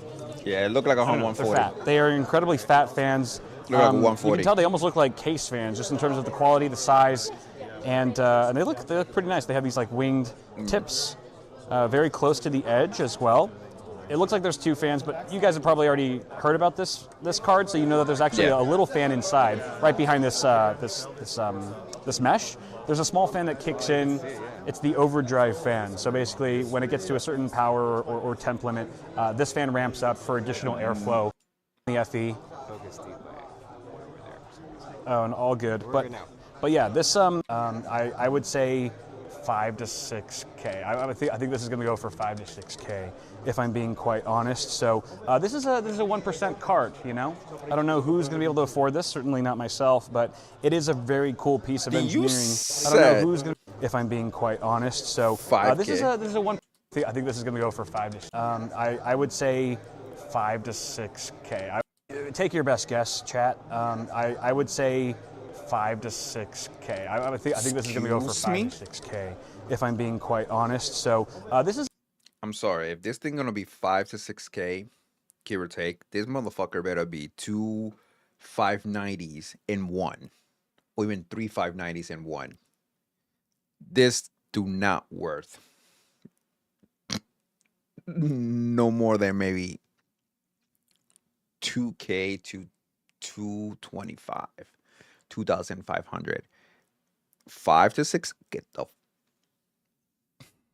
what kind of RAM it has? It has like 100 and something DDI7 RAM in there. Get the fuck out of here! Hell no.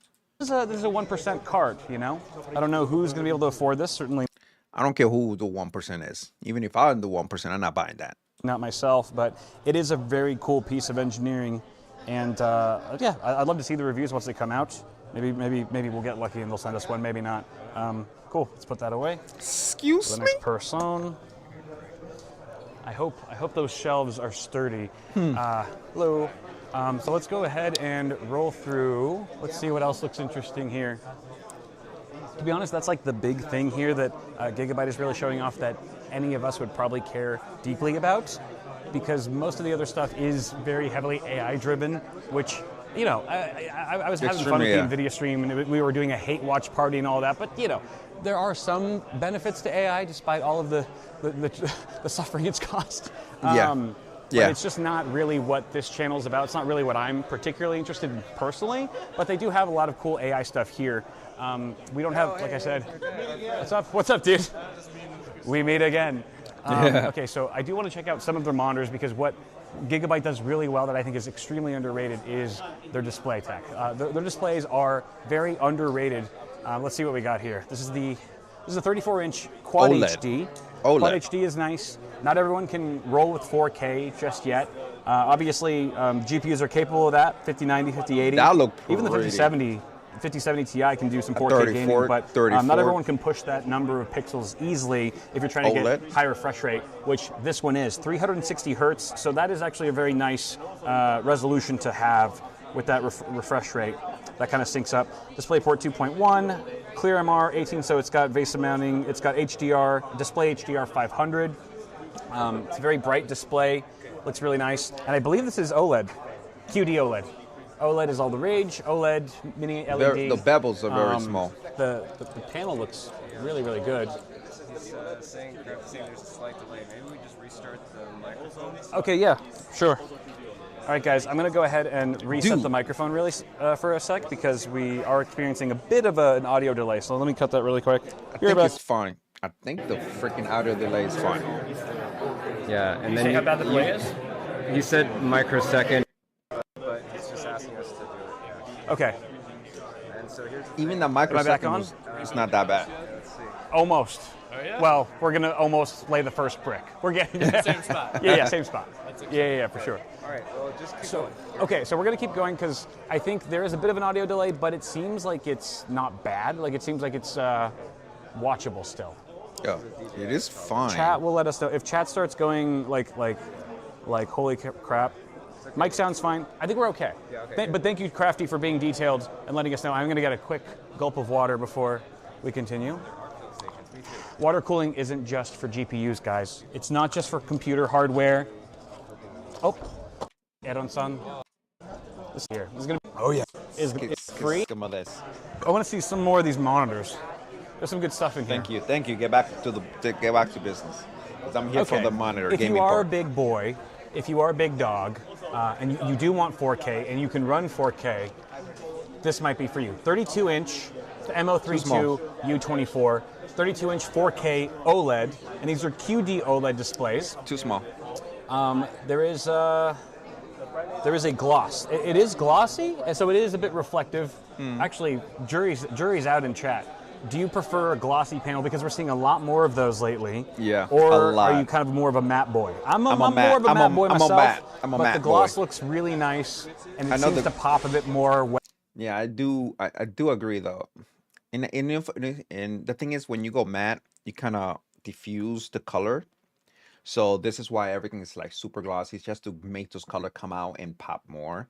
But I am part of the matte part. This is one thing I kind of hate about the handheld screens. Kind of like this one is an LCD, but the Legion 2, that screen is a freaking mirror. A mirror. So I made a video and you can see how glossy or how fucking reflected that thing is. But other than that, my second gripe to the Legion Go is the sticks. I wish you can put more tension on those sticks. Maybe like a 10 to 20% more tension than if I could manually like give it some tension on it, because it's too loose. It's way too loose, especially if you want to play a first-person shooter, especially like I mentioned on my thing multiple times, competitive first-person shooter. Those sticks sucks. You need to get a controller. You need to get one of these. One of these bad boys here.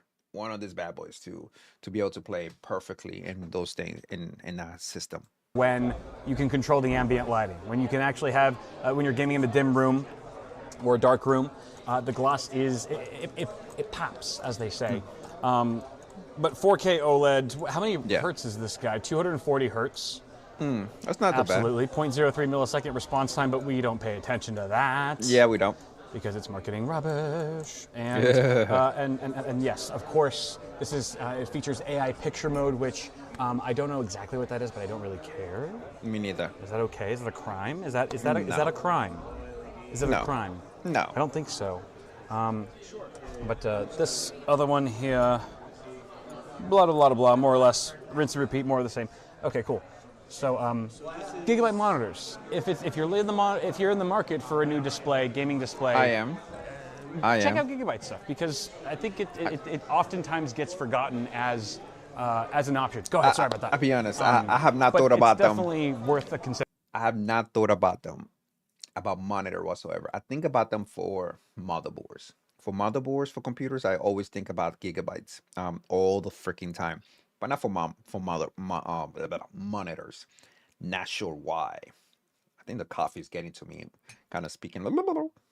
But anyway, for monitors, I don't think about gigabytes. I only think about them only for motherboards. Because actually, the reason why is because one of my first computers that I ever built was a gigabyte motherboard, and that's why I kind of think about them first, and then everybody else. Like mine is expensive motherboard. It's a very expensive motherboard. And the only thing I can tell you, the main name for this motherboard is Godlike. You type Godlike and you already know what motherboard it has. It's an expensive one. So I have the Godlike for MSI. That's what I have. So, and it's very, very good motherboard. The only thing that is not great on the motherboard would be whatever parts you put in there. But all the parts that I put in here, they are very high end. Certain things that I need to change. I need to change that SSD that I have in there. It's a very old SSD. I need to upgrade that SSD. I'm gonna clone it so I don't lose I don't lose data. I'm probably gonna get I have a 2 terabyte. May get a 4 or maybe an 8 terabyte. I got an 8 terabyte hanging around. I may use that 8 terabyte and upgrade it to that, or I just get a 4 terabyte. I like Samsung's SSDs, and the reason why, because you can clone.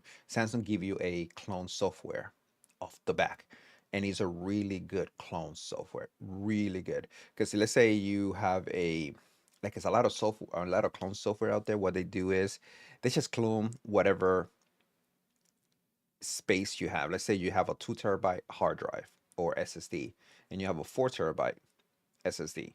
It will clone the 2 terabyte in top of that 4 terabyte, but you still have 2 terabyte that have not been added to your system.